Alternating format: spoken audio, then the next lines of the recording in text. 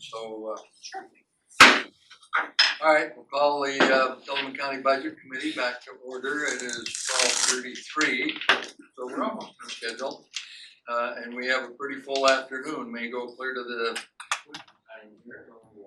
or who knows. So next up is emergency management. Randy Thorpe, whose office is right next to mine upstairs. So Randy, introduce yourself and your background by way of some of the things you've done, and we know you came from out of state, but talk about that and then go ahead and we'll get into your budget. Okay. My name is Randy Thorpe. I am the Emergency Management Director of the extremely large Department of Emergency Management. One person. I did come from Utah. My background basically started out with wildland fire and emergency medical services. I started off a career with the state of Utah, and I was on a Type 2 overhead team for wildland fire for quite a few years. Also ran ambulance for 30 years. So I've kind of been involved in some sort of emergency management for 30, 40 years maybe. My last go around in Utah, I was security manager for a private company there. Worked there for a few years doing that, and then this job opened up. It was my dream job, I guess. Something I always wanted to do was to live and work in Tillamook, and it took me about 10 years to finally convince the county to hire me. So, no, I'm just kidding. That's when I started, but it was mainly with ODF and a few other organizations because I come to this area and really decided this is where I wanted to end my career. So that's why I ended up here. I've been here 2.5 years. First week I was here, we had flooding. We decided to inundate North 101 like we usually do. And the next week was that the high winds, and we had a bunch of issues there. The second week, third week was the tsunami, just the tsunami that came in. So it was kind of interesting to start off with three things here. So it kind of told me what I was looking forward to in Tillamook County. So, but it was quite a good way to start. And I also saw how well this county ran during emergency, and so I was really excited to become part of that because it was they really did well through those, and I was really happy that the support was there and to see how well this county deals with emergencies since they seem to have quite a few of them. And speaking of that, I just wanted to do a little bit about last year. We ended up having 3 major events that we ended up declaring a state of emergency for the county of Tillamook. First one we did was first part of September, and that was for the ongoing drought that was going on through the state. We jumped on that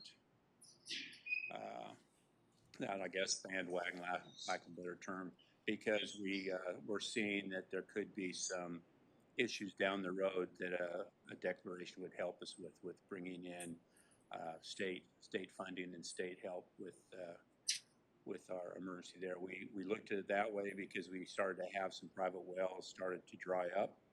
We also had numerous municipalities that went on water restrictions and a few other things. So we looked at some problems that could be in the future, and so we went ahead and made that declaration to be part of the statewide declarations that were going out. The second one, oh sorry, which was kind of shocking thinking about what a wet climate we live in. It was kind of shocking to find ourselves in a state of drought. But to Randy's point about the places that were households that their wells were dry, like first time in 30 years or first time anyone could ever remember that happening. So it started happening in the valley maybe 3 years ago, just right over the Coast Range in Yamhill County. It started happening, and at the time we were thinking, oh well, phew, luckily we're not going to have that problem. 3 years later, we're there. Yeah, for a county that gets, 90 inches of rain a year. Right, yeah. But what prompted that was that no moisture for about 3 months. Uh, the other problem with our drought thing is that increases our chances of wildfire, not just starting here, but starting in a adjacent county and moving into our county here. So the second one was the winter storms we got in December, and that was December 6th, and that was the major storm that took out the culvert up the Miami Foley River and made Sand Lake Road non-passable. Those were the two major issues that happened. We did again make a declaration there. And a lot of reasons why we did a declaration there is that with the county having a state of declaration, it basically opens up the door for emergency purchasing, which helps our department heads have a clear pathway to get the things that they needed. And it really helped Chris because he was looking at some emergency repairs of the Miami Foley, since if 101 happened to go out during that storm, which usually does with slides, there would be no access going north. And so he was able to utilize that declaration to use some emergency contracting to get that put in. What did he do? He was able to get that bridge in within 14 days, 10 days, 10 days. and just totally amazing. With that, we had about $2.5 million worth of damage in the county, but unfortunately, statewide, back up a little bit. There's a threshold the county has to meet in order for FEMA to be involved, and that is a measly $150,000, which is fairly easy to meet for our county. Statewide, it was 8 million. And during this one, we had 2.5, Clatsop about $1.5 million to 2 million. And all said and done, the state still didn't meet their threshold to apply to the president because no one else was showing any damages from the storm. And I don't know why they didn't, but they didn't. So, but luckily, the work that Chris needed to do was covered under another declaration with the roads, because they were considered major arteries and they're on that system. So he was able to get funding without having to get a federal declaration for that. So as long as we in Columbia County have over 150,000, if they're statewide, it's over the 8 million. Right. We can get FEMA funding. Right, and that's what brings up our third one that we did. It was our ice storms that we had that came in and decided to coat our wonderful little valley with sheets of ice. With that, our damages, we did some preliminary damage reports with that, and we came up with just right around probably $750,000. It wasn't quite as extensive. Most of that damage was through the Tillamook Public Utilities District. They had about $500,000 in damages. But we had the cities and a few other entities went ahead and did some preliminary damage assessments. And so with that, again, we had the declaration here. The state did meet their goal of 8 million this time.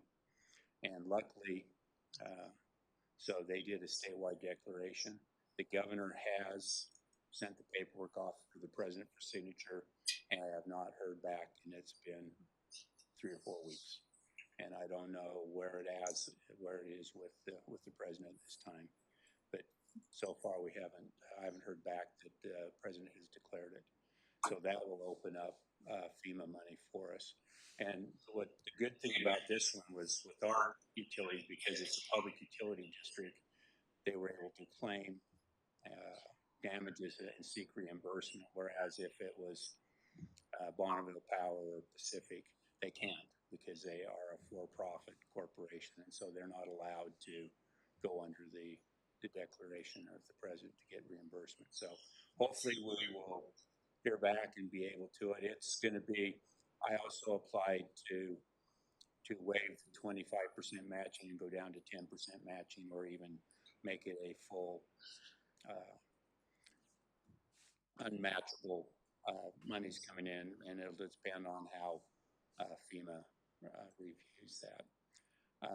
FEMA did come in and they did some more preliminary assessments with Wheeler, Manzanita, and our public works with Chris. They didn't come in at this time with PUD because they're on a whole different guidelines. So it was a different team that did that. And they came through, and because of our good documentation and what we sent them, they just did a phone call assessment. They didn't have to come here in person to look at anything. So we've at least got all that going now. We'll just have to wait and see if there's going to be any type of reimbursement. Like I say, the majority of it was with our electrical company. I think Wheeler had about 10,000, and Manzanita had around the same thing, and I think Chris had, I'm not sure what he had on that. It seemed like it was under $100,000, but a lot of it was the debris removal associated with the ice storm, and then plus he was able to convince them that the de-icing that was done was in order to make sure roads were kept open for emergency vehicles, which then fell under this preview of emergency declaration. So I bring that up because that's just one of the things that I end up doing there, is that I end up approaching the county commission when I feel there's a need, or I hear from them that, hey, we need to do a declaration. So we do that in conjunction. I come up with a declaration, present it to them, then they end up signing it, and I submit that through to the state and make sure that they understand that we have that declaration. So the declaration is good, like I say, because it opens up the door for some state funding and help to come in once we reach our limits. It also opens up that emergency purchasing, I think. I think that's what I understand with that, is that it does have some very good benefits to do that. And so anyway, so we ended up having 3 last year, and only one is going to make it to the federal level, and hopefully we'll see that and at least get some reimbursement back. So the other thing that's kind of occurred this last year was I've been working with the Oregon. It's out of the Department of Human Services. It's called the Office of Resilience and Emergency Management, or ORM for short. And it was a state agency that was created by the Director of Human Services to respond to the needs of the wildfires in 2020, to try to help with mass sheltering and care. And so that's how they became about. And I met with them at a conference and just had some off-the-cuff conversations, and the next thing I know is we have 2 Connexes delivered to Tillamook County with supplies and equipment in them, and it's for what they call an evacuation assembly point. What it is supplies set up. We'll set up down the airport where people can come in. Their triage for evacuation, and then evacuation will start taking place. And so it's kind of an area for them to gather and start doing evacuations out of the county. And this would be during, major disruption. The beauty of this is what they have put here with those 2 containers. They have tents, they have generators, they have food, cots, blankets, water purification systems, and we can use it whenever we feel necessary, that it's necessary to use that type of equipment in any type of emergency within the county. We can ship out some of the tents anywhere in the county we want to send them to, the water purification, the generators. So we do have a lot of equipment and supplies that is available for the county, not just during a major disaster. We did have one demonstration of that. County commissioners were actually were able to do a commission meeting out of one of the tents there, and we used the emergency communication satellite that we do have to televise and to send that out, and it worked out really well. We were the first, but we're not the last. They are now doing this same type of setup in Lincoln County, down at the airport in Newport, and then they'll be having their exercise here. I think it's in May of this year. So they will be the second. Their whole point is to get supplies along the coast because there's no good in having these supplies sitting in Salem or anywhere else when there's no access to bring those supplies and equipment here to the coast. So they're very much in pre-positioning. And I'm continuing to work with them to try to get some other pre-positioning of supplies and equipment throughout the county. Luckily, they're an agency that has access to some money and they like to spend it, and they like to not take their typical 30% for administration. It's a very good organization to work with because most of their grant money is strictly pass-through. They do have a grant right now for resiliency hubs. It's going to be interesting. They've got $10 million, but because they've opened it up to so many entities as possible, I'm guessing that there's going to be hundreds of applications. So it's going to be fairly competitive to see where we end up on that. I've been working with the TC4 group, the Tillamook County Citizen for Council. It's a group of all our volunteer groups with emergency preparedness. We have the Halem Bay group for the north, we have South Tillamook, we have Bay City, we have Rockaway, have Madonna Beach, Oceanside, Netark, all the little groups together. And they're working together to come up with some applications for this grant. And they've been working together to, can you wait to arrest me? Yeah, can you wait to arrest me till we're done? No, sorry.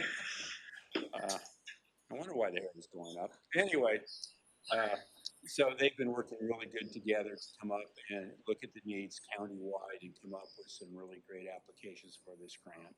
And I think they've done some great work that way. And it's really great to have that. That's another thing this group finally, we've got them started up again after 2-3 year hiatus probably. They meet once a month, and it's to work and try to help emergency preparedness countywide, share ideas, help each other, and it's working, which is really nice. You know, you put the kids in the sandbox and you hope that they play together well. They have done extremely well together, which is really great to see that happen. So with that group, we had this year our first all-county tsunami evacuation drill, and first in a long time, at least 10 years. So, and it was very, very widely, people participated in it, hundreds of people, 400? A lot of Final people. count was a little over 500 people. Yeah, north to south, it was North great. to south. We had most of it was with the communities. We had the Adventist Health did their evacuations, library, a few of our county organizations that were able to do it. What it was in conjunction with the big shakeout they do in October. What we did was have the shakeout and then say, okay, tsunami's coming, and do evacuate up to the point. And with that too, is that we did a couple things. We had people there that were collecting some information on, were people aware of the routes? Did they bring their go bags with them? A lot of other things. Plus, we also tested volunteer groups rely strictly on ham radios and what they call the GMRS radios, the little walkie-talkies that people use to talk back and forth with each other. And they use those to, within their communities, they check on each other. They use these radios to communicate back and forth, and then they can relay that information to a ham operator, which can then get that information out to me. And that's what we did here, is that the small groups were gathering all this information at the different sites. They contacted a ham operator within their areas. A ham operator then contacted me. I was in our EOC here at the Sheriff's Office. I had a ham operator with me there. He was taking all the information. I was asking questions on, are there any specific needs that you have there? How many people showed up? Injuries, things like that. So it was kind of a test of our communication outside of public service radios, and it went extremely well. It was quite happy with that. exercise, and they're excited to do another one as soon as this grant's done. So, a little bit about the funding that we get here. Majority of my money comes out of general fund. I don't produce any money. I can't print any. I don't have any way of getting any money other than general fund. One main grant is what they call the Emergency Management Performance Grant. It's a 50% matching grant through the state, and we use it here for salaries. And so the grant has got a ceiling on it of around $66,000. And so what happens is I have to provide basically a work plan of what's going to happen in the county in emergency management, set goals and objectives for the state, and then do quarterly reports on those. And then I send them requests for reimbursement quarterly on the salaries. And I get that information from Sean, and then I send that off for that. They're only, a year behind, Sean? I think we finally got caught up for a year ago, so hopefully we'll get that. And that's one that will come almost every year. Most of the counties use it for salary, a few of them, and it's based upon, there's a base amount and then there's plus due to population. Is how they come up with the money. So the other one that I use pretty heavily is the Homeland Security Grant. These are non-matching funds. It's again through the Office of Emergency Management. And with that, there's two separate ways. There's the non-competitive and competitive. The non-competitive is allowed to give the county, which is right around $30,000.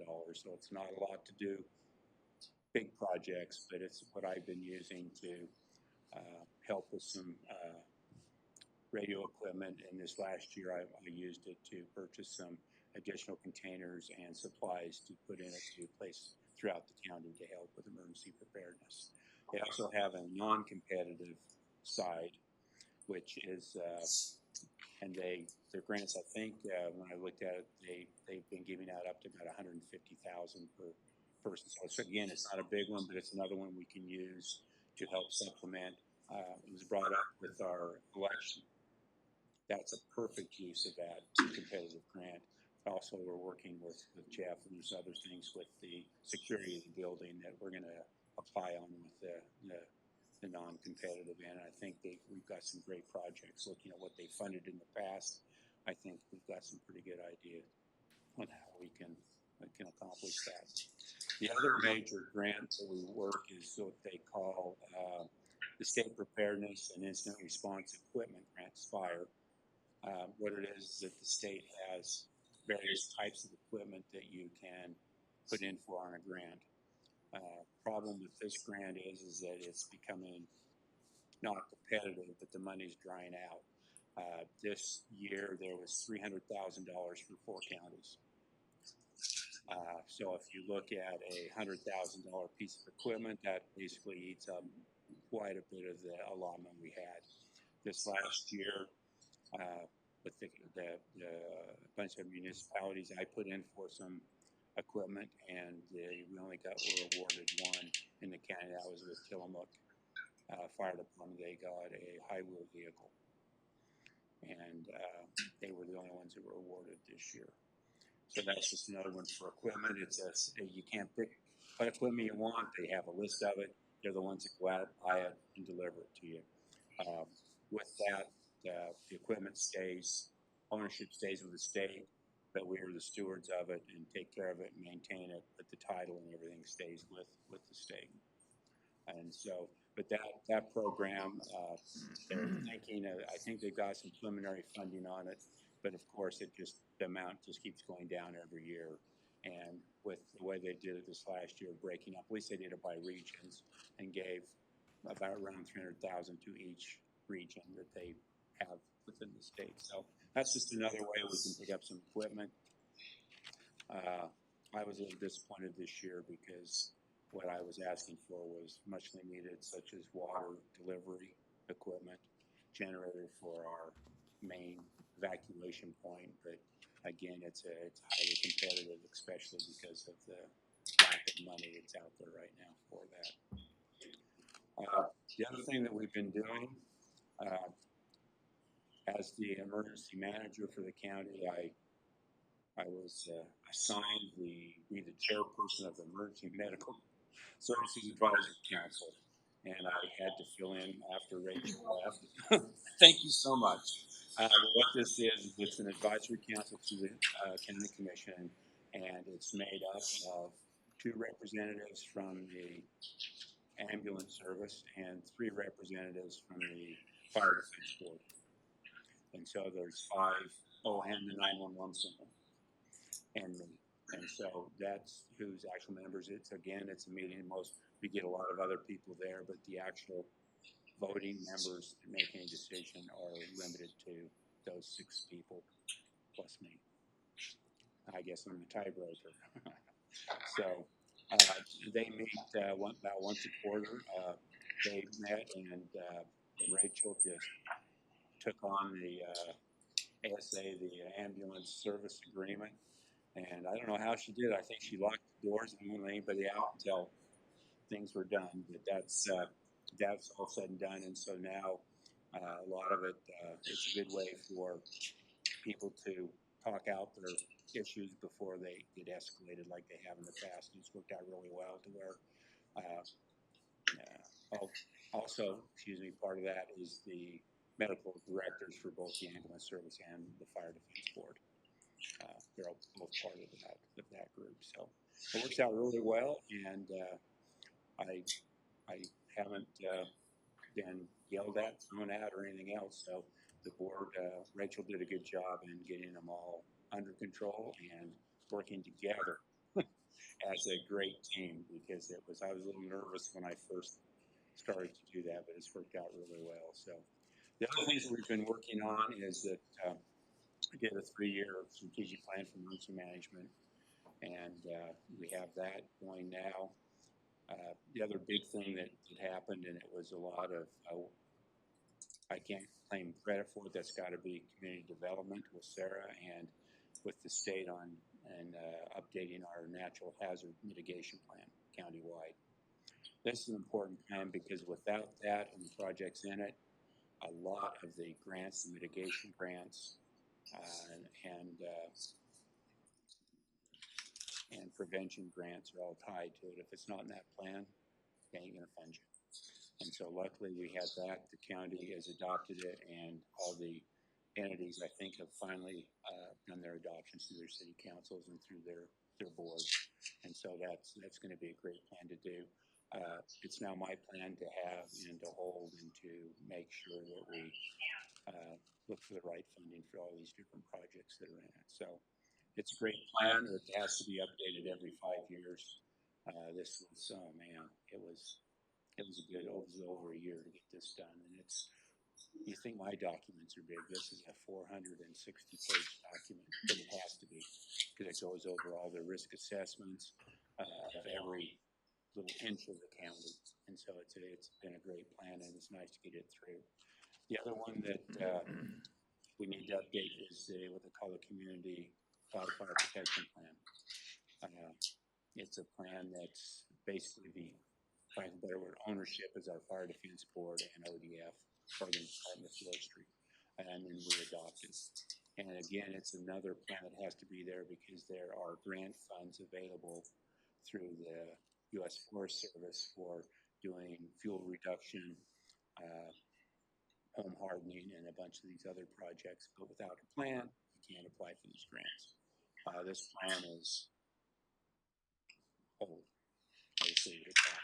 And so this year I applied for the grant to have it updated. It will be updated whether we get the grant money or not, because it has to be updated. So I'm hoping that we get the grant money. We'll know on that by about mid-May. And if we don't get the grant money, we'll just get together and do the best we can in getting it updated and current. So looking forward to that. One problem that we came up with that is when we first looked at it, I'll just let you guys know, Tillamook County is not a high-risk fire here, so don't worry about it. We're not even moderate, so don't worry about it.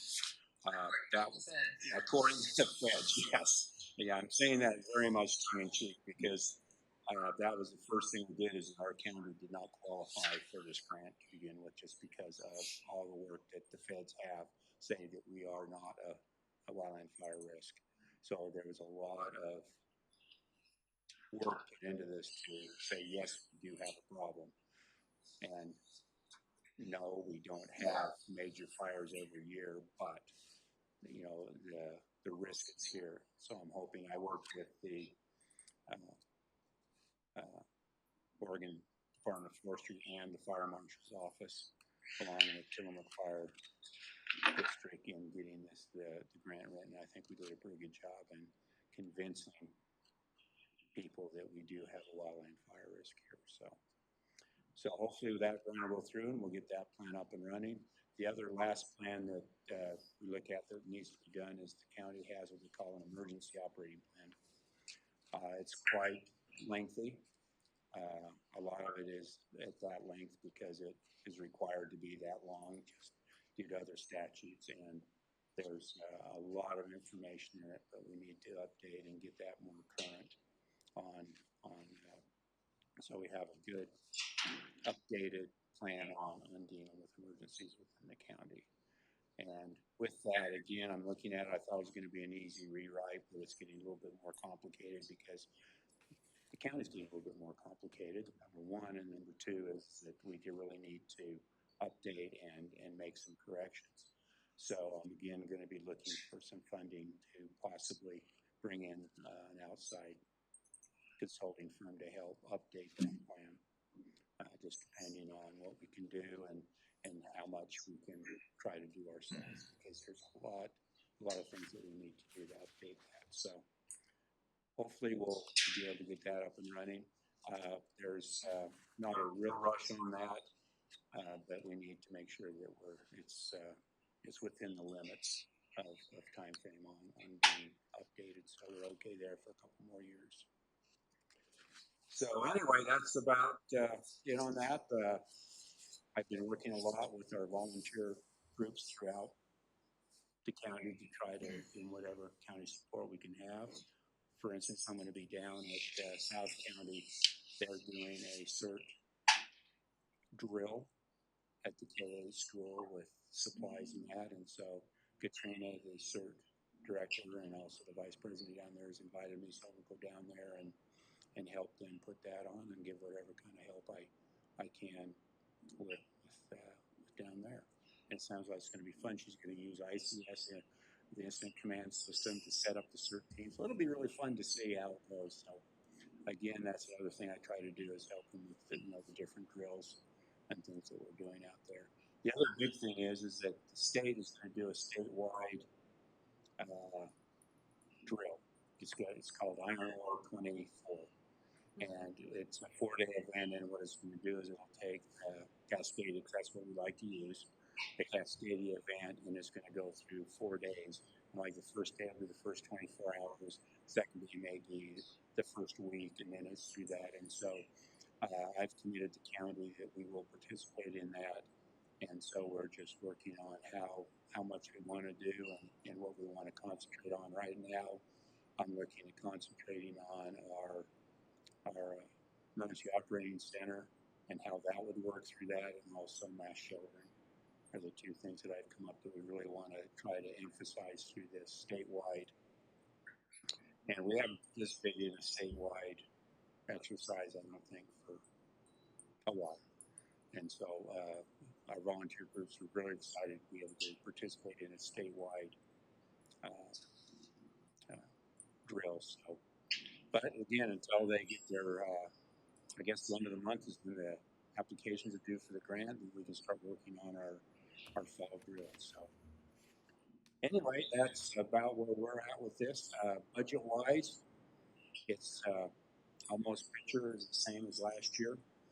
The only difference is that they put in $3,000 for leasing, but I was able to purchase the container with capital money, which I didn't need to utilize that $3,000. So this year I didn't ask for it again, but what I wanted to do is take some of that money and put it into the line item of the CERTs and emergency preparedness, the fund that I use to help the county participate with our volunteer groups and do things like publications and handouts and little swag that they can give out. So I think overall, I think the budget went down 1,000 from my request from last year.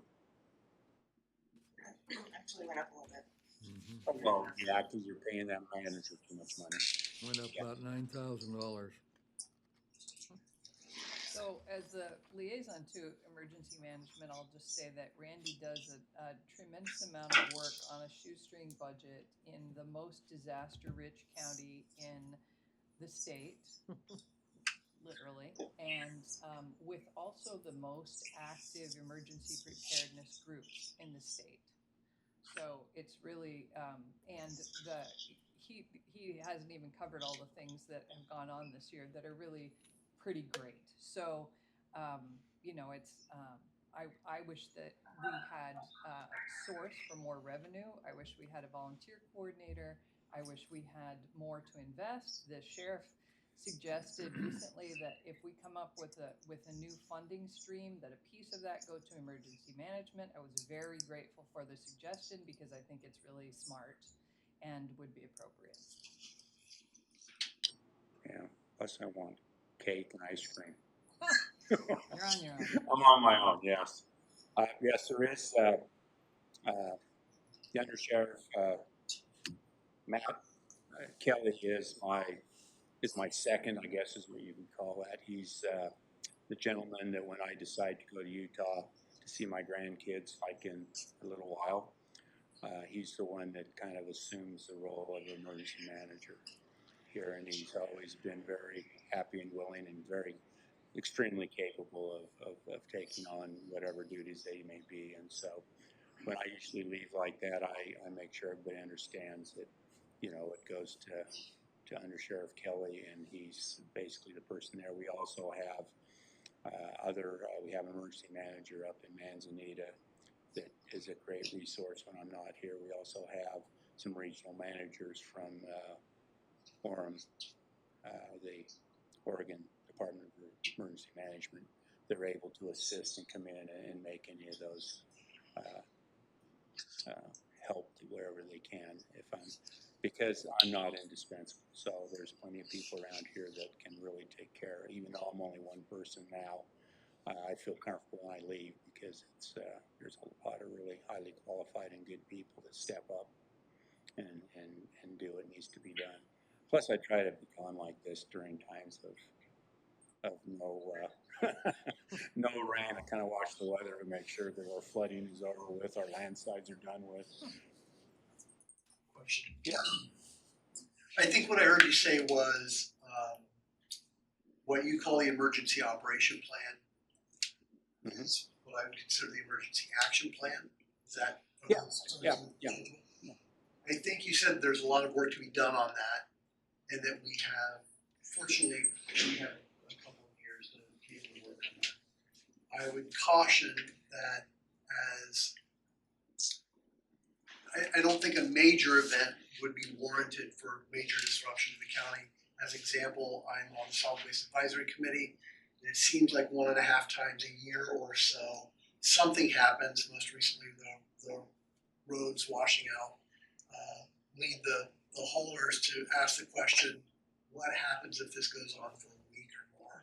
We don't have anywhere to take garbage. I can't believe that solid waste is alone in not quite understanding if something happens for a longer period of time than 3 or 4 days, what we need to do. So I would urge you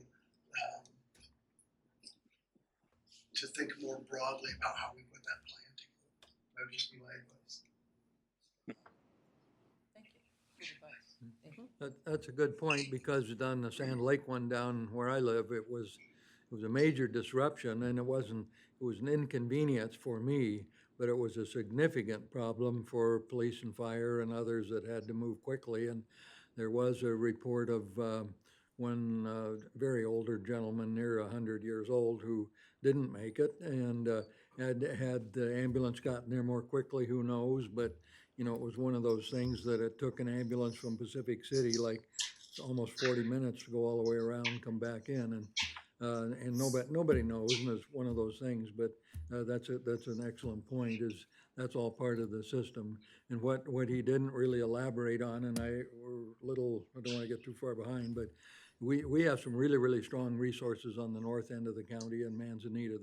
They've become the model almost for the state on how to do as citizen and get the high ground and storage materials. And I know sort of the same things happening in South County too, where there'll be some collection points on higher ground.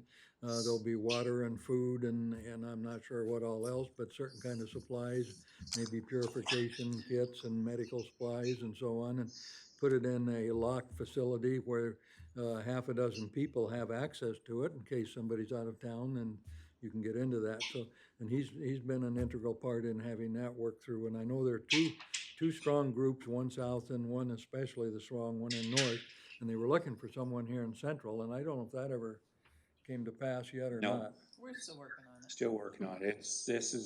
It's hard because the demographics here are a little different than a lot of the areas.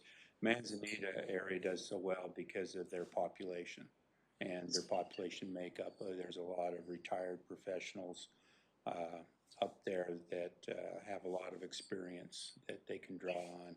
What we're finding here in the central is that it's a lot of people that they're spending their whole time just trying to make sure they can put food on the table and pay their rents, and to volunteer and to get organized. We've had a couple of bright lights coming up, and we just need to see if we can keep moving forward on that with people who want to do it. We've got to find, a couple people who want to really take over that and run the volunteer. But it's spreading out. I mean, Madonna Beach has got something going, and they're not incorporated. They don't even have a homeowners association, but it's a group of people. Oceanside and Neatards is really moving forward with theirs too. Cape Mears is just doing unbelievable things over there. So again, it's finding the right people. All these places that do so well, you can name one or two people, and that's the reasons why it's where it's at. Rockaway's really ramping their. And Rockaway is ramping up too. A certain group come through, Mhm. their emergency group is pretty active. And again, I can say, Captain Grace.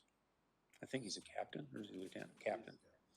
The fire department, it's all because of him. Because I've seen it change, because he wasn't there when I first got here, and Rockaway has changed differently, but it's all because there's one person. A champion. A champion, there you go. A champion. Up north you have the Linda Slavsky and the Margaret Steeles up there, and the Velda Handlers, that are just doing it. And you've got some really strong people in these other areas, and it's finding a strong person who lives and breathes emergency preparedness, that's got the time and the energy to move forward. So. And then we need to support them. Then we need to support, and we will definitely support them if we can get them going. But with that, I'm working with the police department and also the fire department here to try to see if we can come up with some options of what we need to do here in the central part. Any last minute questions for Randy? Well, again, you see there's 1.25 FTE, and it's really one individual, and he's sitting right here. But he puts his hands on a lot of money, and he's the middle of the hourglass when something happens to get us over to the state and the feds. And so a pretty important position. So thank you, Randy. And the .25 is under Sheriff Kelly, who, as Randy was saying, is our backup. And both of them are certified ICS, certified FEMA, multiply trained and certified multiple agencies. I can't even remember the whole list, but there's only a few people in the county who have all of that. This under Sheriff Kelly, right here for our Newport. Raise your hand there. That's Randy does most of the work. I just reschedule all emergencies till he gets back. Yeah. Well, and the other thing too is that this position's here because it's in state law that every county has to have an emergency manager designated. Cities may or may not, but that may change. There's been a lot of push from what I hear that they want to change the state laws that require cities, incorporated cities, to be required to have an emergency manager. So we'll see if that goes through or not. So, and all 36 counties have one. Some of them respond to the county commission, others respond to sheriff's offices. I think there's actually one that, a couple that do to fire departments. So it's kind of a mix on where emergency management falls out, and it's up to the county to decide where that's best to fall out, so. And when you go back to your office, will you put the iron ore training, the 4-day exercise you just said you signed us up for? We put that on our calendars? Because this is the first time we've heard about that, and I saw Under Sheriff Kelly and I both looked at you like, what? What is that? You gotta remember, this is a, kind of a typical state thing. They don't have that, they just barely came up with the dates like 3 or 4 weeks ago, so Yeah. it's kind of an interesting, Sure of that.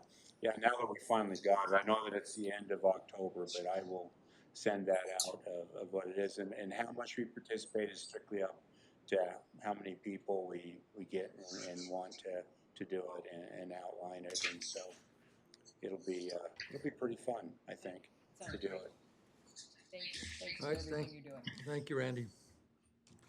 Okay, let's move to the sheriff's office. They've arrived. We're a little behind schedule, but we can probably make it up here as we go. But Yeah, wow.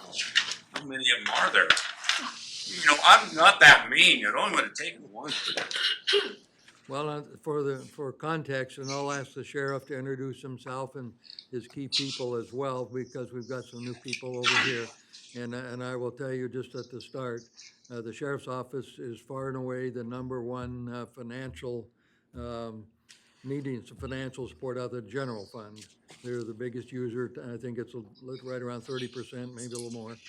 And the sheriff is an elected official, so he speaks on behalf of the department. So Sheriff, we'll turn it over to you if you'll introduce your people and maybe give the 2-minute background about yourself and maybe your key people for benefit of the new ones. Sure. I actually am hoping to get an introduction to the new Budget Committee members. I have met and visited with Ken, but I have not met you guys yet. Well, Lee, why don't you give him the 1 minute and then he can do the same to you. She's from California. Yeah, and by the way, she's from California. I'm gonna remember that now, aren't I? But my brother was the undersheriff in Oh. the county that I came from. Okay. And he served in the deputy, he's passed, so I'm a little, Sure. he was my younger brother. Anyway, he served in the sheriff's department for 37 years. And he and I worked side by side because I worked in the emergency room. Okay. So I'm a nurse, and I visited the Oregon coast since 1963. I recently moved here a couple years ago, and I've always been active on committees and wanting to serve my community. I've done search and rescue. I totally support the sheriffs. You can put that on paper. That's my background. And your name is MJ, correct? MJ Bosty, yeah. MJ Boston. Okay. Nice to meet you. And I'm Michael Weisenflue. Okay. And I was born in Rockaway and moved out for a number of years and moved back to Tillamook County in 1994. I live in Rockaway now. I'm on the budget committee in Rockaway, and there's some interaction with Sure. these budgets and the budget there because you provide our Yep. service up there. Thank you. Also a supporter of the sheriff.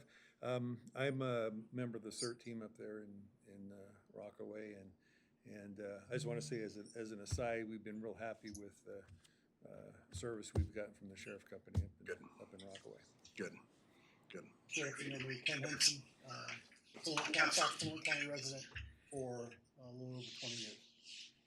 Nice to meet all of you and meet you again. Thank you for doing this. This is a great service that you guys did. So you already met Under Sheriff Kelly, Under Sheriff Matt Kelly. He's not only the Under Sheriff, meaning he's the number 2 in command, and he steps in when I'm not able to go to certain places for my role, but he's overall second in command.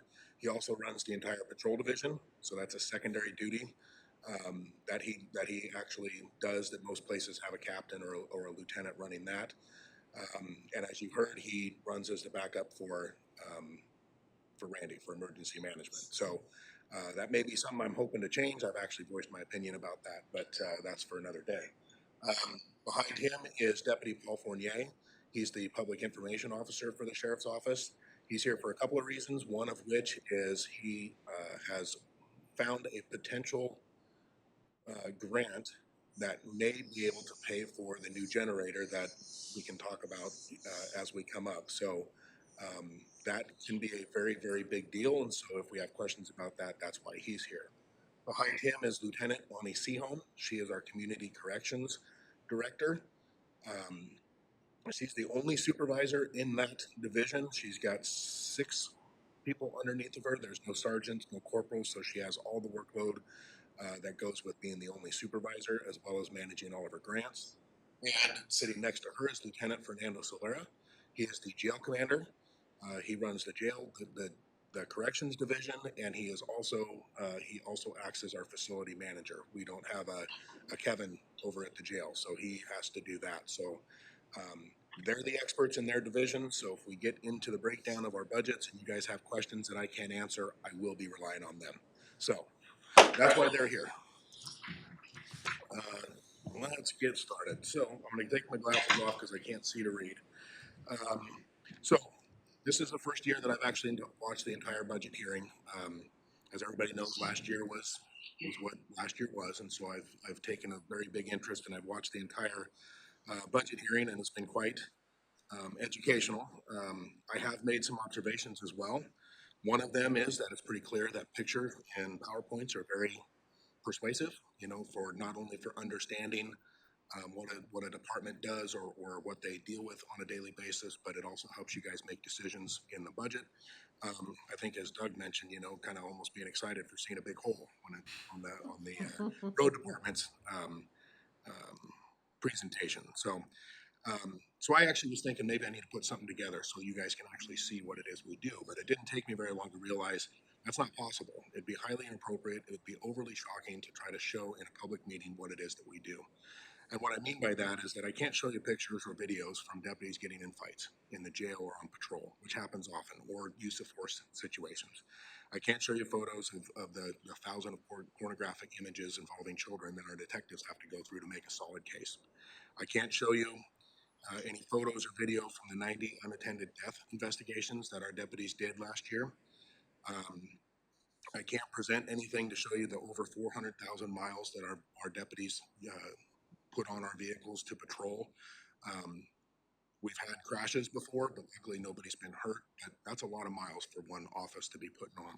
I can't show you any photos of tragic suicides, fatal or major crash injuries, any videos of somebody experiencing a mental crisis either in the jail or out on patrol. Oftentimes they just sit there and yell while they're in a jail cell, and it's impactful. Can't show you the emotional drain that, from the empathy that our deputies have from either victims or family of deceased individuals. When our deputies deal with them firsthand, and that has potential for causing PTSD. All of that would be inappropriate, but it's there. It's real life for us. It's what we deal with. I list those things off there just because I want to make sure that you guys understand why I'm not presenting photos. Those are significant. You as a nurse and having a brother would probably very much understand that. Mary Faith, I believe you had family in corrections as well. So second thing I noticed is there's a predominant conversation, and I think that this has been this way for years, and it seems like there's a mindset that the question is, what can we cut? Or what do we prioritize so that other stuff gets down at the bottom, okay?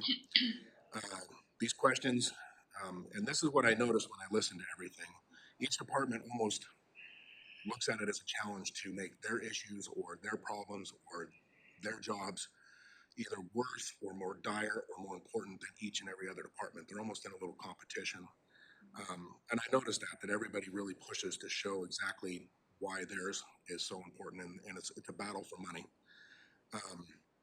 I don't believe that is the mindset that we should be having. I believe the mindset we should be having is, how do we raise funds in order to be able to cover all of this stuff comfortably? How do we manage our current spending better if we're able to? Once you have that mindset and you start working towards that goal as opposed to the goal of cutting, departments now don't have to fight for money against each other. They get to work together as a team, truly being able to do the jobs that they need to do. Now, I say this and I realize that I'm not on the budget committee, and it's not necessarily my job or specifically my responsibility to come up with more revenue. I understand that. I still have multiple ideas that I've offered for potential revenue just because I care and I want to see things move forward. So I have done that, and like I said, I just want to make sure that I point that out. Next thing I want to talk about is our staffing. Had a meeting actually on Monday, and Commissioner Olson, you were there. We had a conversation with DPSST, and they track hiring and they track running law enforcement through. One of the stats that they actually gave us, and remember this is DPSST stat, not ours, 40% of new hires coming into law enforcement are laterals. And what that means is that already certified officers transferring to another department or moving to another agency instead of staying at their current one for whatever reason, they maybe are doing that. But 40% of those new hires into agencies are laterals. And laterals cost less money because you don't have to send them to the academy. Your training time is far less. And so laterals are very much sought after, okay? The other stat that he said in there was 1 in 5 of those lateral officers were from out of state. So officers from other states are coming into Oregon at a rate of 1 in 5 of that 40% of new hires. So I look back, and we have not had any lateral hires since 2021. So we're going on 3 years where we've had nobody come over laterally, and all of our hires have been new hires. Now, personally, I believe this is a direct result of our compensation of our deputies. I've said that before publicly. I do, negotiations are coming up, and I truly hope that those go well. So I would expect after negotiations are done that we'll probably see an uptick. My hope is we see an uptick in laterals because they save money and they're usually a good investment. Turnover in law enforcement when we're talking about staffing is always a very statistically high number. And as an example of that, just in our office alone, since I became sheriff in 2021, we have hired 31 new staff members, and we have had 23 either resign or retire in that same time frame. So that's just an example of the turnover. Now, in 2021, we actually hired less people than we lost, and we've since turned that around in that time frame. Since budget hearings last year, we hired 10 staff members to our office. We have an 11th, potential 11th that probably will be getting hired with everything going well with the remaining part of the background, probably by the next hearing in May. We should have an answer, so we may even have the 11th one before the budget hearings are done. Since that time, we have lost 4, an additional 4. So, that turnover is still there. We've lost 4, we've hired 10 with a potential for 11.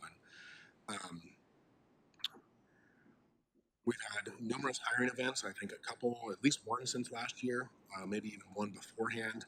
Before we had a testing event just recently. From that, we had a lot of success. We ran some of the highest numbers through our ORPAT testing. We also have changed the culture in our office, which is really helping with retention and recruitment. As of right now, we are fully staffed in our parole and probation department. This is a phrase that we have not been able to say for any division in the sheriff's office for probably the last 8 to 10 years that I can think of. So we've had success, and we have filled at least one of our divisions. We have 4 openings in our jail. Previously it was 3, but as the commissioners probably remember, we just came in and got an additional position added, which is from grant funds, and I'll talk about that when we get into the budget talks. We also have 4 openings on patrol.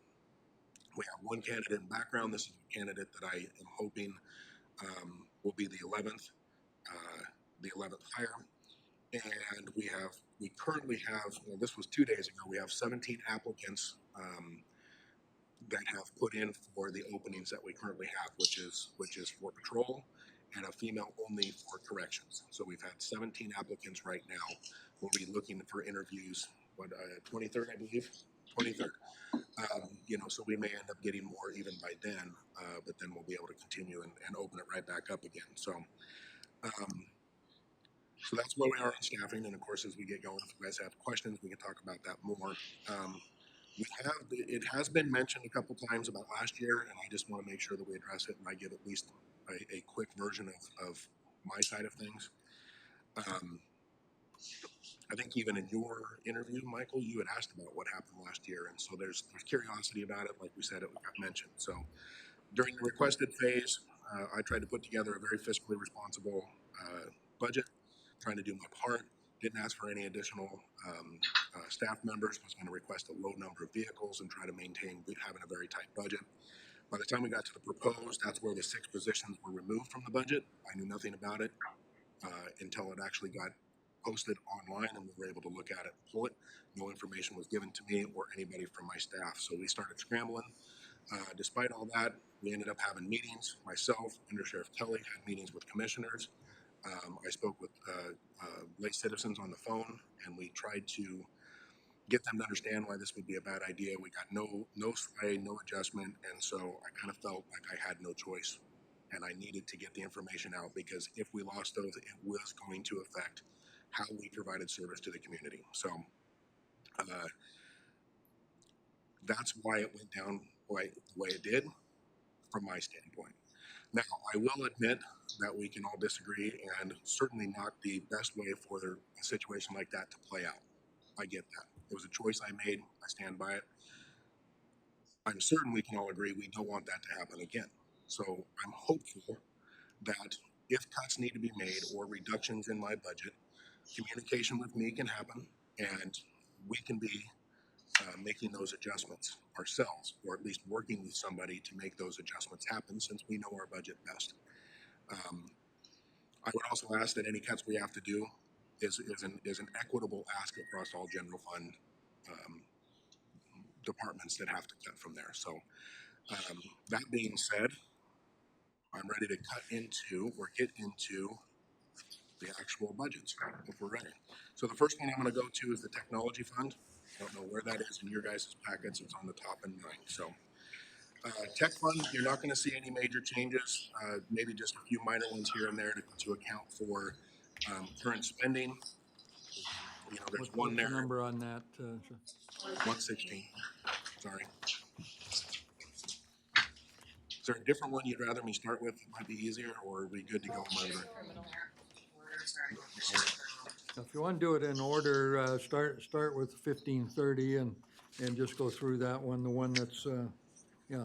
Okay, so start with the sheriff stuff. Okay. All right, let me turn my page here. Okay, so as we go through the revenues on the sheriff, criminal, jail, and marine, those have just been adjusted based on what we're really going to be getting. I don't think there's anything major on there. If we have specific questions, we can go over those. When we get down into the sheriff criminal expenses, some of the major changes, or what you will see is I've added in a request for the detective position that we had to trade in 2021 to come back. In 2021, first year that I was sheriff, part of the budget, we were having trouble hiring certified staff, but we were having better luck hiring support staff. So what I asked for was a records clerk to help work through paperwork and reports and things of that nature. In order to get that records clerk, I had to trade it for one of the certified deputies. And what the result was the position being pulled from the detective's office. So I'm asking for that position to come back, not as a trade back for the records clerk. The records clerk has been a huge benefit to our office. I'm asking for that position to come straight back because therethere's a need for it, as evident by the multiple homicides and multiple large cases that we've had. That was one. That was the first big one. What you'll also see is that the quarter time FTE, the 0.25 FTE, has been added back into the criminal budget. Last year, we took 0.25 of the accounting technician and had the community corrections division pay for it, which is a special revenue fund. But once I get into the community corrections and I explain to you what's happening with her funding there, you'll kind of understand why we've moved the 0.25 back into the criminal. So you're going to see the accounting tech coming out of the criminal budget entirely. There's gonna be a lot of changes in lines, which is basically just, based as needed, based on current spending. I wanna note that, the training, travel, and mileage line item has increased, I believe, across all divisions. There's a couple of reasons for that. We have a much younger staff coming in, the generation of a younger generation of officers are coming through. We also have far more requirements from state level and federal level, as far as our training requirements go. We have to, in order to maintain our certification, we have to get, 84 hours every 3 years? And 10 hours, like there's mandatory training in order to maintain our certifications on all divisions. So there's mandatory trainings, all of that's gone up, inflation, et cetera. So that's what that is. Once we go through all this, if you add them all up, the general fund ask that we have for our training by comparison is 13,000 less than what like the Board of Commissioners are asking. So I think it's a very reasonable number, even though it has increased. Vehicle maintenance is up, and that's just due to an aging fleet. We drive, as I mentioned in the earlier part of this, we drive 400,000 plus miles every year to do the patrol, and we have a couple open positions. We'd be well over $500,000 if we were fully staffed. That's a lot of wear and tear, and it's usually rough wear and tear because cops have to drive fast. Or we patrol in the woods, or we patrol Sand Lake or the beach. So maintenance costs are increasing. Last year at budget hearing, due to a paper that we missed to fill out, we didn't get a chance to get any vehicles, but we were able to make up for that. I'm not sure if the budget committee knows.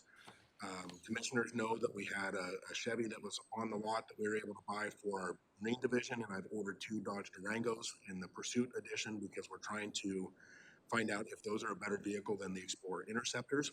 So we'll have those this year. I'm hoping maybe Sean can actually touch on this because we wanted to have a discussion about how to move forward with paying for those, whether we wanted to pay for them outright or whether we wanted to finance them. So I believe we have them in here as financed. That's correct? Okay. We are also additionally asking for 3 new vehicles for this upcoming fiscal year, because each year we try to get 2 to, honestly, we should be getting 3 to 5, but if we can get 2 to 3, we're doing pretty good. So in this budget, we're asking for 3.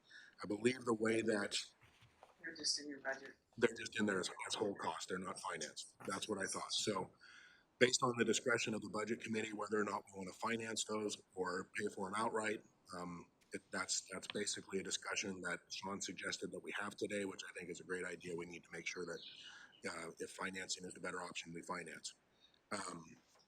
So the 3 vehicles are in there as an ask.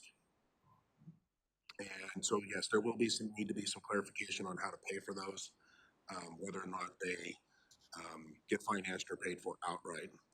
And criminal equipment costs have gone up because that's where we pay for a lot of that's where we pay for the upfitting of our vehicles. So the lights, the radios, the computer docking system, the cage system, the storage box in the back, secure box in the back, all of that stuff gets paid for. It's 18 to 20,000, I think, to upfit a vehicle once we've actually purchased it. So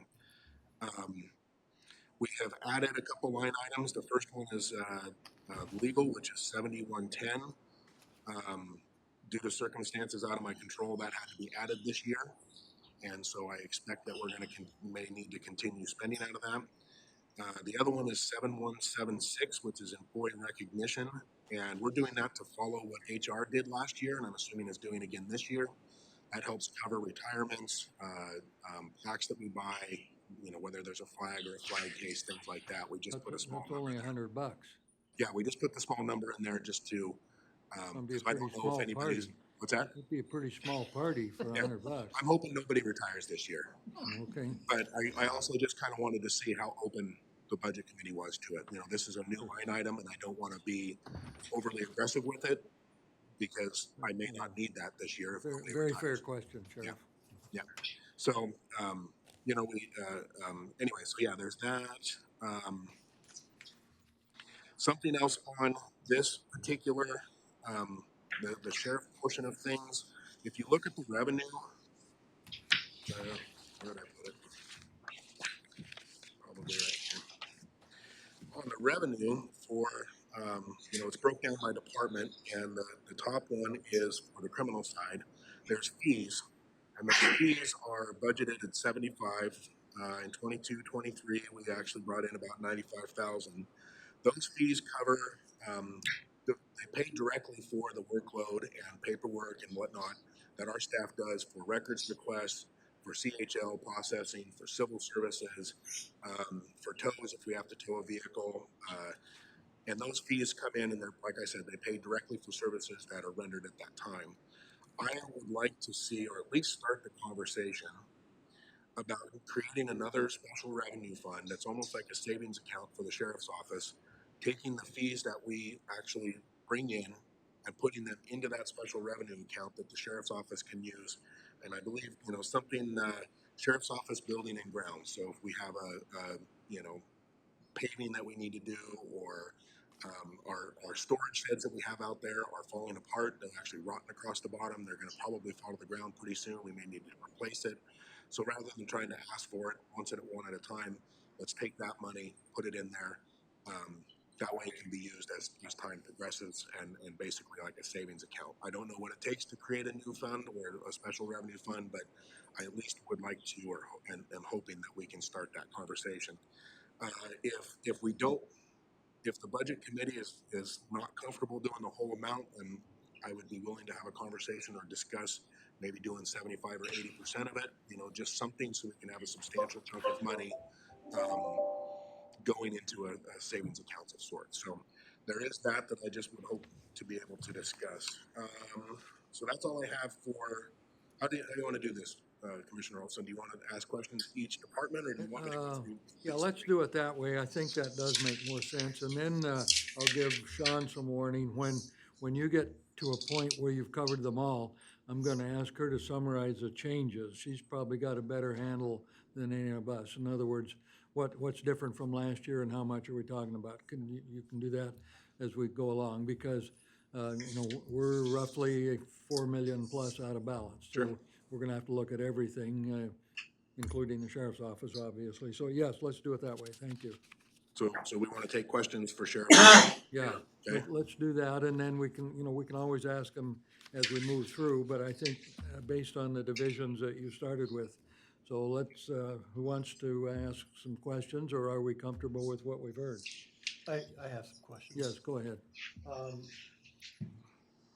So Sheriff, you said that the vehicle repairs and maintenance is going up. Shouldn't that number drop with new vehicles entering the fleet? It should, but we're not getting enough new vehicles to replace that aging fleet. And as a vehicle breaks down, we have to use one of the aging vehicles as a loaner vehicle, essentially. And so we have to keep a lot of those vehicles. Not to mention the fact that it takes 8 months to get a brand new vehicle. If I get approval, once Sean tells me that we're good to go on ordering in August or September, we won't see that vehicle till January or February, most likely. Yeah, but what's your total fleet? Total fleet? That's what I was trying to do. I can't get hooked on the Wi-Fi. It's total fleet of all vehicles. And we at any given time will have 2 to 3 vehicles in the shop at any given time. And when those, our deputies don't get to just sit in the office. They have to have another vehicle to be able to keep patrolling. So we got to keep patrolling. So, our force deputy has had his transmission replaced in his pickup 4 times. We had one of our brand new Explorer Interceptors has already had to have an engine replaced. So while all that's happening, our deputies have to be in a spare vehicle. So Under Sheriff Kelly, who acts as our fleet manager, has to have a slew of backup or spare vehicles so that as things break down, not to bring up a sore subject, but our brand new Raptor that was paid for by Title III funds got wrecked and is still in the shop. So our Sand Lake deputy, which is what the Raptor services, is in a spare vehicle and has to be for what, month and a half, so these things happen. And so you have to have those backups. The problem is that as we replace, we're not replacing at a rate fast enough to be able to get rid of a lot of those ones that are really, really aging. And so it just, you know, we should be looking more like 4 to 5 a year. But the reality is that we're able to afford 2 or 3. So I thought earlier before this part of the conversation, I had this brilliant idea that we would save money by transferring old or aging vehicles from one department to another department. That doesn't sound like a viable option. Is that Well, correct? and don't get me wrong, Under Sheriff Kelly does work some deals. I think Parks is running a handful of our old vehicles. We're running almost exclusively on old worn-out sheriffs. We can tell how excited she is about that. I don't know if Randy, I think, Yeah. was Yeah, I he's think still we gave working Randy on, one. he's still driving one of our old vehicles. The Garibaldi Fire Chief vehicle is one of our old ones. Tillamook City Police is driving one of our old ones. So we recycle them and make a little bit of money off of them as we get rid of them. But that's one of the ones that we can. It does have some viability to that. So that you're recognizing that. Yeah. Cost. We try Been doing it to for do that years. for, I reach out to parks and other departments first before we just propose requests. Changing topics just a little bit, you said you wanted to bring a detective back into the budget. How many detectives do you have now, and what is their caseload? Right now, it's staffed with 3, a sergeant and 2 detectives. And there's another, it's 4 right now. We have 3 detectives right now, including the sergeant. And how would you define their workload? It's changed dramatically. It used to be we had a drug child abuse detective. That they're basically generalists now because child abuse cases have gone through the roof. They're substantially gone through the roof that we can't be specialized. They have to all take a bite out of the apple to do that. So it's generalizing, mainly focused on child abuse and major crime. Are we anticipating that we're going to need more detective work for drug cases because of HB 4002? I can only hope. I can only hope. It will be. You're seeing that same argument that the child abuse cases going up. Doing possession cases are not a normal deputy can handle, but if we're going to target drug dealers, that's a long investigation. It takes a lot of work. You put a lot of work in something that you may not be able to deal with for months and months and months, but you need to collect that data so you can react when those cases, because when you have informants, you have situations that allow you to do search warrants or buys and stuff like that. So yeah. And maybe, so I'll kind of hit it 2 points here. Workload wise, last year, for example, we had the officer involved shooting. We also had at least one homicide, or did we have 2 last year? Just one? Just one last year, but it was followed only by the previous 6 months, so into the year before that, another homicide. They handled or took almost 500 what we call CAMI cases, which is child abuse cases. And every one of those has to be investigated and a report gets done with it. Homicides are thousands of hours, thousands of pages of reports, hundreds of pages of search warrants and things like that. They take an ungodly amount of time and energy to do those. As far as the ballot measure 110 fixes, normal possession, as Under Sheriff Kelly was saying, generally will be dealt with just standard patrol deputies. But if we want to try to work towards getting a dealer or move up the chain a little bit, you need to be able to work with those lower level possession cases to be able to work confidential informants. We can't do that right now because nobody's getting that. So when I say I hope so, I don't mean it in a cynical type of way. What I mean is that hopefully we can start utilizing and getting back into enforcing drug laws and being able to go after dealers, go after transporters, things like that. We can't do that now. So that's what I mean when I say hope so. So hopefully that comes close to answering your question. It does. Okay. Sure. So with your requested FTE of 29.75, how many vacancies do you have right at the moment? In that one, we have 4. That's our patrol division. We have 4 openings right now. Does And that- hopefully it'll be 3 within the next 2 or 3 weeks. So would this be the area that would assist Rockaway Beach? Yes. So I just want to suggest that there's a trickle-down effect. Mhm. You know, if you have a vacancy cut here, that potentially affects Rockaway Beach, because is it, under Sheriff Kelly, we're missing 2 in Rockaway, right? So we're down 2 in Rockaway Beach, which flows up to your 4. Correct. Is that correct? Well, and the way that we work those empty positions, and it did come up last year, is generally those get the contract positions, like Rockaway, don't get filled. So our general patrol, so that we can actually go handle calls and take calls, those have to get filled first. We have to start looking at getting our detective positions filled first. So our contracts for Forest, our contracts for Marine Division, Garibaldi, Rockaway, they end up carrying the load of the empty positions 9 times out of 10. I mean, it helps our budget because we don't have to pay you as much, but it doesn't help the coverage we need. And it also would have the effect, would it not, that if those vacancies aren't filled, that's also gonna reduce your revenue for the reimbursement that Rockaway would pay you. Correct. Yeah. Correct. And we are, and I'm sure Under Sheriff Kelly has told you this, we are diligently working on getting a third for you. Yep, so. I've heard that. That'd be great. Yep. Yeah. Let me go back to the vehicles just for a second for Ken's benefit. My observations over the years have been when a county vehicle has reached the end of its useful life, it's generally towed away. I mean, quite literally, in some cases, they're passed down, they're handed off, and when the cops are done with them, like you heard, they may go to parks, they may go to Public Works or wherever, and so, and I remember some people here would not drive them to Salem, for example. They didn't believe they could make it back in one piece sometimes. And, you know, it's been over the years, but, so I don't think anybody can say that the cars aren't made full use of until the end of their useful life and then some. Which is not to say there might be an exception now and then, but that's been my observation over the years, that, you know, they may start as brand new ones, but, you know, 12 years later, they're basket case. Thank you. Are we good on that one? All right, so let's move on to jail. You'll notice that the actual FTEs, I'm not requesting any additional staff in this budget hearing, but you're gonna notice that the number has changed. So to explain that, 23 and a half is where we were.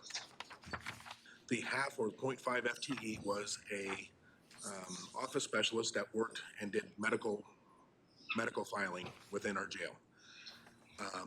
That staff member retired, and in an effort to try to save a little bit of money, rather than refilling that position, we just redesignated work duties in another position. We were able to do that, and actually it ends up being very efficient and works very, very well. So we, and by all accounts, cut that half-time position. Then we added, recently within the last month I came before the board, we added another position that is a direct result of funds coming from the Community Corrections Division. And I'd like to hold the explanation until we get into the community corrections a little bit more, but that's where the funding is coming from. We got approval from the board, and that's where the difference in number comes from. Does that make sense? Okay. Excuse me. So, again, we have some changes that are just generally based off of current expenses. You're gonna see down in the capital outlay, the machinery equipment is a $280,000 price tag on there. Now, the 280,000 is a number that is consistent with what was on the McKinstry report. We didn't feel that that number was going to be accurate. We've gotten one bid so far. Lieutenant Solera is having a heck of a time getting people to respond to him, but the one bid that we have so far is 160,000. So right now, right out of the gate, I can tell you we're going to reduce that by 120,000. Okay. I didn't know that at the time we put this all together, and I would imagine by the time we get to the next phase, we're going to have even less because, as I said, we have a very promising grant that Deputy Fournier has been able to find that he's going to be working on getting that may end up covering the cost of this, or at least, you know, 150,000 of it is the hope.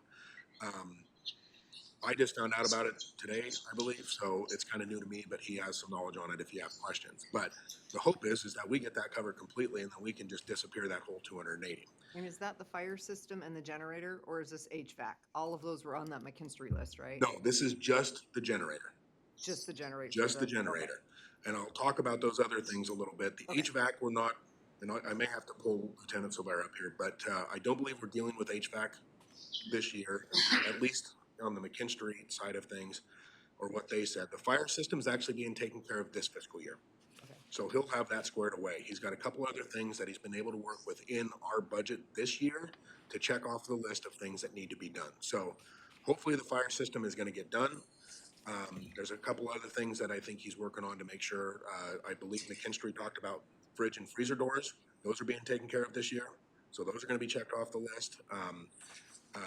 And hopefully the generator that's the big one for this year, is trying to get that taken care of.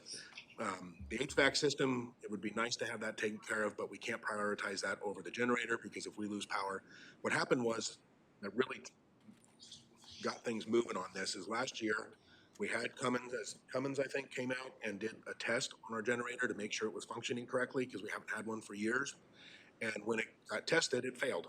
So we were without a generator for almost a month because the part that they needed to fix it either didn't exist or took a month to get to us, whatever the case may be. So we ended up having to rent at an astronomical number a generator and have it wired in so that if we lost power, we at least have power in our facility because we are ultimately liable for everybody inside that facility. So we don't want to do that again because that was thousands of dollars that we spent. So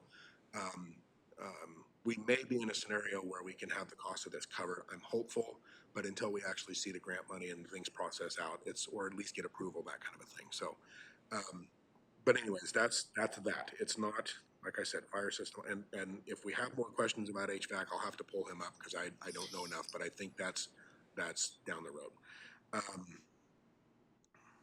The additional $35,000 that's on there. So I talked to a couple different design companies. One of them is actually designing a cover for our recreation yard in our jail.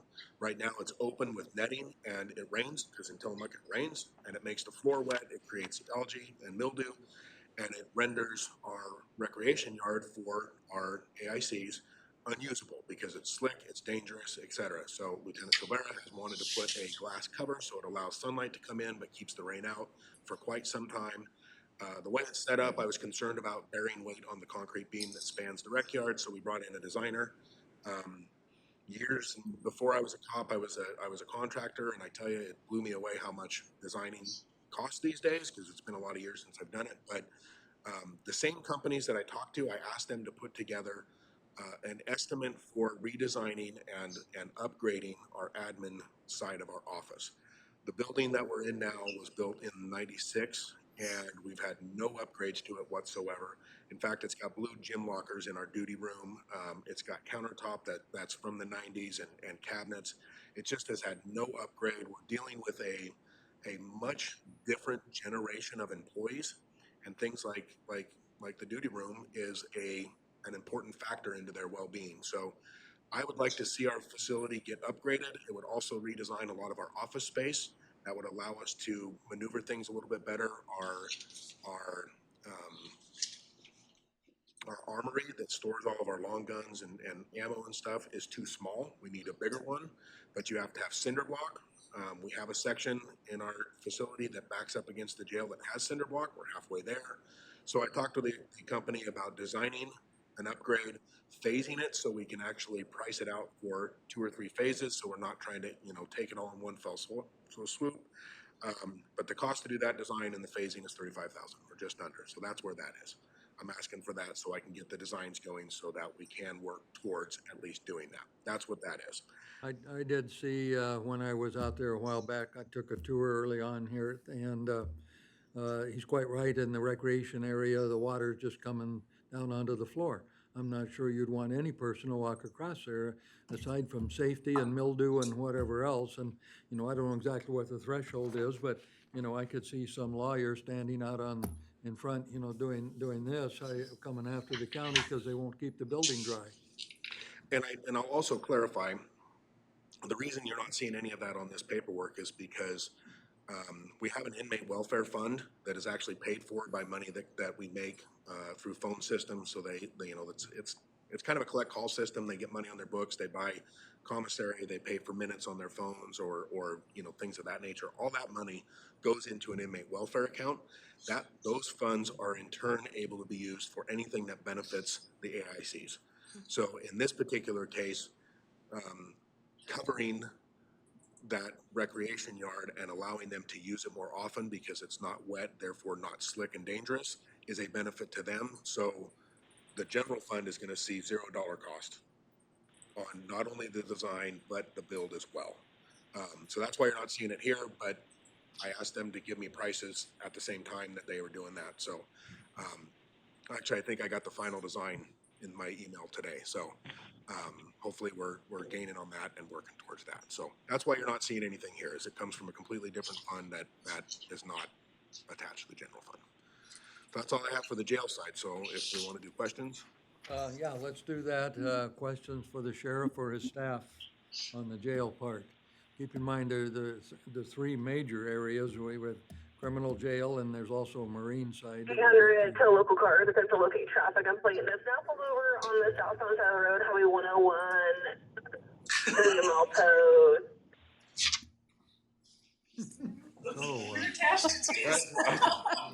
Who was that listening? You need a new radio system, man? Yeah. How did that happen, Sheriff? You don't know. I don't know. Somebody's listening and On Teams. had their radio on or something. Yeah. So Sheriff numbers. When we know about the generator, say that again. when we know about the grant that would cover the cost of the generator. When will I know? The application process ends April 30th, but they're gonna have a fast turnaround like June, I think it's June 30th as well. So will you leave that number in the budget, hoping to offset? hoping to have I a believe reimbursement? that, and maybe Sean can speak to this, I believe we should keep the number in there as if we're gonna spend it. Especially with the result not coming in until June 30th. We won't know for sure, so we probably have to leave it in there. That would be my assumption. And then if we get the grant, then I'm assuming. Same like I asked, like this $300,000 grant. So it's in there already? Tracy? Yeah. We have not put it in there. I only just heard about it. I think he So just we can add recently. that to. The grants, revenue yeah, side. we could. Well, as I mentioned the other day, when we're uncertain about something, sometimes you put it in, Right. it's money in, money out, but it never materializes, never gets spent if you don't get the money. But you have the spending authority if it materializes. So that probably would be the way forward, Sean, right? Let's put it Okay. in. So, question, just for my own clarity. By statute, are we allowed to not have backup generators? It I would don't- seem like we would have to have that. I don't know if I can give you an answer by statute, but I'm certain the answer is by statute, we have to. There's a lot of things that we are 100% required to do, all the way down to square footage we have to provide to them on a daily basis for, you know, daily activities, you know, access to showers, access to, I mean, there's a lot that goes on with that. I would assume that we are statutorily required to have that backup generator, or we're statutorily required to have power and water and all that kind of stuff, and how you get it, I don't know. I can't speak to that precisely, but, you know, if Tillamook County goes without power for 12 hours, that is, you know, I can't exactly run candles into a unit. And you know, we can't give them flashlights, things like that. And there's, you know, we need to be able to operate our computer systems and things like that. So, Are the door locks electric? yeah, HVAC. door locks, HVAC, you know, water heaters, water pressure, all that stuff. Adjuster. Thank you. So anything else on this part? So it's 24 FTE and you said you have 4 vacancies currently in the jail, is that correct? Correct, And you're still running on 12-hour shifts? correct. Which has been phenomenal. Staff love it. They said, they tell me now if I change it back, they'll probably leave. So that's how much they like having those days off. What happened was we were running 3 three 8-hour shifts, a day shift, a swing shift, and a graveyard. And so then, of course, you have to spread the staff that you have over 3 shifts. And so what we did is we consolidated the 12-hour shifts, combined all the staff into 2 shifts. And it ends up giving them a lot more days off.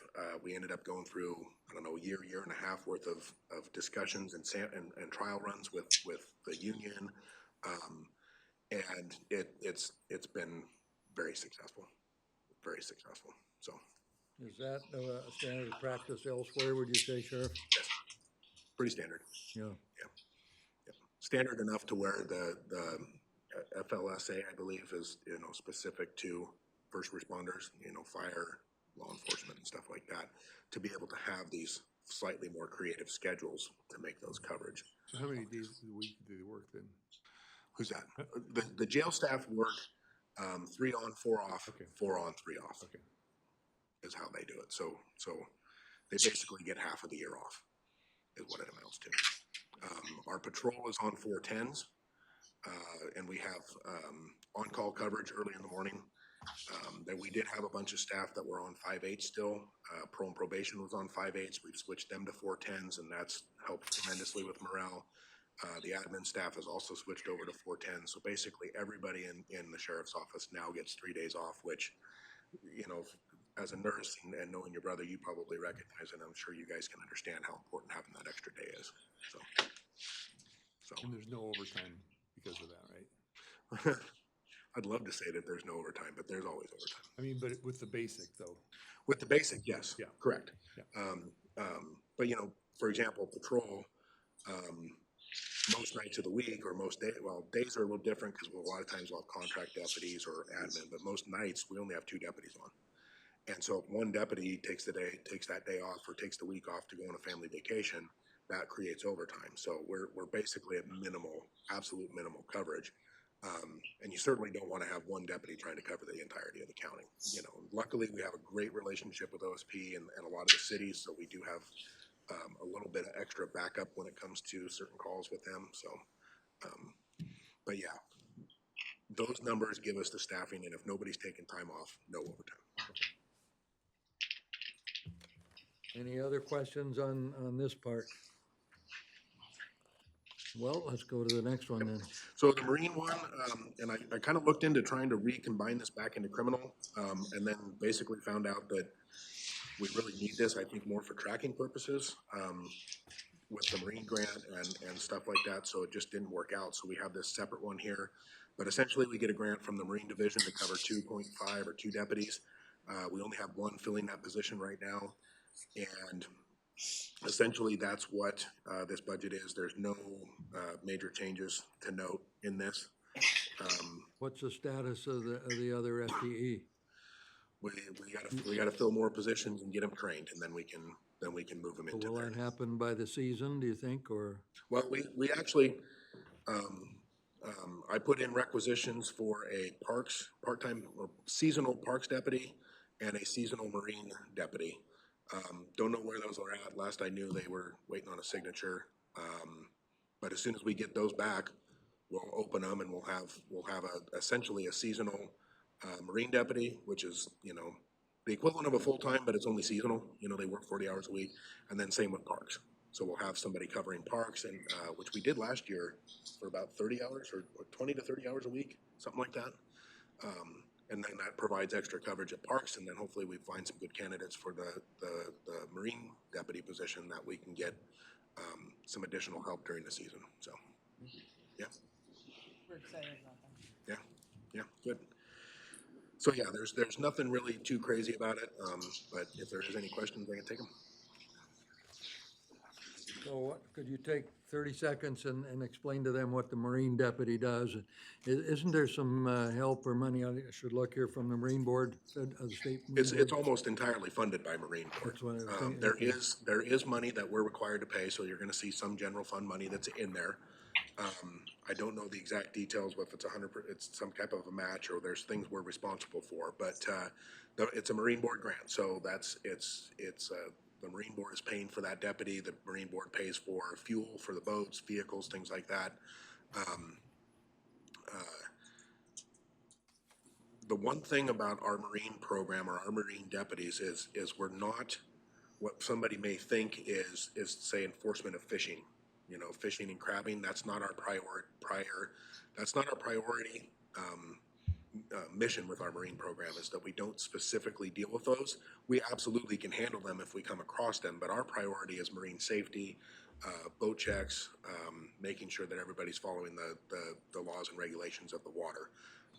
That's our primary, with other stuff being secondary. Of course, ODF would be the ones that are primary on fishing or anything game related. So that's about, unless there's more, that's the best summary I got for you. Anything else on Marine? Nope. All right, keep going, Sheriff. Okay, what's our next number?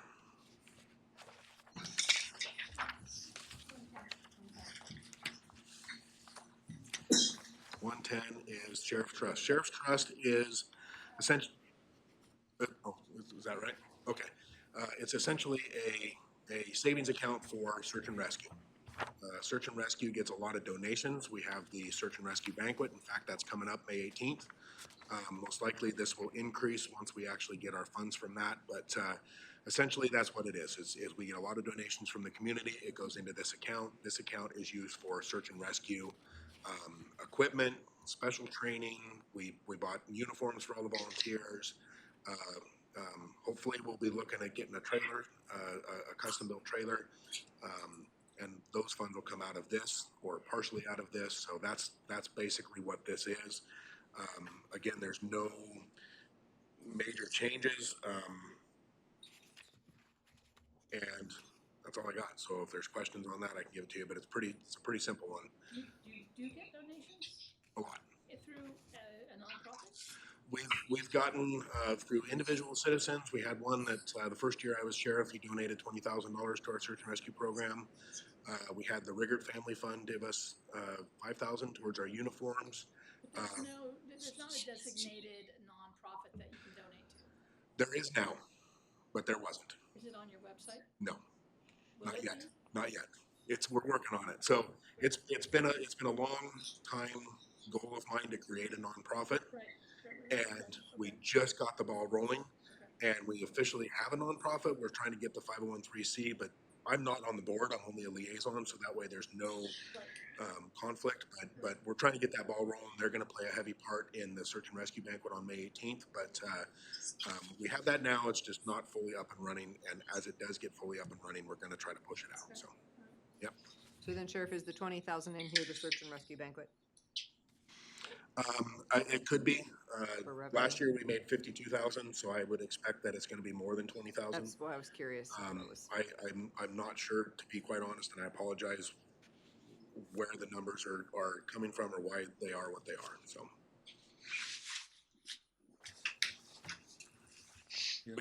we should probably up that a little bit. Yeah, I was curious because the actual that may have was just been a safe play number. Yeah, I don't know. 52. Okay, that's fine. Are you carrying tickets with you now? I know I'm everywhere you go, I know you're pushing this thing, so. Well, we sold the majority of our tickets online last year. It's a site that the YMCA has used. We used it last year and we had great success. I think we sold 95% of them on there. We do still sell hard copy tickets that we're going to be doing in our office. I just don't have those yet. So as soon as I have them, I'll make sure to let you know. Well, I can go online too, thank you. Okay, you bet. Go ahead. So the other thing to note, is the interest. 5,000 is on there this year. It's something that had been missing from these a little bit ago, or last year, I think. The big one that you'll note for interest will be on community corrections. So we got that added last year into our budget. So that's definitely beneficial as well. But that one is Sheriff's Trust. So 110 goes to 116. Okay, so the technology fund, again, no major changes. Well, I mean, there is a few major changes, some non-capital equipment. I believe we have some computers we have to buy. The tech fund comes from fines assessed in justice court. It has to do with the deal that we worked, or that was worked before my time, that had to do with the electronic citation. It saves justice court a tremendous amount of time. Rather than getting the old hand copy, it's electronically submitted. And part of that, correct me if I'm wrong, Matt, but essentially we get fines or money from that, and it goes into this technology fund. We use it for things like phones. We use it for computers if we have to buy brand new computers. I'm not sure why professional services got dropped as much as it did, but you'll see telephones went up and you'll see non-capital equipment went up, which should be for the computers. Anything else major I'm missing on that, Matt? No. And for Ken's comments yesterday, that's the same funds that goes through the court system that never gets collected. That'd be part of the Yeah, 5 we million. heard about except the this $5 is the million part that that's I heard that. maybe got collected. Yep. Hopefully things are gonna start changing differently because, you know, what happened in the short session this year with the ballot measure 110 fix, it was very reasonable. I don't think it was overly one direction or the other. It was very reasonable in my opinion, and so hopefully we actually, and the other thing from what I understand, because the Oregon State Sheriff's Association has a seat at the table, and everything I'm hearing is that this last short session was very amicable. Everybody was polite. They worked very well together. So hopefully that just continues and we can start to maybe see some of these things kind of come back in and realize that, hey, we got to hold people accountable for certain things. So, but we'll see. So. Question on the technology fund. What is professional? Why did they drop it? I know you said you didn't know why. I'm going to look at Under Sheriff Kelly. Okay.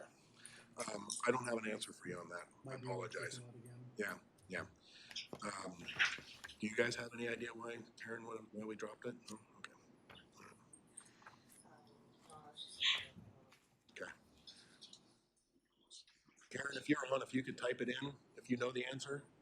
So Karen Kronoff is our accounting technician, and she puts these together. She's pretty amazing. I just don't know the answer. She might know it, so maybe we'll get that answer if she types it in. Karen said she didn't do that line. She didn't? Okay, we don't have an answer for you. I feel pretty bad about that, but we don't. I apologize. I was just looking at the GL detail to see if we could see what it was spent on before. But I don't see it on there, so. So we will definitely look into that. See if we can't get the answer. Wait, that's this one. But she said we don't use that line item, so I used the money. I don't know what that means. We don't use that line item? Yeah.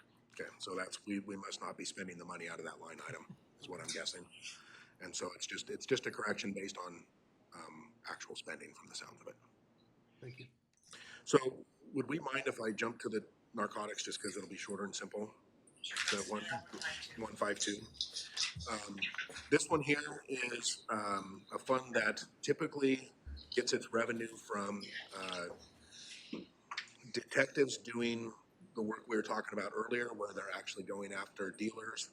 So if they do a bust and that particular person that they do a bust on has, you know, $1,000 in cash, as well as other drug paraphernalia, all of it gets seized, put into evidence.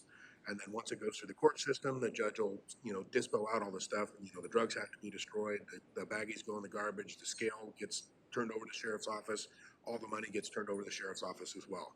That money, in turn, goes into this Tillamook Narcotics Fund. It's fairly low right now. In years past, it used to be fairly high. Those monies are used for anything from drug enforcement training, specific type stuff that we need to send our detectives to. What was that one we sent them to in California? This ONEA, yeah. So there's some big ones that we send them to that are out of state.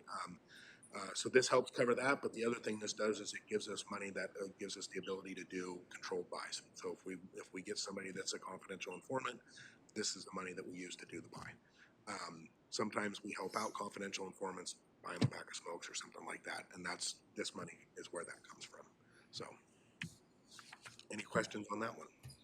Your hope is that revenue number goes up in future years? Well, I mean, in a perfect world, we wouldn't have drugs on the street to where we'd have to worry about it. But in theory, yes. This is not a perfect world. It's not a perfect world, but yes. My hope is that as enforcement rises and we start to get, you know, drugs off the street and dealers and stuff like that, the ending result is we're getting drug money off the street too.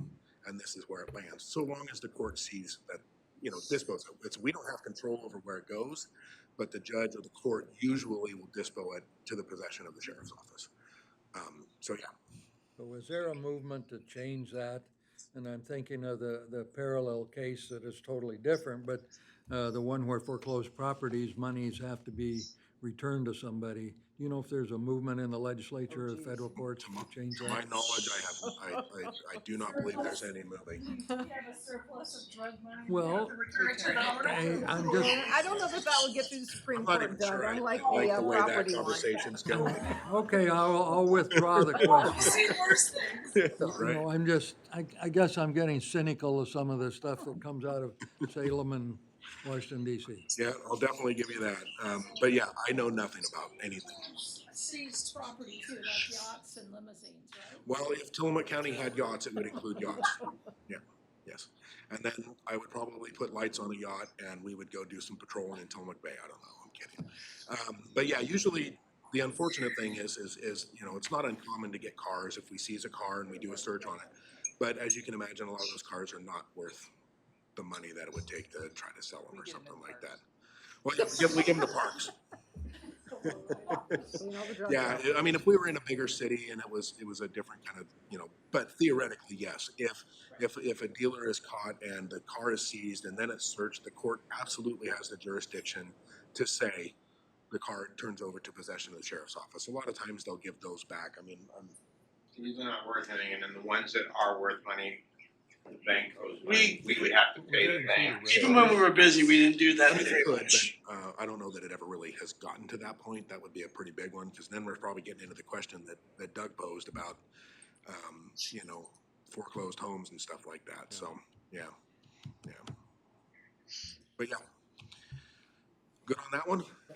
Okay, community corrections. So I'm gonna try to not butcher this.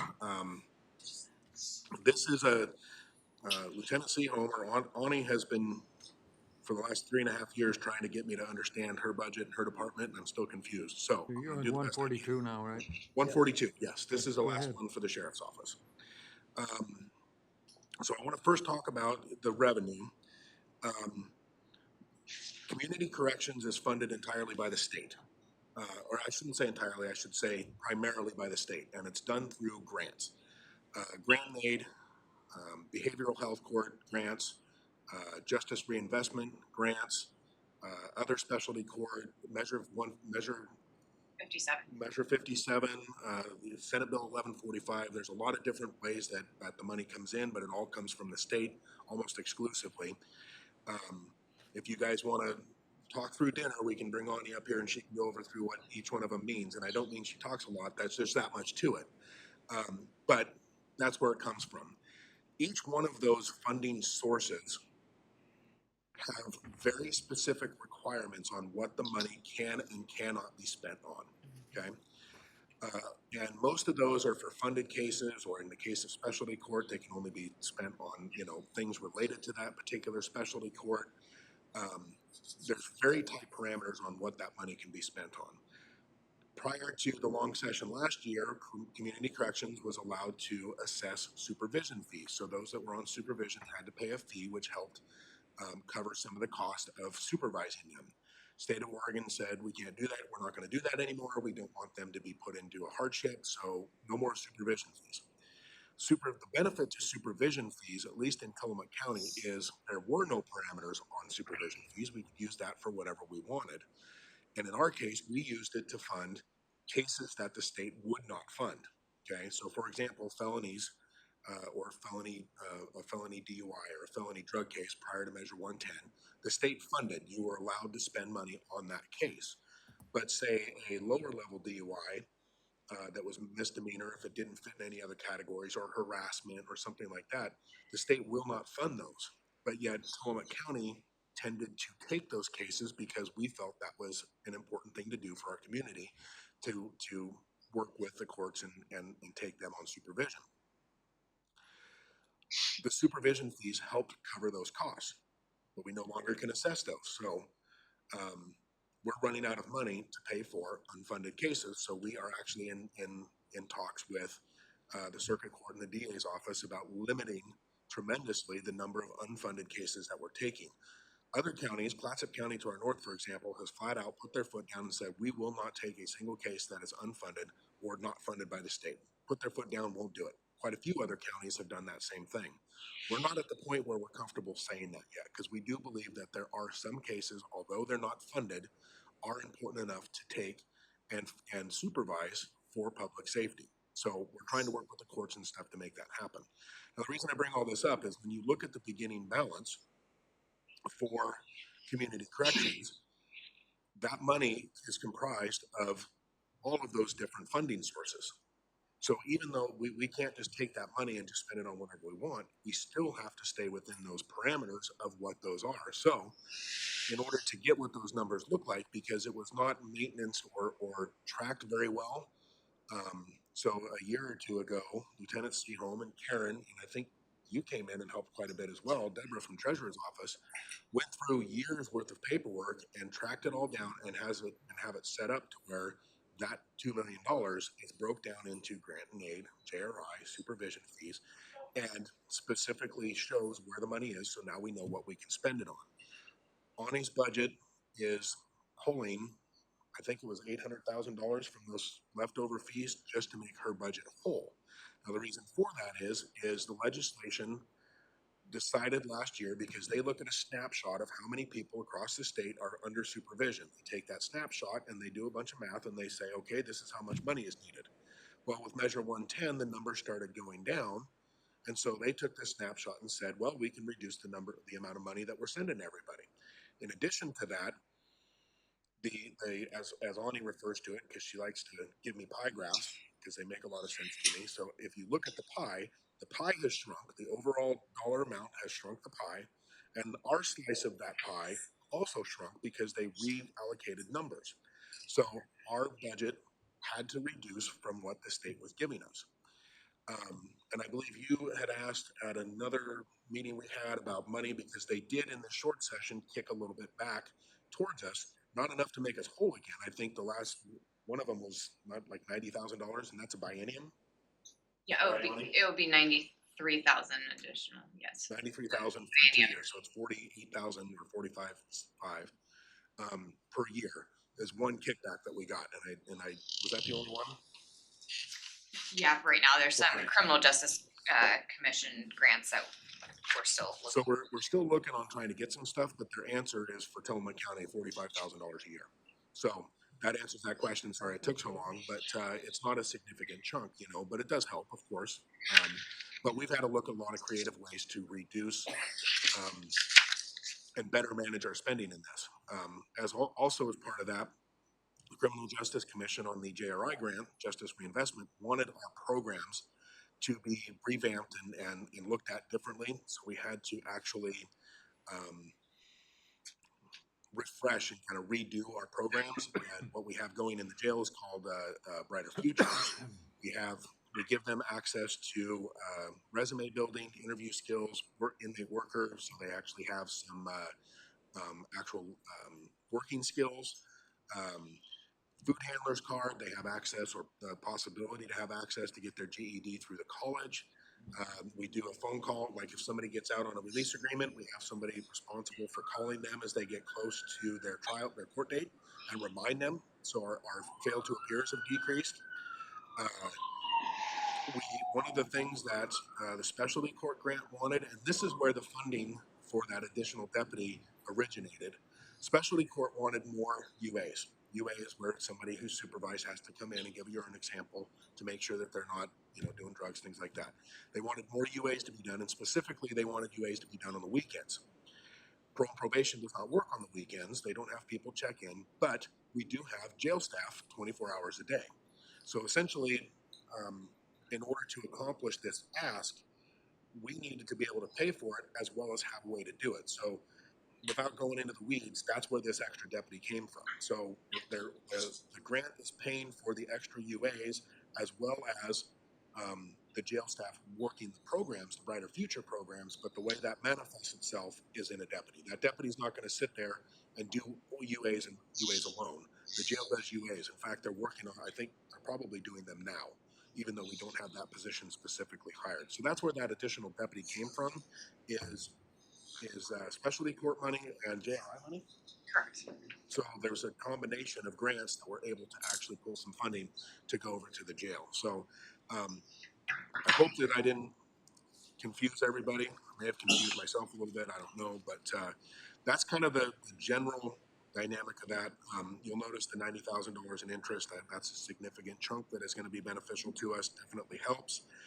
As you go down, the only change in personnel is the 7.25 down to 7, and that's what I talked about earlier is moving that 0.25 back into the criminal budget, simply because her budget was so drastically reduced that we had to make some movements.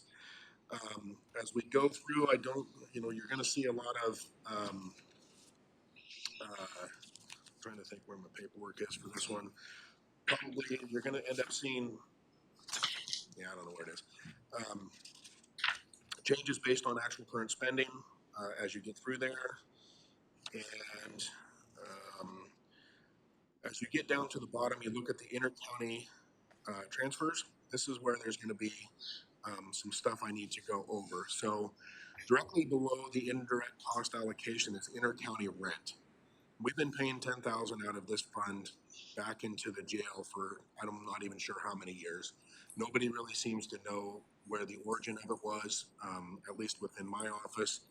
And again, that just seemed like a logical place to remove $10,000. So we got rid of that. The IS support, I think, had $1,000 on there. Again, I'm not sure where that come from, especially when we're actually looking at the $75,000 for indirect cost. I felt like that was probably covered in there. Inter-county work crew. So the way that this used to be is that the work crew actually got funding through the JRI grant, through community corrections.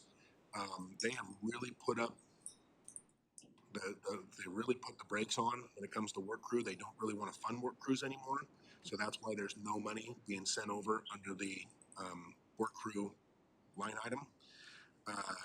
Sanction beds and DOC 1145, if we need to know what those are more specifically, I'll have to bring Ani up, but we've been putting money over for years. You can see it was 231,000 and it's now 200,000. Again, that's a reduction based on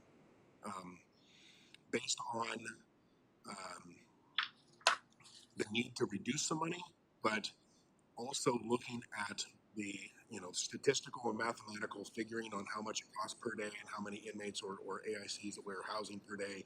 That is a more accurate number based on what we are actually using in there. So why did that 50,000 not come through again? That's in 8010, right? In the work crew? Yeah, why is it philosophical or financial? It's because JRI, which has funded it in the past, which is why we had it there, does not like the term work crew anymore. If they see the term work crew, they're going to tell you to get rid of it or we're not going to fund it. So it's philosophical, not financial. Yeah, philosophical. Really? We don't want them to see the word work crew attached to anything, so that way they'll start questioning what we're spending it on. Is it under some other name? Well, the work crew right now is not actually active. We don't have enough AICs in our jail that are sentenced to actually do a work crew. We've chose to keep our staffing at covering the jail rather than taking that additional position out to work. It's still a goal to have some type of a work crew established. What that's going to look like in the future, I don't know, but we haven't had an actual work crew for years. So we don't actually have an operational work crew that is expending money that would even need to have money coming in. Right. Okay. So, and then the inter-county jail programs. Now, this one, maybe Sean can help because I think Ani posed a question that we're still kind of wondering. CJC wants to see money sent over for our jail programs, and the jail programs is that Brighter Futures program that I was telling you about. Community Corrections helps to pay for that program happening in the jail of all those things that the food handler's card and all those different things I was telling you about. I believe that number got changed to 94,000. Is that what you guys are seeing on your document under jail program? Okay, 120. So we had to make some adjustments because CJC is essentially, getting after Ani because Ani needs to show that we're spending money now this fiscal year because we've gotten it because the biennium has started, and she needs to be able to show that money is being spent on this program, which the jail is doing the inmate worker program and the resume building and the interview skills and food handler's card. All of that stuff is happening. UAs are going to start happening pretty soon. So those things are physically happening, and we just need to get money over. Now, where we ran into a problem is that the jail programs code couldn't be created now, had to wait till the beginning of the. Next fiscal year, not this fiscal. Oh, okay. So maybe that answers the confusion. We need to send, so the 94,000 is an adjustment because we have to send 30 some odd $1,000 over this year so that Ani can report on her mandatory reporting that we are spending money on those programs, and here's to show it. So, and then next year, this is the adjustment, and then we get to spend that money through December of 26, right? 25. December of 25. So while we're waiting to renew into the new biennium for specialty courts and stuff, we'll have 6 months worth of funding. And so we just did some math to be able to actually carry that over to December of 25 to fund, continue funding that until the JRI and specialty court grants come through to where we can actually get that money. So, and it looks like we've, So is it's this been created. 120 or 94? I don't know, I have 120. So, and with the adjustment, it should be, I think, 94. I will get better clarification now that we can send some money over, exactly what that's gonna look like. And Karen's paying attention, so I'm sure she's taking notes and be on top of it, and we'll be able to get that squared away and fixed, no problem. That would be $25,000 if that's a 94. Well, it will be the 94, I believe. Ani, does that sound right? Is that the number we came up with? I am quickly Calculated. Because I believe we went roughly 30,000 for this fiscal year, 90-something thousand for next fiscal year, and another 30 or 40 for those 6 months. I apologize, I thought that was squared away. But again, we were also kind of unsure on the coding for that jail program. Do you have a code number on that? So the county is 8018. Okay, perfect, 8018, thank you. So we'll get that squared away as well now that we got that answer, so. Any numbers yet on it? Oh. So we're doing, so it's overall 174,000 that will go over to the jail. 30 of it, 30-ish will go over for this fiscal year. And then, I think the 90-something that you're referring to is accurate for 24, 25, and the remainder of it will be the carryover. So the 94,910 That's is probably close. going to be the accurate number. So, and then I think capital outlay, I think the 5,000 is there, I forget if there's something specific for that, Lieutenant, Ani? For the capital outlay? Yeah. No, there's Was there nothing. computers that we had to buy? I don't think that. It may have been I there. don't think that's in that line It's probably item. just, I'm sure I it's think it's a just a placeholder. holder. Placeholder. Yeah. Yeah. We do have to do computers, but I believe that's in 60. I can't think of the line item. 6004 or something. So that's all it.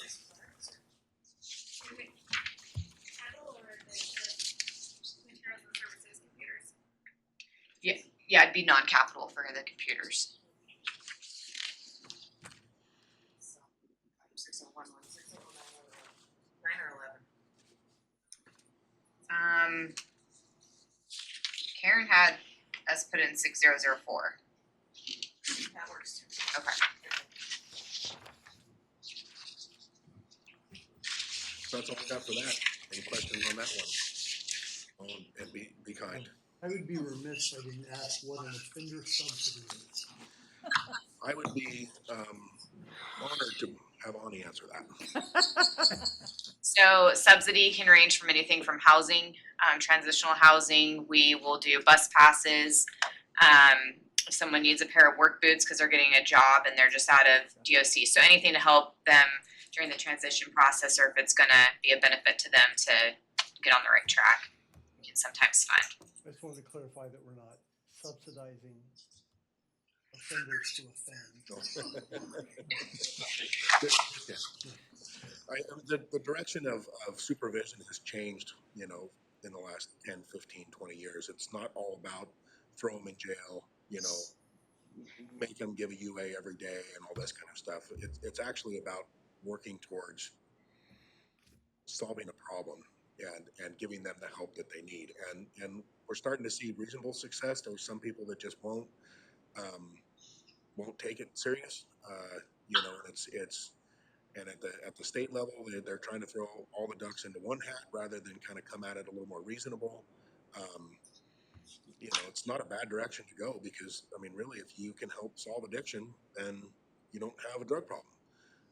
But it's just a question of how you get there. So Measure 110 said all or nothing and didn't really have much implementation guidance, and it didn't do very well. So hopefully the 4002 will actually be beneficial.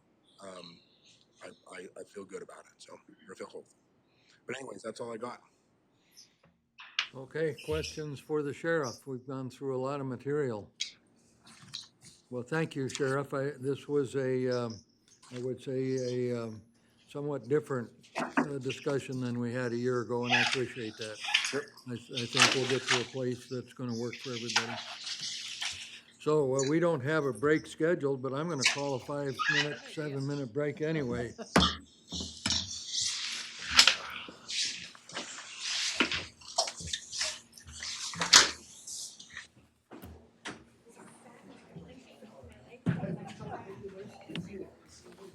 How's it going?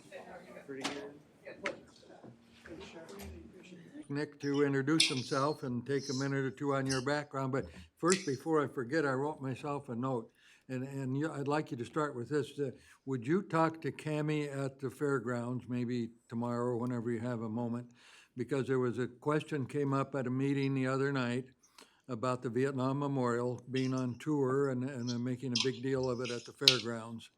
And I said, I know the guy who's probably behind and making all the decisions, and that's you. So can you talk about that?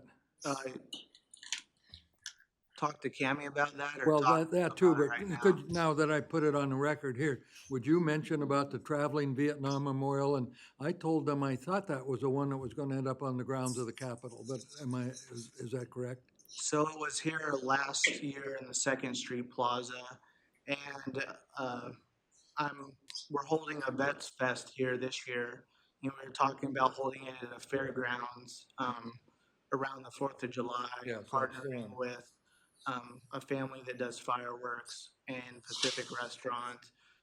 But that's just in the talks right now. It was here last year though at the Second Street Plaza during the Memorial Day weekend. So I do have contacts with the VVA chapter of Roseburg. So I'll be reaching out to them to discuss when they could potentially come up here. Okay, thank you. Is that the memorial that will eventually end up on the Capitol grounds? I don't believe so. It's a smaller traveling Vietnam veteran memorial wall. Okay, no, I didn't know that. Thank you. Okay, now we can get back to business. Would you just say who you are for benefit of all our new folks and what you do here? And I can tell these people when he gets done talking, you're going to admire what this man does. I'm Nick Torres. I'm the Tillamook County Veteran Service Officer. So to go over some of our budget overview, during fiscal year 2024-2025, we budgeted for $796,000. Our projected revenues are equal to our projected expenditures, which is a good thing. Our largest expense is personnel services at $339,000. We've allocated $100,000 for contingency funds and $236,000 for unappropriated ending funds. Some of our revenue sources, our two main revenue sources are the tax levy. It's 7 cents per 1,000 assessed property tax dollars, which amounts to approximately $14 per average home annually.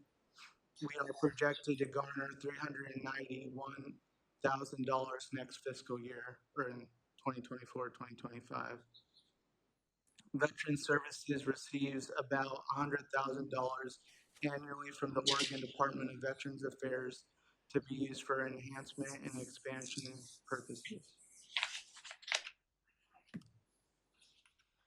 Services we offer: Tillamook County has a population of 2,500 veterans according to ODVA. Our office currently has 3 full-time employees. We file for VA compensation, VA pension, and VA burials and VA appeals. We also assist with veterans medical transportation, VA healthcare signups, and advocate for veteran suicide awareness.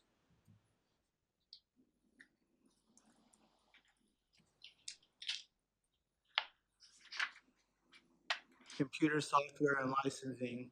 We use a software called VetraSpec to upload claims to the VA. We use Microsoft Office to schedule appointments, answer emails, and generate written correspondence.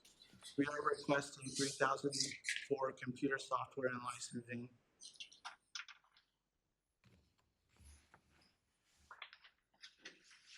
Travel, training, and mileage. The Oregon Department of Veterans Affairs holds a mandatory annual fall conference. $5,000 is requested to cover travel expenses. We are mandated to go to this training to maintain our accreditation.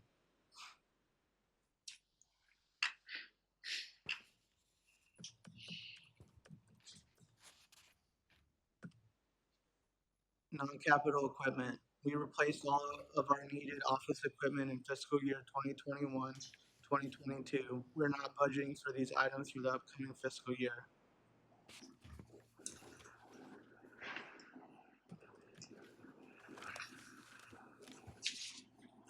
Capital outlay. Veteran Services would like to purchase a Ford Escape to make home visits and take veterans to their compensation and pension exams. We have allocated $34,000 for this purpose.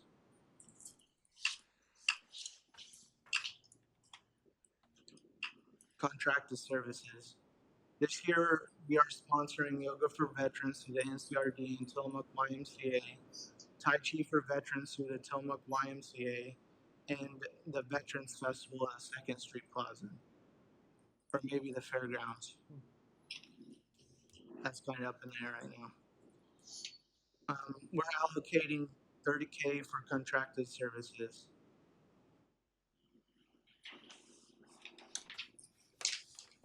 Significant changes from the previous fiscal year. Veteran Services went from 3.8 full-time employees to 3 full-time employees because our expenses were outpacing our revenue. By temporarily reducing our staff, we can save approximately $80,000 annually.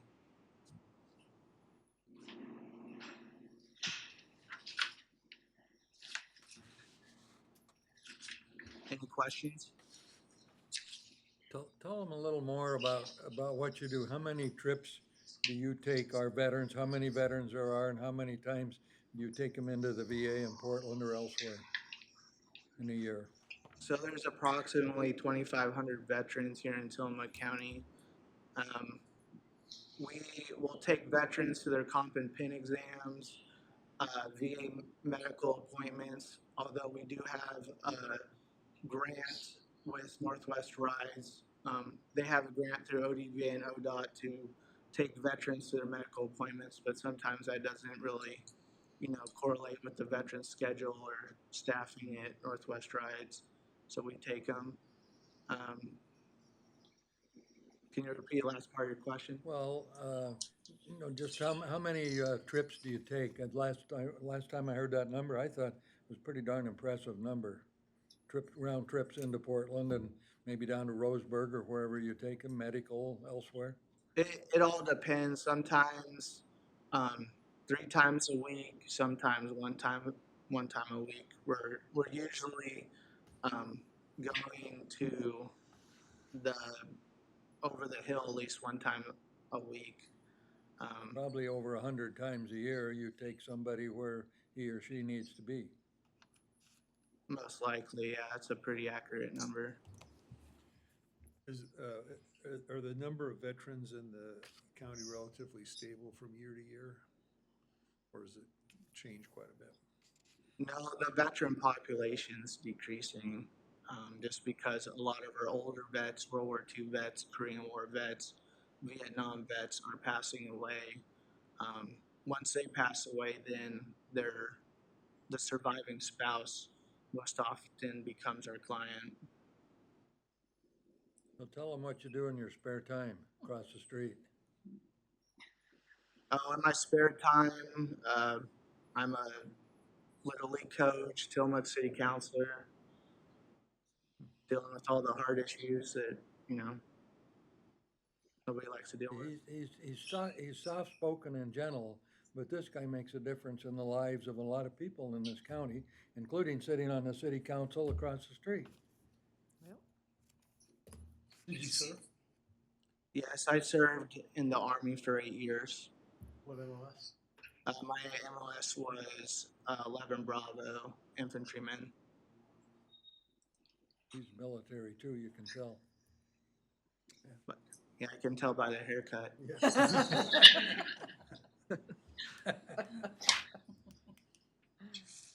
Anything else for Nick and the veterans? How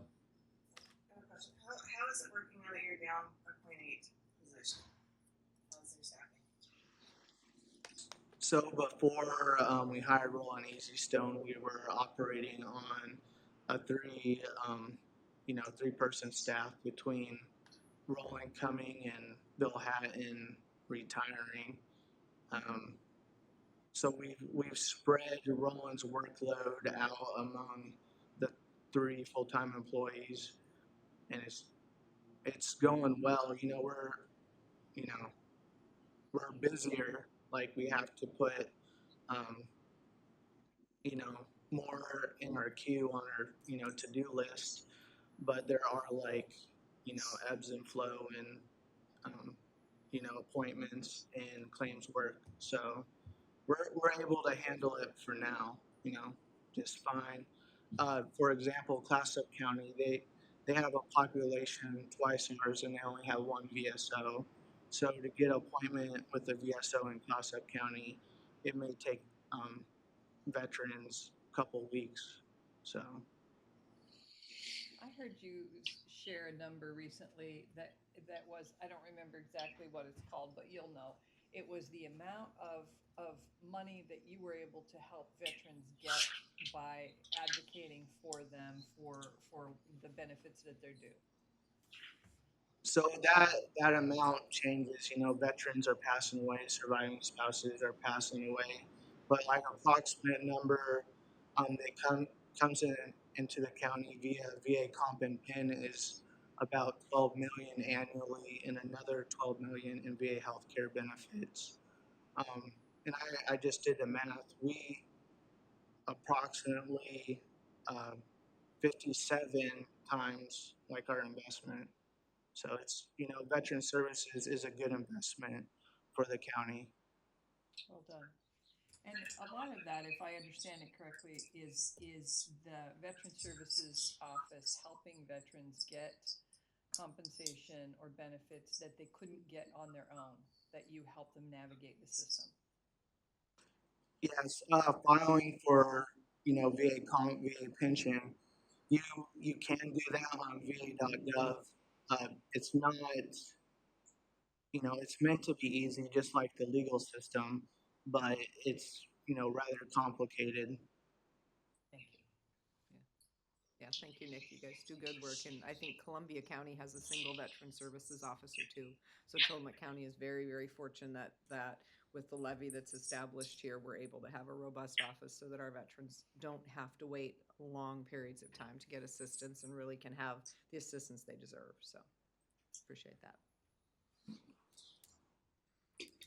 So like he said, he's funded with some outside money, but the voters have passed twice in fairly recent times. First it was a levy, I think it was 5 cents, and then it was increased to 7 cents. So it's not, like he said, $14 or something on an average home, but if I remember correctly, it passed like 85% or something like that. I mean, people are saying, we're gonna help our veterans, and that's how it's done here. It's 62%. Oh, 62, well, I beg your pardon, that was. In 2022, but that's pretty good. In 2017, it was higher. It's like 72 or 73% yes votes. Maybe that 2 cents knocked it down a little. Yeah, the 2 more cents, you know, I guess that's a larger ask, but they go off the assessed property value. So if your assessed property value is 200,000, you'd be paying $14 to Veteran Services on your property taxes, which isn't very much nowadays. It's like, you know, 2 cups of coffee. Or 1 hamburger. When does that come up again? Is that a serial levy? That's 5 years? I don't recall what the timing is. It was 5 years, wasn't it? Yes, May 2027. So a couple more years and then it goes again. Yeah, okay. Well, sitting before you is a guy who does a lot of good work, just like some others you've seen. Thank you, Nick. Anything else for Nick? Thank you. All right. Thank you, Nick. Okay, last up today before we really get down to work. This has just all been show and tell till we get going. Not exactly, but okay, same thing here. I'll ask Sarah to identify herself and what she does and maybe a little bit about her background. And you will hear that she has one of the larger departments, certainly one of the more complex, and has a series of challenges that come her way maybe more than once a day. Maybe. So I printed my PowerPoint. This is all single-sided, so don't worry. Thank you. And threw in some work we've recently done. Sorry, guys. And then you can catch that on the front page. Because putting my presentation together and thinking about where we were headed this coming fiscal year, the work of the Vision, Mission, and Values Committee really stuck in my mind. And so I wanted to honor that. So be sure you tell people a little bit about yourself too. Okay, thank you, Doug. Good afternoon. My name is Sarah Absher. I'm the director of the Tillamook County Department of Community Development. I have worked for Tillamook County for well over 20 years. I have grown up professionally within this organization. When I came into community development, I have a background in business education. Over the years, I have held every position in the department with building and planning. I have not actually been, I've not been a building inspector, but I have my building official certification and my residential structural Oregon certification for inspections. Worked my way through the planning division. I've been the accountant for the department. I've been a permit tech. I've been I also spent a period of time working as the county's cartographer years ago. So I've been serving as the community development director for the last 7 years. Had the pleasure of doing that. And I believe now I hold the second longest record in that position. It's a tough job. And it's one that I hope to be able to stay in for a long time. So I'm gonna go ahead and share my screen. Debbie, can I have share? Yeah. Thank you.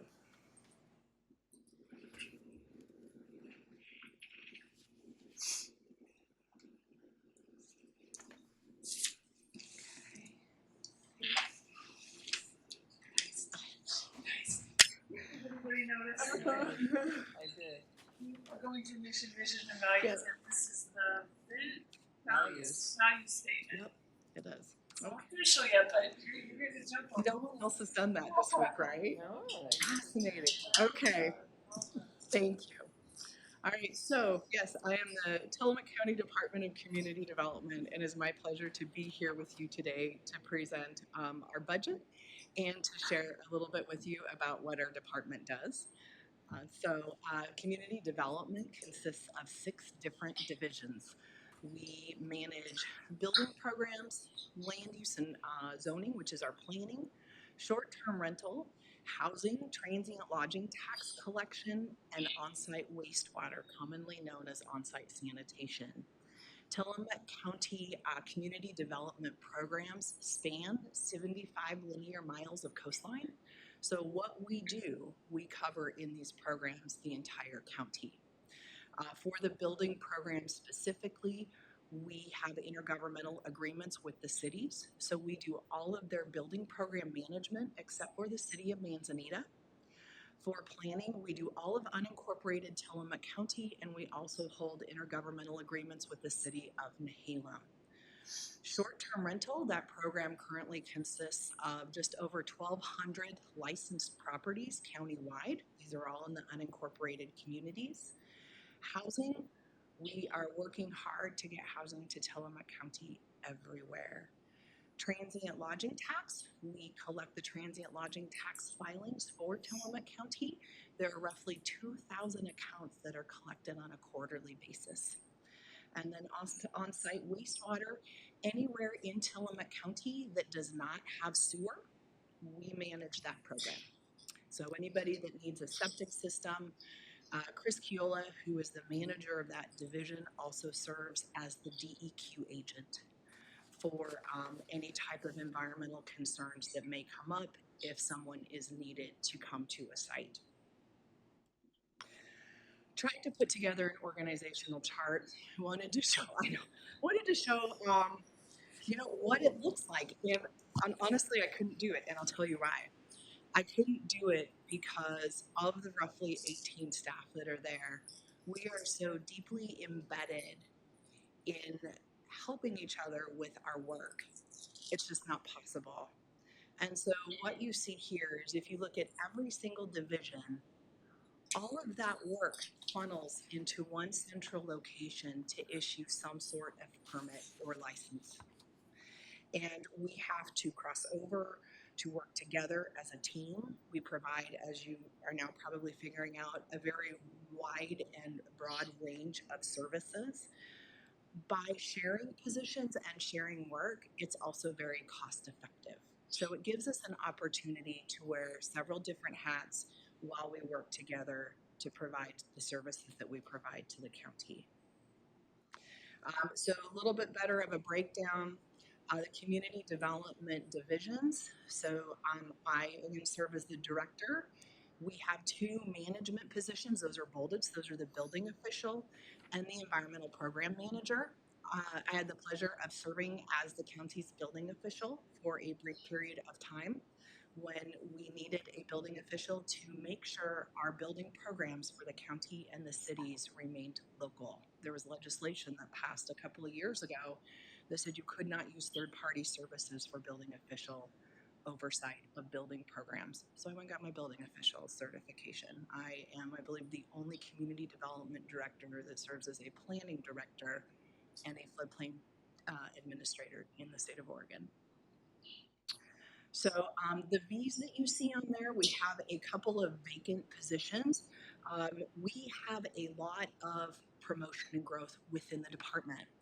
What I figured out early on with challenges in hiring and recruiting, especially for these very technical positions, is we had to start growing our own.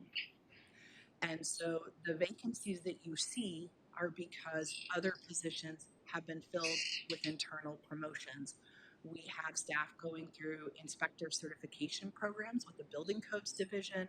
We have done a lot of in-house training for land use planning and on-site sanitation. And so we're really proud of that work that we've done in being able to take the people who are committed to the department and our programs and help move them up for new opportunities within our organization. So who do we help? There's over 100 public-private partnerships with local, state, and federal entities.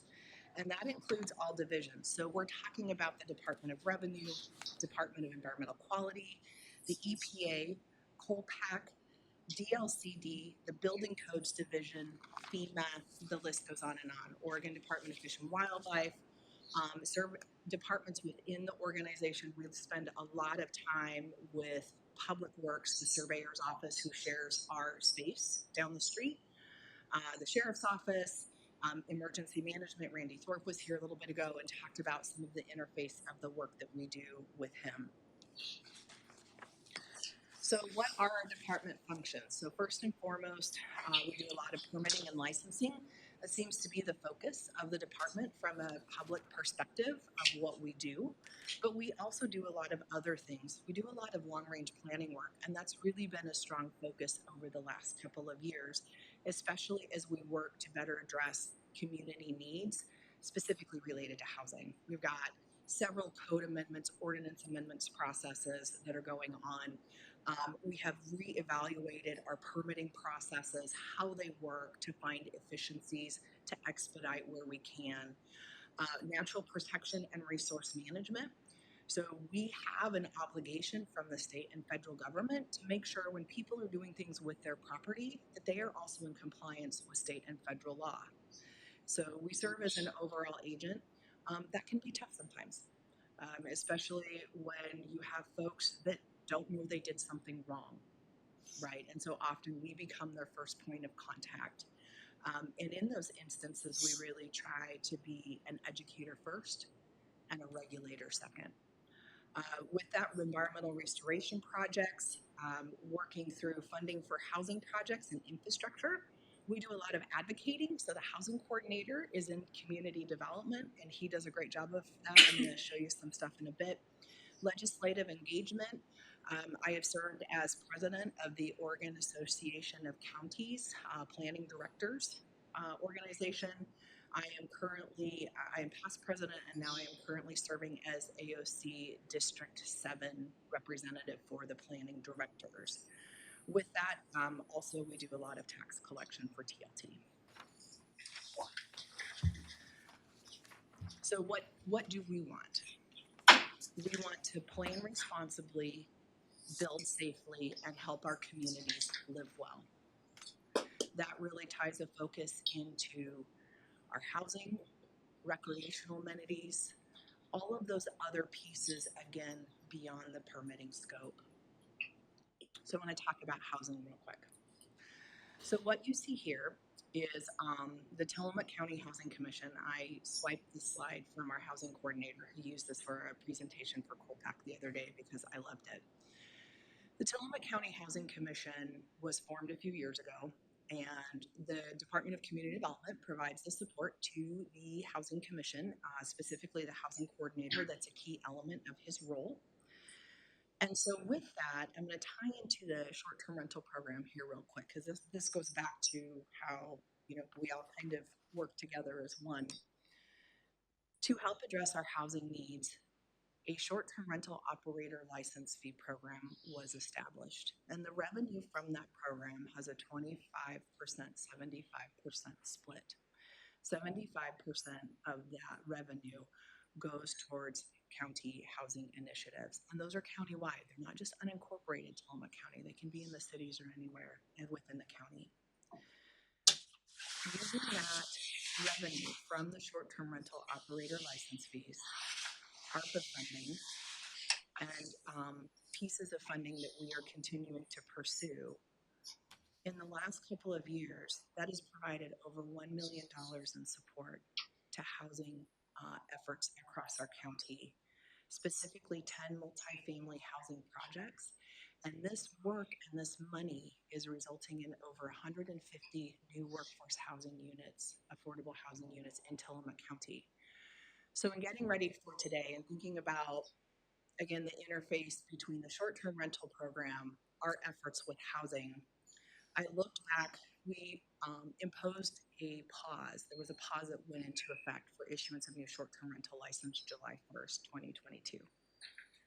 So we went back to see, okay, so starting in July 1st, 2023, how many licenses have we issued, right? Because a whole part of this interface is balance, right? We're trying to find balance. We're trying to level out markets and playing fields and accessibility of housing. So in the last couple of years, this money has made 150 or more units possible. We've issued 90 short-term rental new licenses. So we are already seeing in a few short years some sort of balance. we're bringing that balance back in relation to what we need for housing and the properties that are getting licenses.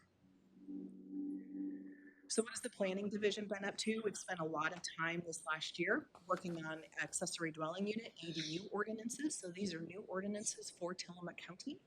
We now have an ADU ordinance that applies to all of our unincorporated communities. And tonight, after this, I have to go straight to the port because I have another hearing tonight for the ADU ordinance for rural residential zones. So it's hopefully my last hearing with the Planning Commission, and I will be here to see you about that April 17th. We've been working on community plan updates and Senate Bill 406. So Senate Bill 406 was shepherded through the legislature by Senator Suzanne Weber during the last full legislative session. And this is a very significant bill for Tillamook County. It applies to the cities and the unincorporated communities served with water and sewer. So that's about 14 areas in our county altogether. And what this bill requires, the planning is working on, is amending all of our residential zoning codes to allow for up to 4 dwelling units outright in those zones on a property. So we are now, we spent a lot of time this last year engaged in advocating for this bill. Several cities joined us in testifying for this bill. Commissioner Scar was a big part of the efforts that led this. So now we're doing the work. Now we've got to go back and go through several hearings processes. There's a very robust community engagement portion of this. It requires a lot of coordination with the cities.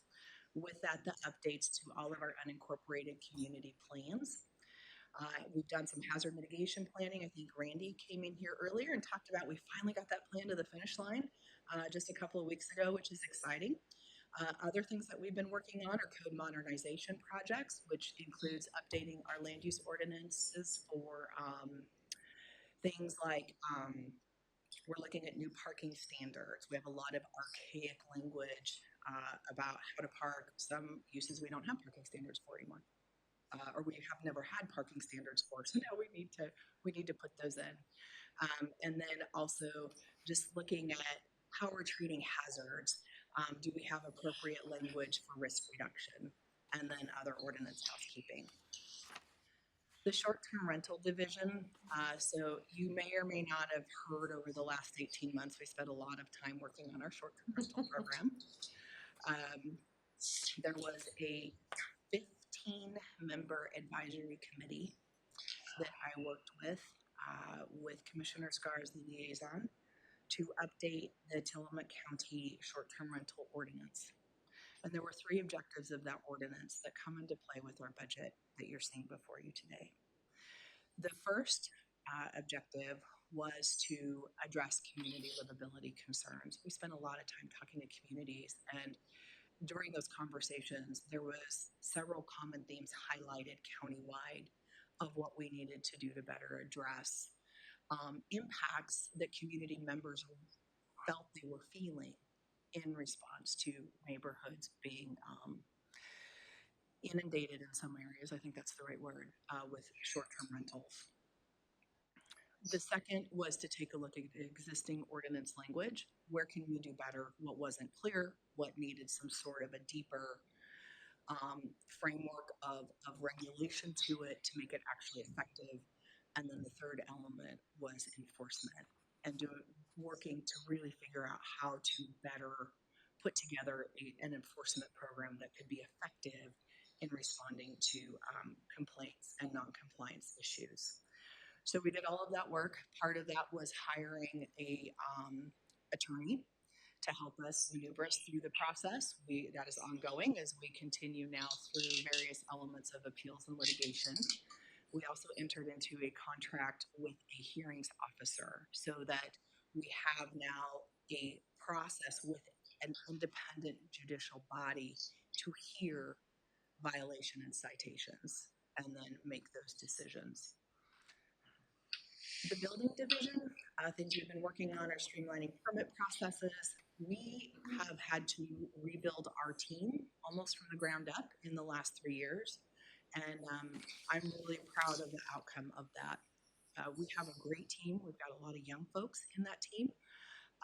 But they are all doing a phenomenal job. We have had new staff come in, get permit technician certifications within a year.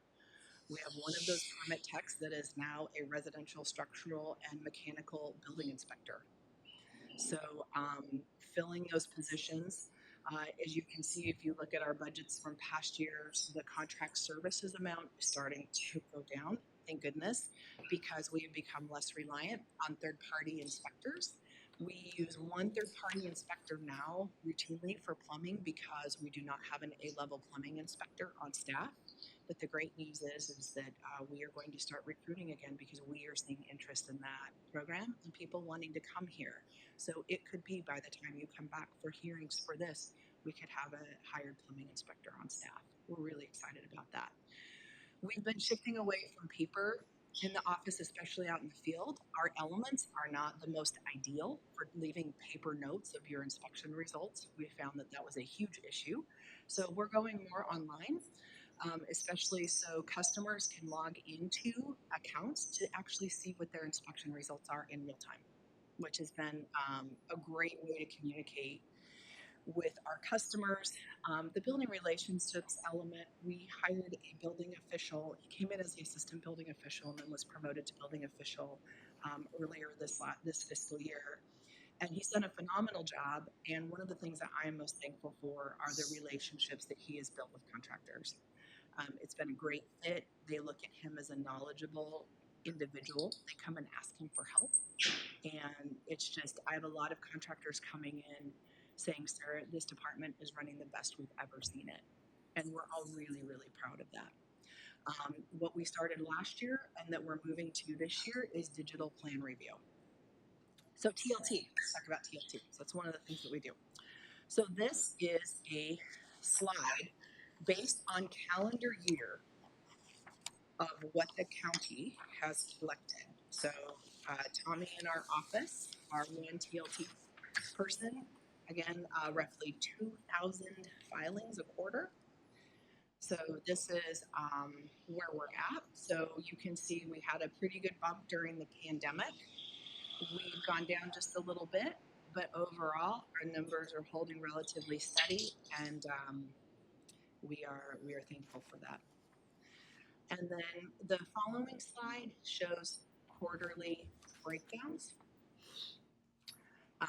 by quarter per year. So we've got the quarter breakdowns for 2021, 2022, and 2023. The first quarter of 2024 just ended. So folks have 30 days to pay and file their taxes. So we don't quite know yet what those numbers look like, but we thought we'd put those in so you all could see.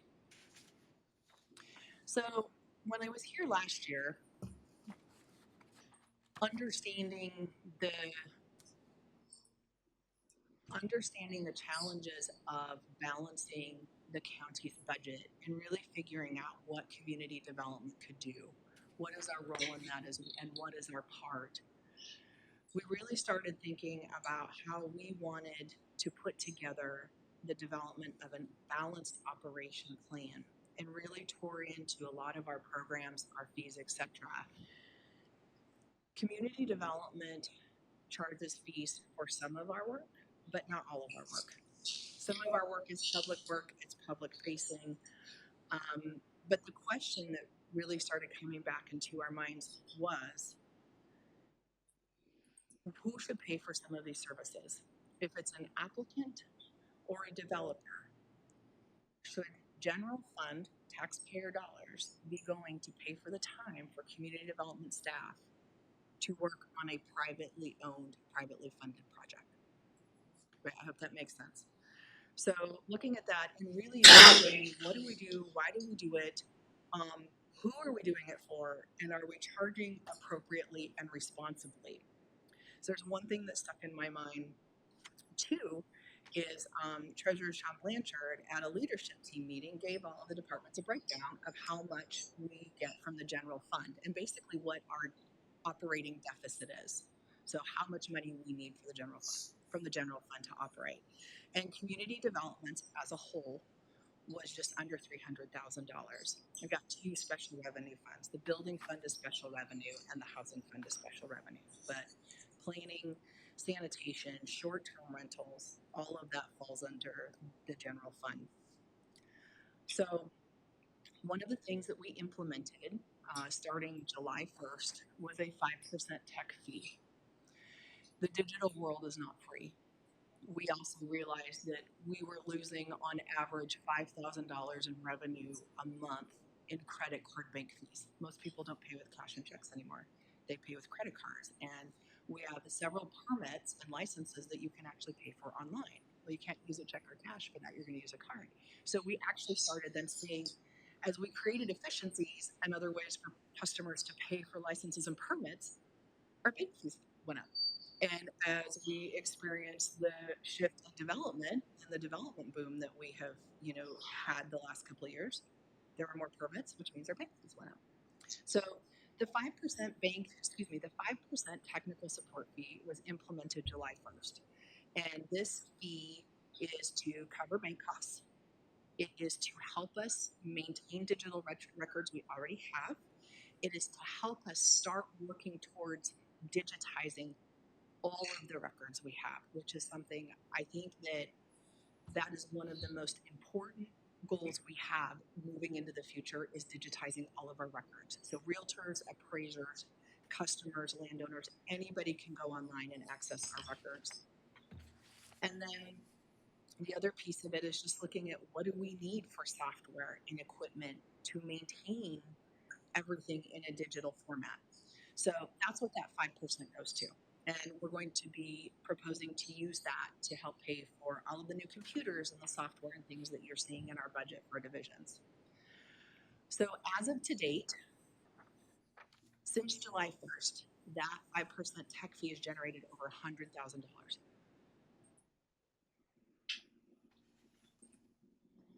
Which is helping us tremendously. So if you do on average $5,000 a month for bank fees, we are covering those costs. We have computer software and licensing needs, and that is covering those costs as well. So we are thankful for that, and that has probably been one of the biggest things. So again, going back to that $300,000 is probably going to be more this year because of salary increases and stuff. But in this period of time, that's addressed a third of what that deficit is. One of the things that we also did was we increased permit fees and license fees. So I've got two examples to show you because we're still working through to see how these changes are impacting our budget and helping us meet our needs. So for the building division, the new fee schedule went into place July 15th. We discovered we had some of the lowest building permit fees in the state of Oregon. And we have a housing crisis, and our department is committed to helping us address housing needs. But we also have to make sure, again, that we are charging appropriately and responsibly, because if we don't have the revenue we need to operate, we will not be able to give the services that we provide. So building permit fees, new fees went into effect July 15th. We had to have those adopted by the Board of County Commissioners, and they had to be evaluated by the State of Oregon Building Codes Division. So you can't just change your fees. There's a pretty extensive process for that. So in looking at the numbers in fiscal year 2022-2023, just the total permit number, there were over 2,700 permits that just went through the building division alone last fiscal year. It's not any other division. And if you times that by 3, that's about the number of inspections that went with those permits, right? And that doesn't show time for plan review, customer contact, consultation. So highlights, we permitted roughly 200 new homes, and there were 98 commercial projects. The fees paid were just over $1.6 million. And then the job value was just over $130 million. So to today, so fiscal year to date, we're at about we've had 150 residential construction projects, so that's new homes, and we are just getting ready to hit our peak of our season, right? We're just going into spring and summer. We are just now, I think we got like 7 new conditional use applications in a loan one day, because everybody's moving out. The weather's getting better. So today, 150 new homes, 74 commercial projects. But if you look at the permitting differences, we're at just over 1,800 permits, which will change and that will climb by the time we get to the end of this fiscal year. But the difference in the fees is roughly $300,000. So if you look at the ratio, if you look at the difference in the number of permits to the difference in revenue collected, we know that we are going to be performing better and better able to cover our costs this year with those changes in the fees that we did. Same thing for the planning division. So planning division is probably always the most reliant upon the general fund. And that is because a significant amount of work that planning does, there's no fee collected for it. To give you an example, last fiscal year, Oceanside wanted to incorporate. There were public hearings. There was my time, my staff's time, commissioner's time, the expenses that came with that. It was huge. It was thousands of dollars. There is no fee structure to charge for that. That was work the county did with no collection of fees. So planning, and that's what planning does. But again, one of the things that we really looked at with planning was that a lot of folks come in and they ask a lot of questions. You know, they want to visit with somebody, and then they leave. They could come in 1 time, 2 times, 5 times, and that's fine. But as staff who are, it's because of the costs that are associated with that we weren't collecting, we implemented a consultation fee. And it's $50 an hour. It can actually roll over into a permit. But you can see, even with just increasing the planning fees from last year to this year, and I think we're going to end up with more land use applications at the end of this fiscal year. It's been a busy, busy year. But you can also see in terms of the fee increases, how much that's helping us and helping that division. Again, like the building division, those fees are not at the top end of application fee scales across Oregon. They're not at the bottom. Everything we do is usually situated right in the middle. We spend a lot of time, again, what does it cost us to do something? And so it's good to see that those updates to our fee schedule are helping us collect the money that we need to do the work that we do. So highlights, there are no new staffing requests. I'll just say that up front. Community development is not asking for any new staff. We are busy. We can always use staff. But part of it too is with the training and the continued state of evolution and shifting that we are in. I think it's really important to focus on what we have and to give our time and energy to the people that are there to continue training them and supporting them in their jobs as they work in them, grow into them, and do the work that they do. You'll see an increase in costs for our lease agreement. The renewal is this June. I am anticipating our lease payment to go up. It did not go up for several years. And then when we renewed the lease agreement with TLC 5-6 years ago, they added an incremental increase each year. And so we have projected, because I have not gotten that yet. So what you see in there is my estimate of what that increase is going to be. Now that lease agreement and that cost is spread between all of the divisions within community development, and because the surveyor's office shares our space, they also pay a portion of that. So one of the things that again keeps us afloat and keeps it cost effective is that we all share the cost. Same thing with operation increases. We anticipate our PUD bill to go up a little bit. As well as a few others. So just accounted for that.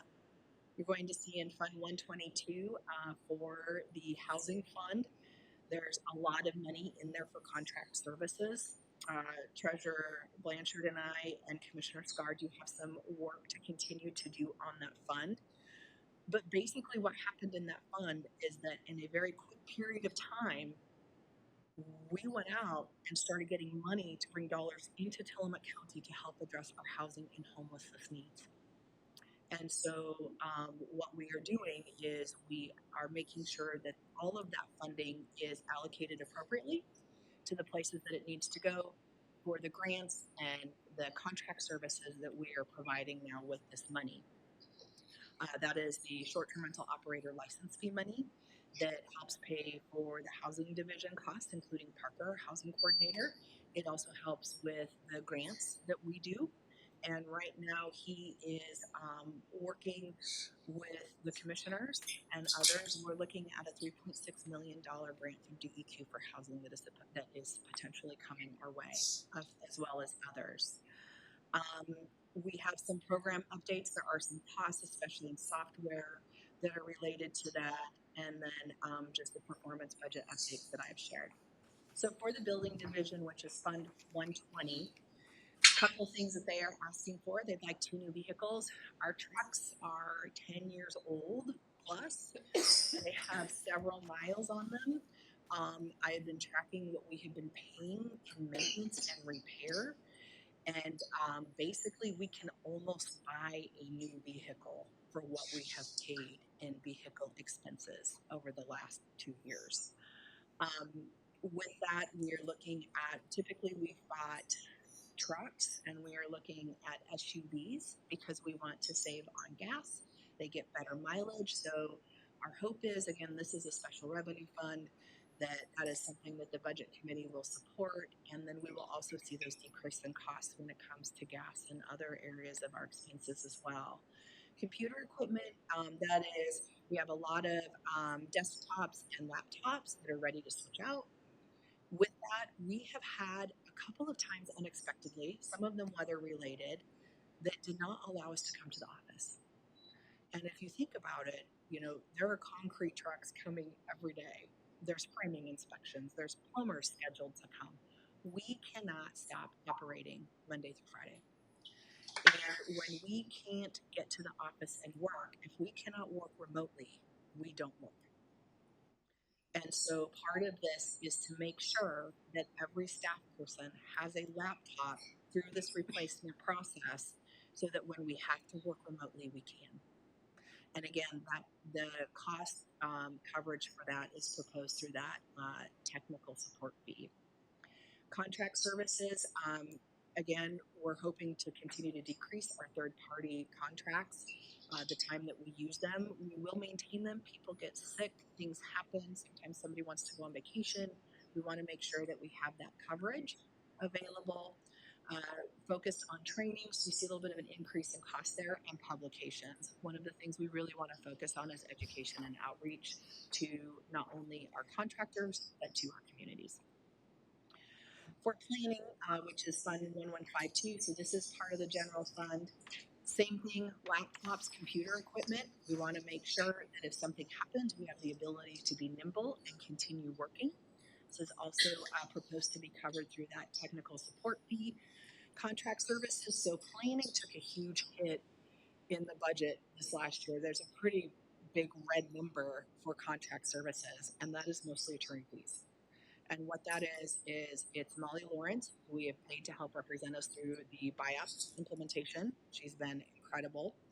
I could talk about that for forever, so I'm not going to today because we don't have time. But she will continue to help us and support Tillamook County through that. She and I actually participate representing Tillamook County as a cooperating agency as FEMA is going through that federal review process. Also, we are using the GIS contractor. And then the other expense that came out of that, because we didn't have a line item, was for Dan Kearns. So Dan was the attorney that we engaged services with to help us maneuver through the short-term rental program updates. We do not anticipate the cost of contracted services for this year moving forward, and there is a new line item in Fund 1150, which is the administration fund, to where the cost for Dan moving forward, we're not through litigation. We've got other pieces of the short-term rental program that we're maneuvering through that has been appropriately reallocated and is now reflected in the general fund or admin, which is 1150. Onsite, we have 2 grant programs that are administered through our onsite wastewater division. One is the Brownfield grant program. So the county received quite a chunk of money to work on brownfield projects that are intended for sites to be reclaimed for housing or maybe parks. There are 4 active sites, potentially a 5th one. These are all currently going through phase 1 assessments, but part of the contracted services. So Chris Kiola, the manager of that division, is responsible for administration of the brownfield program in the county. So you're going to see those contract services reflected through there, as well as his time for a new DEQ loan program. It's a low interest loan for folks to help fix their on-site sanitation systems and repair them. The short-term rental division, again, computer equipment, this is across the board. Contracted services, that includes Mr. Kearns, lots of training. Also what comes out of this fund for contract services is Granicus, so that is our host compliance, which is our short-term rental enforcement program. And one of the other things that we work with, interfacing with Rachel on the TLT funds, is the enforcement for making sure people are licensed that have short-term rentals. And we implemented that software program for enforcement and compliance in 2018, 2019, and to date we estimate that that program has helped us recover around $1 million in transient lodging tax that we would not have been able to recover otherwise. Okay, what program is that? It's Granicus. I'm just asking because I want to do that. I want to do that in Rockaway. Yeah, so we actually have about an 85% compliance rate. Is what we estimate we have for our short-term rental division for licensed properties. One of the things that we are still trying to do is put together an online payment portal for people who want to file their transient lodging tax. We were working with Granicus on that. I think that was costing us $7,000-8,000 a year. They have been unsuccessful in helping us get there. There are limitations on their end. We have asked actually for a refund of that money. So we are working with county council to get that money back. It might be a credit, but we have decided to start exploring and pursuing alternative options to reach that goal. And then the housing division, just going through a lot of the housing fund allocations. So you're going to see a lot of that through contract services, same with the grant program management. One of the things that we are hoping to do is engage in services with COLPAC to help us distribute the funds for awards for housing projects. A big piece of this relationship and working with them to distribute those funds is so the recipients are not subject to tax later. So we know some of the money that we're giving away, there's a pretty high tax price tag on that. So they're not, we want our applicants and developers to get as much money of that as they can without those tax implications. And then one of the other things that we will be doing this year is updating the housing needs assessment. It was done in 2019 and it is time for a refresher, especially as we work with Senate Bill 406. We've got that zoning part first, and then the second piece will be further development of housing production strategies countywide to help us reach our housing goals. So I'm almost done. What's happening in 2024, 2025? So we want to continue to explore strategies and solutions to enhance our performance and customer experiences. We want to continue to do what we can to respond to community needs. I'm going to talk about this real quick because this goes back to the permitting piece. Really, community development, our identity is permitting and regulation. But one of the things often that the public doesn't realize that we do is the responsiveness that we are committed to with communities. Every time a building permit is issued, especially in a high hazard area, if you were one of those neighbors, you can imagine you'd probably want to call. You'd want to call to make sure their stormwater drainage is okay. Is their house the right height? It's not too tall. And so we actually can spend more time on a project talking to those around the project than those that are part of the project. And part of what's important about that is not only does it help us address and be responsive to community concerns, We ask that their permitting can be complicated, especially in those areas where you need to elevate because you're in a flood zone or, you know, geologic hazard area. But what we can do then is also take the time to show those neighbors, to show communities, we've done our job. They're building responsibly, they're building safely. And in that, it also affords the contractor the ability to keep working. Right, so we kind of, I don't want to say we run interference, but we spend a lot of time talking to others in the community about these projects.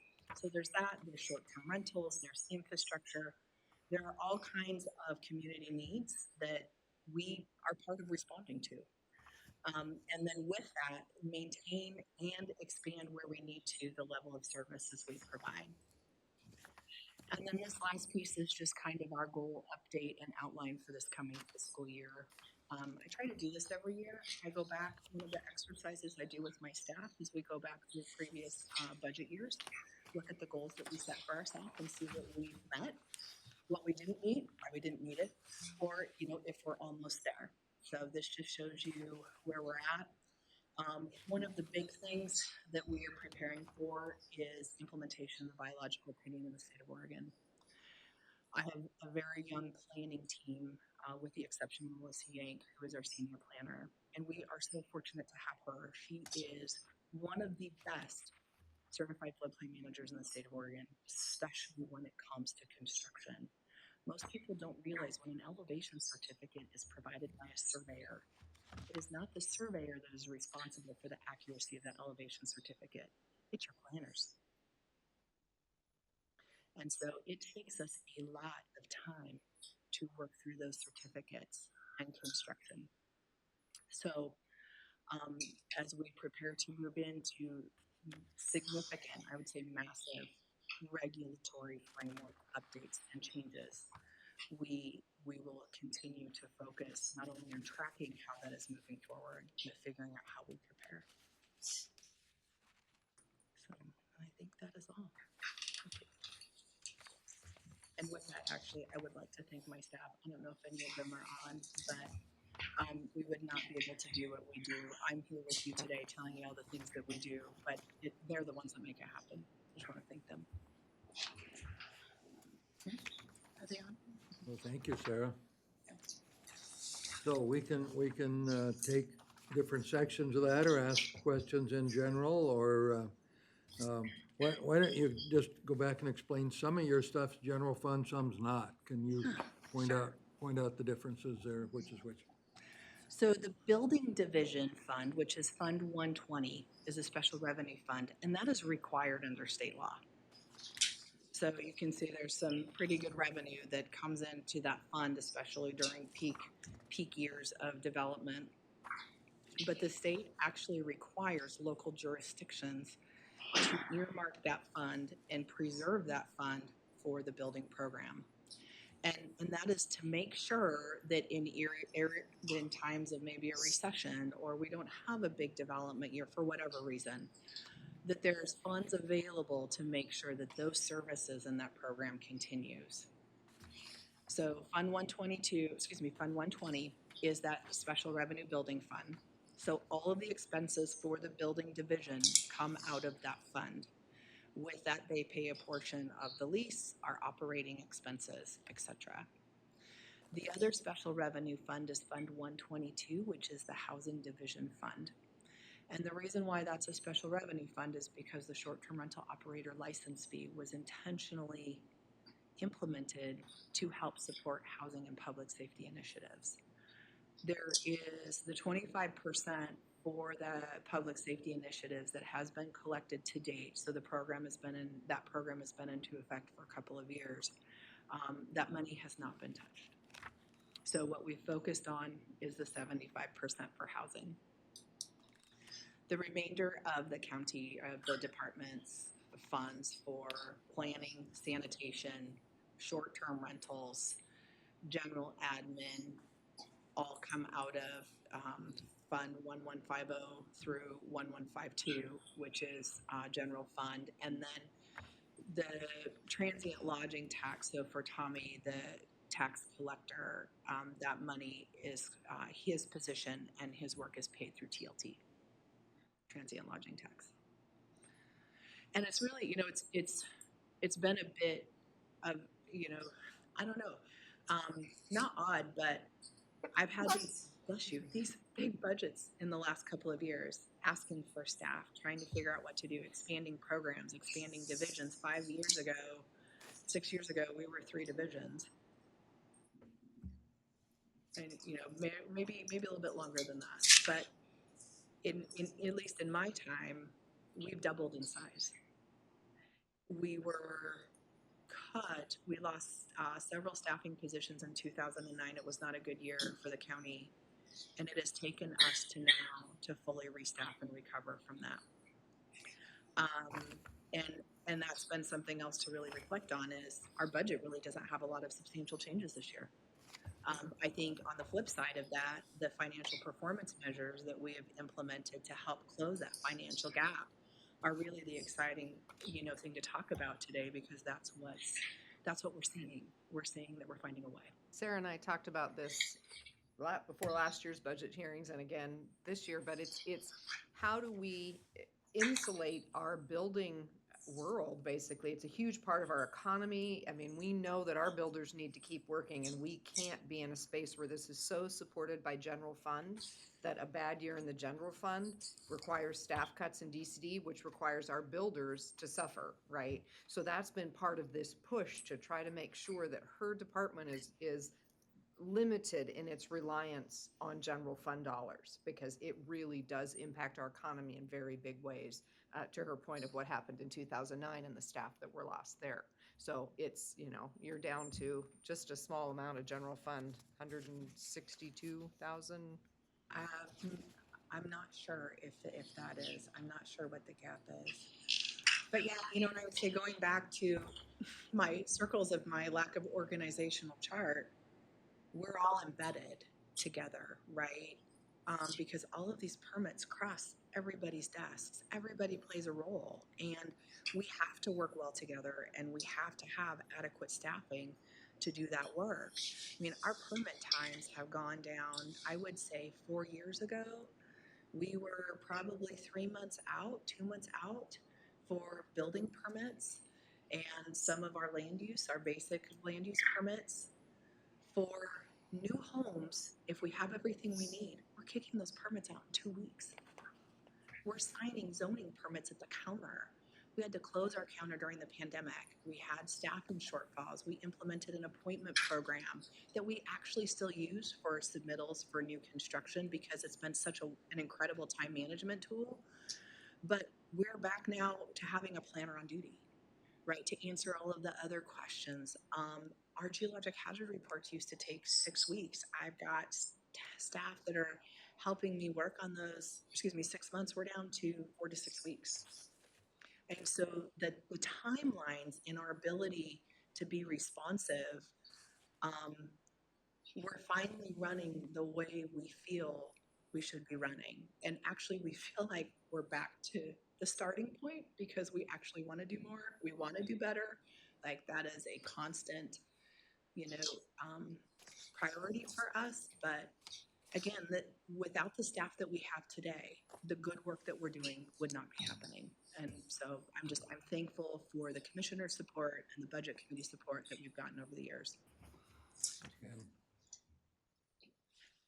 You spoke about wanting to digitize all the records. What's the cost associated with that? Oh, thank you for asking me that.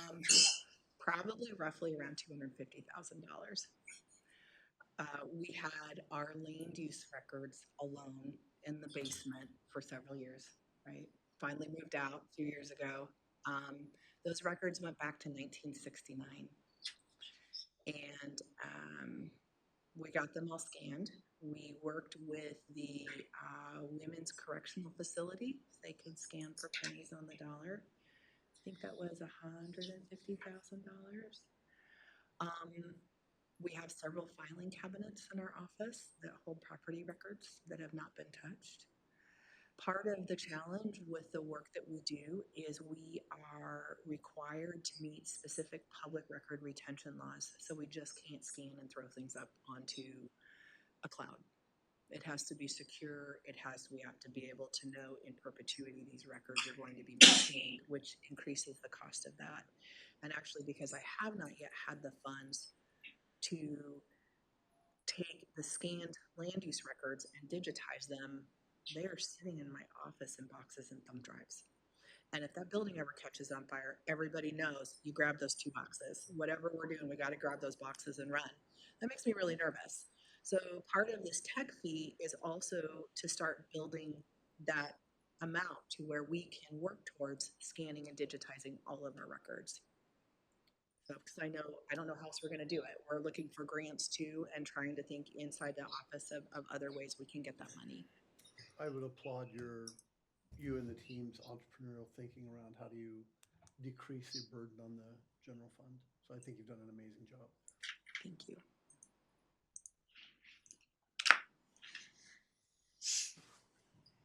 So what do you want to do next? Do you want to talk a little more with what you've seen from her? Or maybe you want to run, well, we've got some time. We're programmed over the next hour, but let me start by asking. 5, you're buying dinner, right? Sure, oh, sure, anything you say. You can come to a hearing. I got one coming right after this. Because we do have everything marked all others. Are there other things in there, Sean, that you are gonna walk us through as well? That's my, I was gonna suggest that the treasurer take us through this last section, which, just looking through it here, it's some of it is old stuff, and then some of it is a little more current, and some of it looks like it's almost recapping what we talked about. But then, Are we letting Sarah go? no, don't let her go yet. Oh, good. Well, let me ask, you heard a lot of material from one of our larger, more complex departments. Do you have questions then for her on any of this information? I think it's probably, from my view, and others correct me if I'm wrong, I think this department probably gets more complaints than just about any other department. Some of them, I doubt very many are deserved, but maybe some are. But, there's a level of frustration when things get backed up a little bit, and it ends up on her staff for sure. It's not easy to implement the state's land use code. Yeah. I applaud the intention of the goal to have a balanced budget. If all the folks that were dependent on the general fund had that goal, I give you a lot of credit for that, and your staff. Thank you. So do we need Sarah to stay around? She's got another engagement you set out at I the. heard her say she's going to the planning commission. I had a hearing. Super fun. What time's the planning commission? I have a workshop that starts in 2 hours. Oh, wow, you got You got kinds plenty of of time. So let me ask, can we excuse her and let her go on to their next, and then work through the rest of this, I think, with the treasurer and all 6 of us, and we can probably get where we need to go, and the treasurer certainly knows her budget, as do many others here, so thank you, Sarah, for what you've done, and I'll probably see you online Saturday then with the NESCO in. Another thing that goes on in the background. I don't know how many hours this lady works a week, but it's not 40, I can tell you that. 35. Right. Thank you very much. So, Sarah, we're gonna see you in the morning here. so do you want to take another 5, or do you want to, maybe let's do this. Let me ask before we do that, and then talk about where we can make some suggestions. Let me ask the treasurer then, this last batch of stuff that is like an old motor vehicle fund and motor pool and a bunch of other stuff. Do you want to talk about that in general terms, or do we need to look at it more specifically? It was just in general terms. There are a few of the special revenue funds that are needed here. That have some more strength about the general fund and special revenue.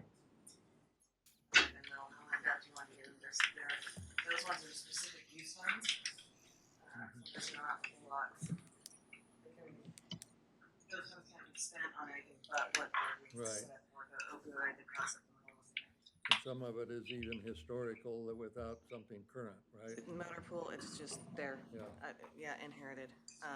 You know, but there is the non-departmental and the general county. General county is where all the indirect cost and intercounty insurances come in and out of, and also where the insurance and deductibles are paid out of, which I have currently budgeted at $810,000. I have reached out to our agents to request looking at our deductibles because they have not been changed in the past couple of years.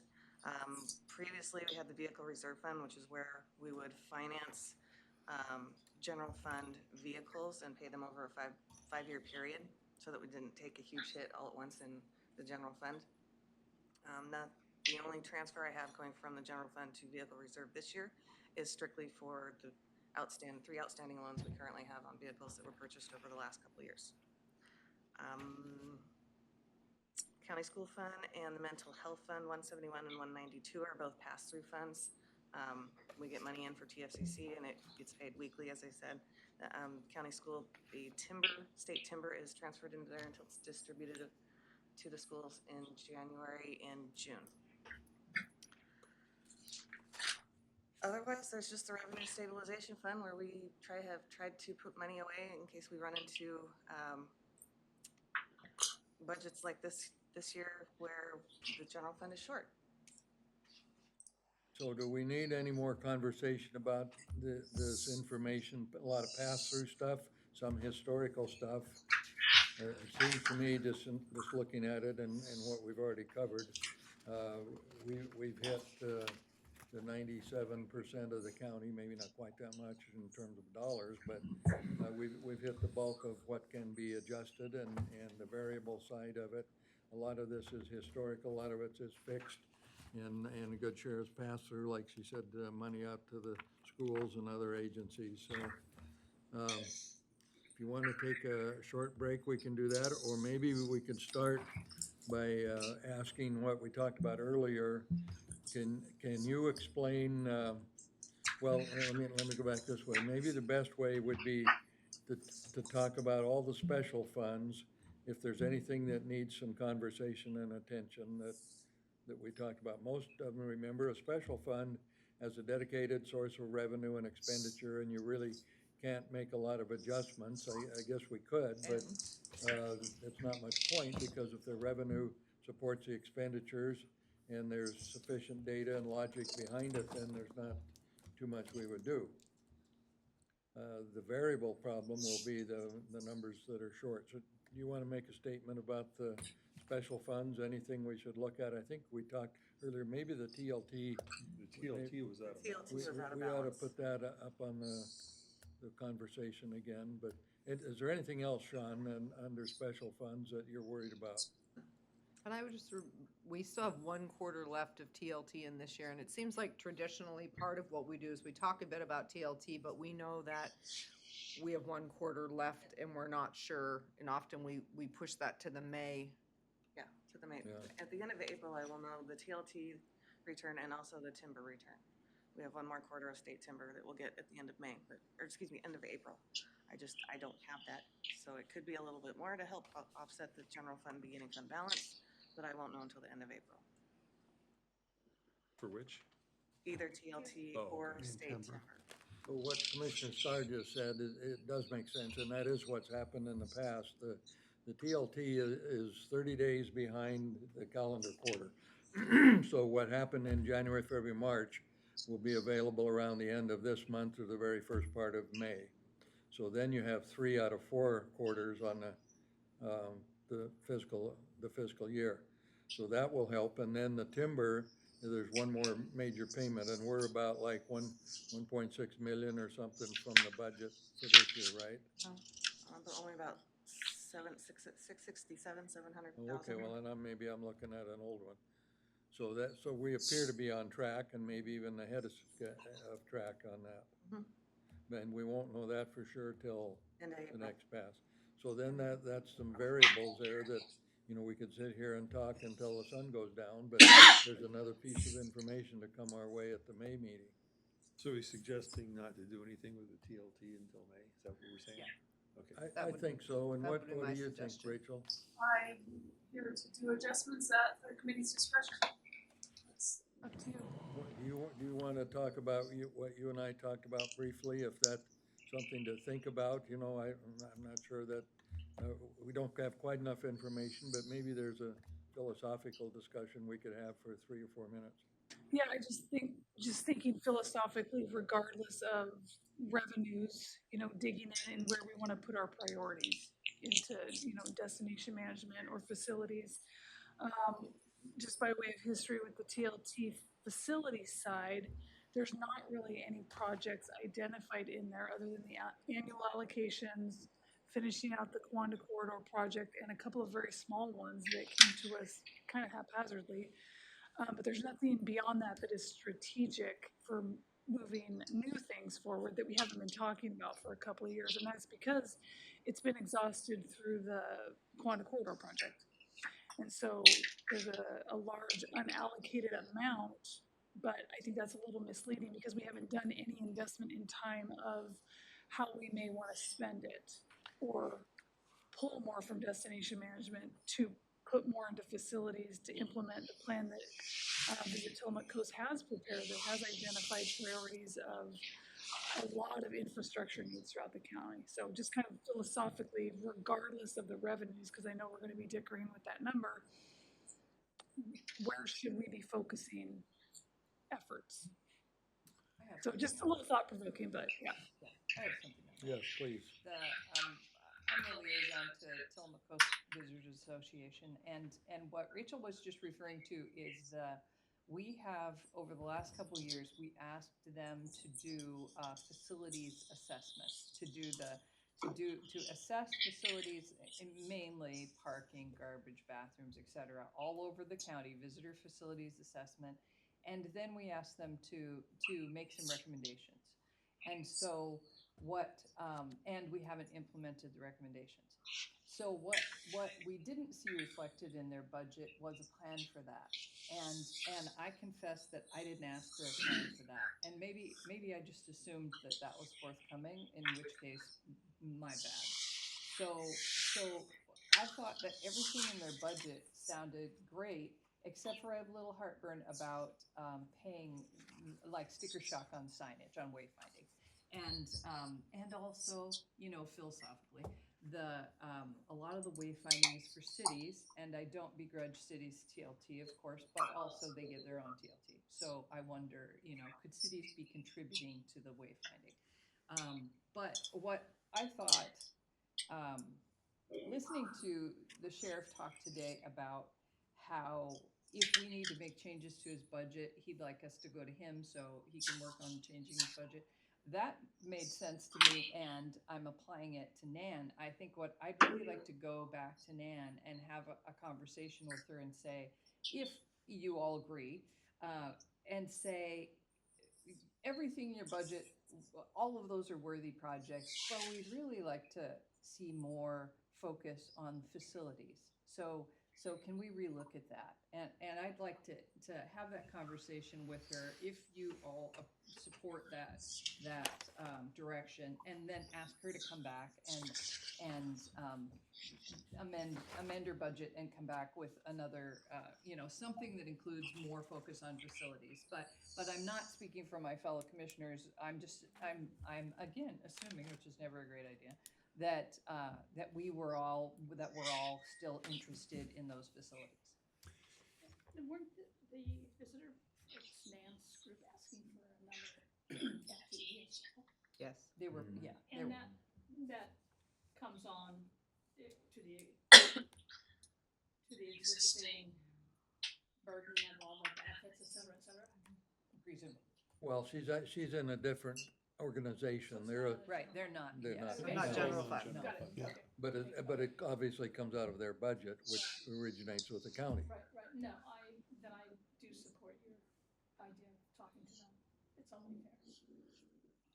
As we're looking at monies for facilities and wayfinding and all the wonderful things that Visit Tillamook Coast is working on, is there support from ACVA? Isn't there monetary support from ACVA? for a lot of this stuff? That's a good question, and maybe that's a question that should be asked and answered before we go down this road, and Commissioner Bell talks to Nan, and you heard me say good things about Nan, and she is one of the more skilled and reasonable and objective people I've ever worked with, and I think if she were presented that question or that dilemma, she'd come up with whatever made the most sense for the greater good. I just don't see her going off the rails at all. She's obviously gonna ask, but if Commissioner Bell went and had that conversation and then came back to us at our main meeting, I think we probably would reach a consensus. And in the meantime, we could talk to Aqua and maybe some other groups and say, Aqua is the Oregon Coast Visitor Association for our friends from California. I didn't know that. I'm gonna have to buy you dinner or something one of these days. I didn't mean to beat you up here. I was having withdrawal. And by the way, I'm glad you're sitting here for my part in all this. You're added something to the mix. So anyway, that's where I would be is looking at that again, and we don't have to decide today, and there's some moving parts that I think could bring us a lot more information. That's an excellent question. I personally have no idea how ACFA spends their funding, but it doesn't come to us. It doesn't come to Nan's organization that I'm aware of. I don't know how they spend it. It doesn't, but you have Aqua, and then you have Tillamook Coast Visitors Association. You have Tillamook County Chamber is the DMO. They all get pieces of the Travel Oregon pie to promote tourism, support tourism infrastructure. My question is, as Nan's doing great work to promote in Garibaldi, where's Garibaldi's, who else can pitch in on those efforts? Great question. Yes. Yeah, and I would like to see work toward the facilities as well. I do feel like over the last couple of years, all of the money that the county had control of has gone down to the Cowander Corridor project, which is amazing, right? We're gonna have a fabulous parking lot and bathrooms, and it's gonna be really cool.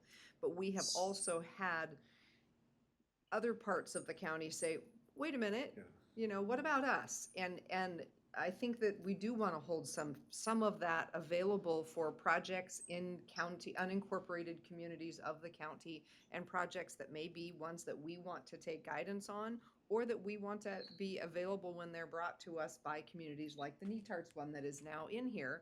But I think as other communities, unincorporated communities, begin to see that, hey, if we ask the county, we might be able to get something that will help our community with our issues as related to tourism. And so I want us to make sure we keep a hold of some of that. And I think I absolutely want Nan to do her own retooling, but I would like to give her the feedback that we're interested in the facilities, and that perhaps an additional staff person, at least from my perspective. That was a lot of economic development, which is really cool, but these are facilities funds.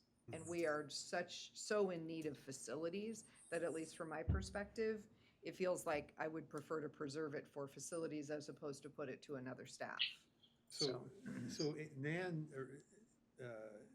she just does her part about the destinations management. She doesn't decide about facilities, or does she? She has our facilities grant program, but other than that, no. And those are for folks who apply who are not the county. So any other projects that are on county property, then we do that directly. They don't go through Nan's facility program. Okay. So we've got at least a couple of things yet to be determined in this. Is A, could we shift the priorities to facilities? And B, might there be other sources of funding that could kick in? And not only ACFA, but perhaps the cities and others, and maybe that hasn't been examined as thoroughly as it could or as recently as it could. And so what if we create an ambassador team of Commissioner Bell and Rachel to meet with Nan and work through this, and then come back at the next budget meeting and say, okay, here's a way forward. I'm happy to work on that. I like that idea. Are you the official liaison? Okay. So are we all comfortable with that, that there are unanswered questions?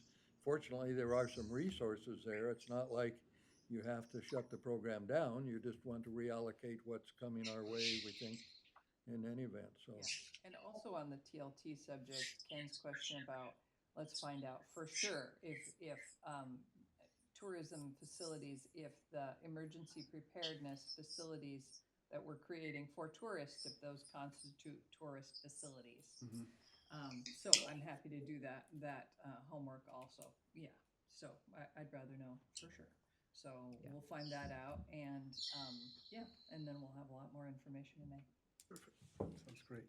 Okay, good. Is that, yes? We need to talk at this point about the new concept for parks line item.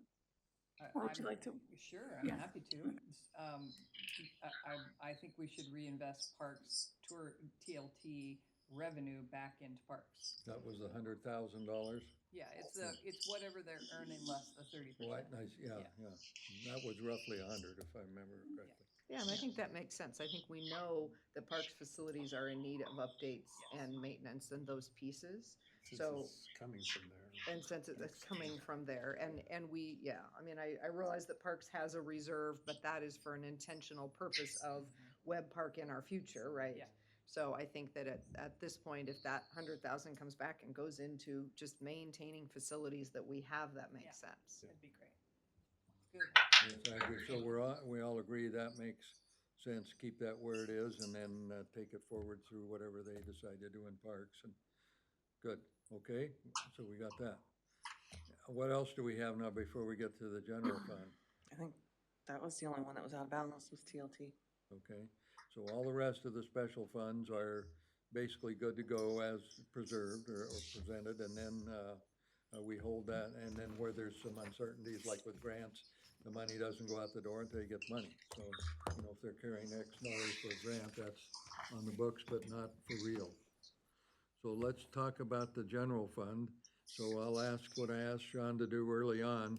Can you give us kind of the 3 to 5 minute summary of where we're at and where we're out of balance? Well, we're out of balance in the general fund. Okay, we know that, but, Multiple departments.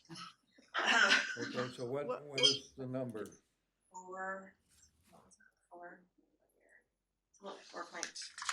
4.296150. Say again. Benefit of, go ahead. 4.296150. Could you be a little more accurate? Can't you say the cents or something or two? Yeah, write that down. Okay, so 4.3 million. Yeah. Like I said, there's some big amounts with the timber, and I don't know what that's going to be, what that's gonna make it the beginning fund balance look like. Right now, we're projecting a 9 million times something beginning fund balance that may be a little bit more, a little bit less. Well, here's what we've done in past years when we've had a deficit, and that's been virtually every year that I can remember, is we've asked the treasurer, we've given maybe a little philosophical direction of what we'd like and what we don't want, but then asked her to come back with a list of proposals on what would bring it into balance. And she's given us, in years past, a 1 or 2 pager that had a bunch of line items, and some of them had black, some of them had red, but the bottom net was roughly the amount that we're out of balance. And she could make a variety of adjustments. She obviously knows the ins and outs and what might be iffy or what might firm up over the next period of time. But so if we took that approach, we still need to give her some philosophical direction. And if you want to get more specific, a line item by line item, we can sit here till we get it done. Well, I have some general questions. If we were to create a TID, do we know if that increased revenue has to follow the 70-30 split? I don't think it does, but my understanding of it is that well, I don't know if we can even do it for unincorporated Tillamook County. Maybe we can. Generally, it's done in cities. And then the people who buy into it, the people who sign on, they have to voluntarily sign on to pay. They determine what their focus is, how they want to spend the money. So the partners who are paying determine how they want to spend the money.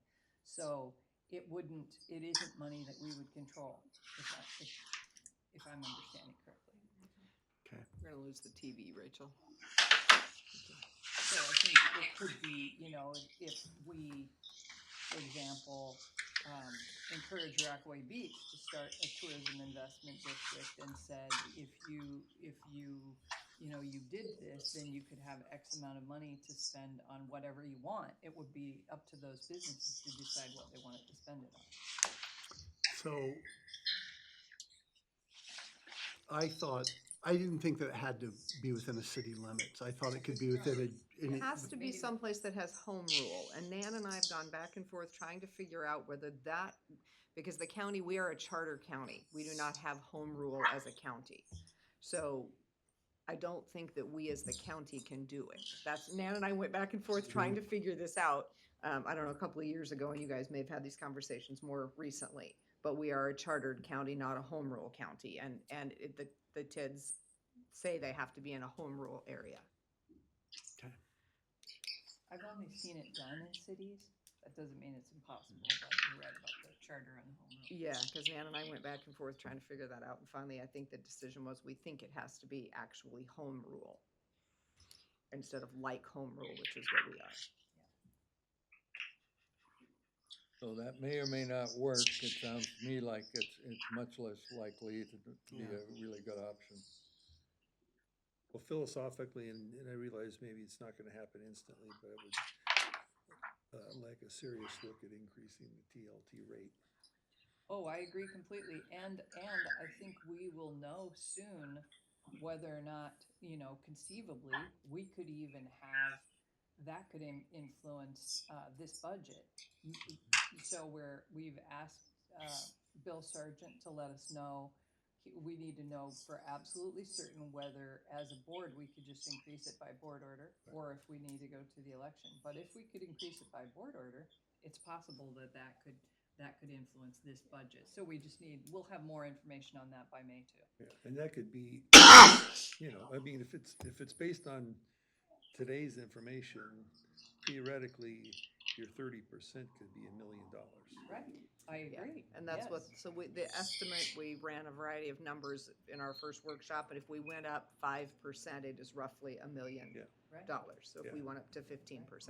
Not to say that there's a whole bunch of other things you could do with facilities out in the community. Sure. Right, and you get the 70% too. Well, you still have the 70-30 split. Yeah. On the total, but then the 30% wouldn't necessarily have to go to roads. That's what I'm saying. Yeah, Whatever you wanted to. okay, got it. Then that would be discretionary, and that's where that million comes from, and that's, so really the open question remains with council is does it require a vote, yes or no? And, one way is more conservative than the other, but if it can be done, and, we maybe need to turn up the heat on council to give us an answer.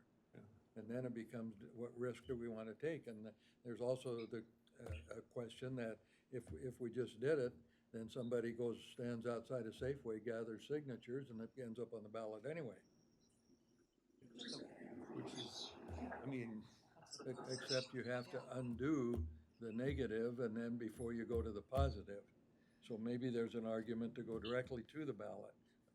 I don't know, I'm just saying. I think, yes, I hear you, and I don't, yes, and also, I think there's an argument if we have the power to do it by board order, to start there, because if for some reason it went south on the ballot, then we're done. If we go to the ballot first and for some reason it's not supported, then we're done. So can I ask a quick question, Rachel? Is it by board order or by ordinance? Because it was set in ordinance, right? It was approved by the voters. So the board created and adopted an ordinance, but the ordinance would only become effective if it was approved by the voters. It was approved by the voters, so Ordinance 74 went into effect. So what they're talking about is, in order to change the TLT, the ordinance will absolutely have to be revised. So there will be an updated Ordinance 74, but the question is, does it have to go to the voters first? And if we were to update ordinance 74, it would have public hearings. There would be 2 weeks of public notices and 2 public hearings 2 weeks apart before the board could adopt it. Thank you. And what occurs to me is that we would have a sense through those public hearings of how, if we're getting the opposition that's likely to put it on a ballot or not.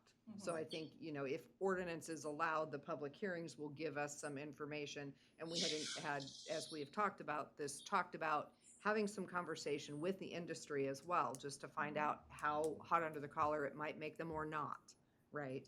So I think, you know, that piece of it, there's some work there that we can do, you know, It may be do now. unpopular with a small subset, but I think the citizens. county writ large would be. Yeah, we're Citizens currently, would largely currently being sued by that small population. And the question in my mind is that small population able to get the votes to refer it to the ballot? Right, yeah. So, Yeah, yeah. and maybe they would, but I don't know. We just need more information Yeah. from the attorneys, because the voters have already approved the tax. So does that mean that we actually need another election to raise the tax rate? I'm not sure about that. That's what we need to know. Is there any chance that we would have an answer by May? Yes. Yeah, they should have. Yeah, I think council has been given formal direction to do it, to talk about it, and my informal conversation, he's waiting for something out of the Lincoln County situation.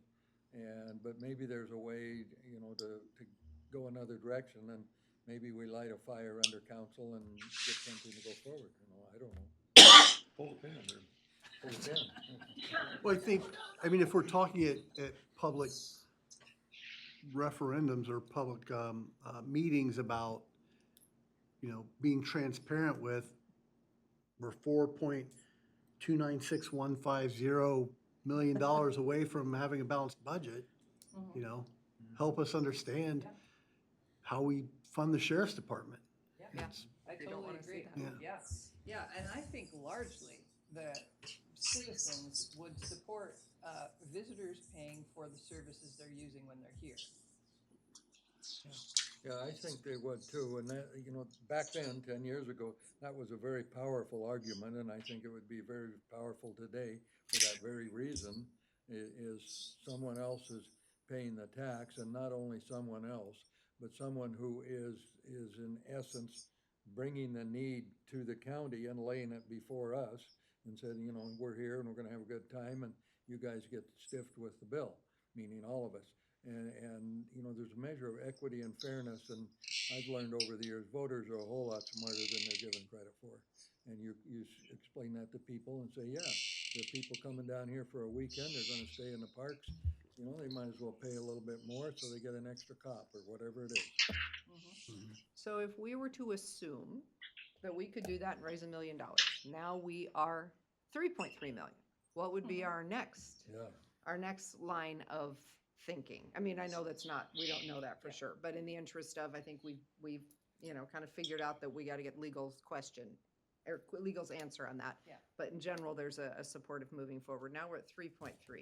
Where do we go next? Well, we mentioned early in the budget hearings that, or I think Sean mentioned this in her opening remarks, that the Department of Forestry has indicated to us that they anticipate that at some point in the next couple years, we're going to receive a bubble of timber money based on sales that had been made previously that aren't harvested yet.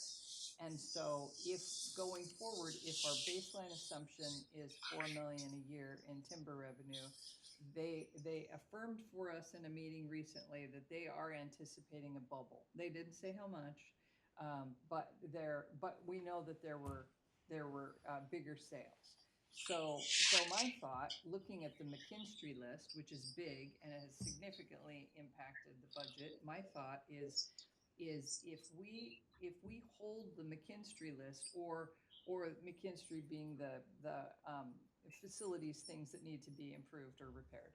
So, or prioritize, like, is there something that we really need to do right this minute and do that? But otherwise, what if we hold the McKinstry list and say, when that bubble comes in, anything above 4 million is gonna go to the facilities? How much is the McKinstry list in total, do you know? There's 1.405 in here, right? That's the transfer to the building improvement That's fund. like Was year that one, right? right? But that was this year's, is that right? Is this for which facilities, the courthouse and the sheriff's I office, think general fund? everything, right? So the general fund amount minus solar, 1.7. And that's this year, or? That's over 2 years. That's for that energy efficient, the energy improvement projects, which they're recommending to do over a 2-year period.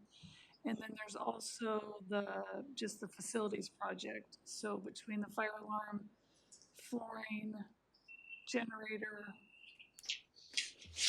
and a fan at the courthouse, I'm just looking roughly here. So the things you just mentioned There's are probably essential. another $1 million. I think these are higher estimates, as the sheriff alluded to earlier. So there's probably another $1 million in investments between the sheriff's office and the courthouse. So, yeah, so I was To gonna be say, the sooner bulk than of that's later. at the courthouse, and in my mind, the most urgent is not the courthouse, I'm at the jail. Yeah, the jail generator. is the most urgent because of, just the contingent liabilities, something goes wrong and, the prisoners all have attorneys and next thing you know, they're. That was the generator? Yeah, Yeah. Well, But- generator and the It's in roof his issue. budget. And you added back the grant though to that, right? Or did you? Well, I don't know how much, hopefully it's a little more information before I got. Okay.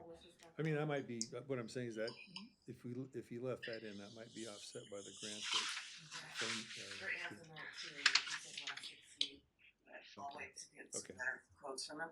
And if we won't hear about the grant until after the May budget meeting, then. They had to submit at the end of April, direct rounds on. But I think regardless, just like I was kind of suggesting for the courthouse projects, some of this stuff has to be done. The generator has to be done, regardless of the grant. It should be in the budget. And if we get the grant, great. I think the revenue should be in there, but it should be known that if we don't get the grant, that's one we don't want to wait on. Agreed, and I think ODF was fairly clear that they also expected our third quarter payment to be larger. So I do think that we will know by May what that third quarter payment was for this year, fourth quarter payment for this year, and what amount over the 4.5 that we have budgeted for, what amount that is. That would perhaps allow us to feel confident and comfortable leaving certain amounts of this in there, i.e. the generator and whatever other pieces we feel are needed. But in terms of bringing the budget into balance, there's a transfer of 1.405100 that is in the requested budget specifically to building improvement that I think was, to Rachel's point, the courthouse stuff. So that is 1.4 of where we are out of balance, right? So if we got it down to 3.3 if we got TLT. If you pull back that 1.4, now we are down to 1.9 out of balance, right? I'm just trying to kind of tick off big ticket items that there is some potential of another way to fund them that we could, again, use just to say, so if it were 1.9, if we got a larger timber payment as expected, we were able to do the things that we must do. Now we're down to outside of those one-time expenses, operating expenses of the 1.9. Did I mischaracterize something, Rachel? No, I'd caution us a little bit on when we think TLT funds might come in with a change. So even if we do find it doesn't need to go to the voters and we pursue the ordinance, we need to write the ordinance draft. We need to have community outreach, I would argue, before we actually have the hearings. So we don't have another construction excise situation. And then we have to go through the noticing, hearings, and adoption, and then the effective date. By statute, an ordinance goes into effect within 90 days. unless it's deemed to be an emergency, which you can do. So I think it's very ambitious to assume that an increase in TLT would be effective July 1. So the number and kind of chopping it off, I think might be a little too much of a chop. And we can dive into those numbers more offline, but. Yeah, no, good point. You're talking about July 1 of this year. Yeah, Aaron was suggesting the difference that we would gain by raising the TLT that's above roads and 30% would help reduce our out of balance, and I was just trying to clarify. Into the fiscal year we're talking about, 24, 25. What you're saying, it's unlikely we'd get there by July 1. I think so. Yeah, I think if we want to do it appropriately, it will not be in effect by July 1. But let's say it got done in October. I think it could be done in this fiscal year, just not July 1. Yeah, okay, got it. So take 800,000 off or 750 off instead of $1 million. Then it just becomes a cash flow issue, not an authority issue. So it may not be quite $1 million. May not be quite $1 million coming up, although it does, the estimate was, I think, $1 million too, so it might be $1 million. I was sort of, around, this is just back of the envelope for how do we move forward, right? Was there anything in Sean, you might be able to help with this, because I don't remember now. As people were talking, that any sort of larger ticket items that people are saying, we'd like to do this, but isn't necessarily required? We'd like to do this, but it's not necessary. I don't think I heard any. Everybody shut mics on. I don't think I heard anything that there didn't say it wasn't necessary. Everybody thinks everything's necessary within their budget. We usually look at vehicles, whether or not do we really need to spend the money, even if they're financed over 5 years. I will say there is also a principal and interest payment that's being budgeted if we do something with the BLM building. In this budget, there are still payments coming out for the jail roof project that we did a couple years ago that will be paid off in 28.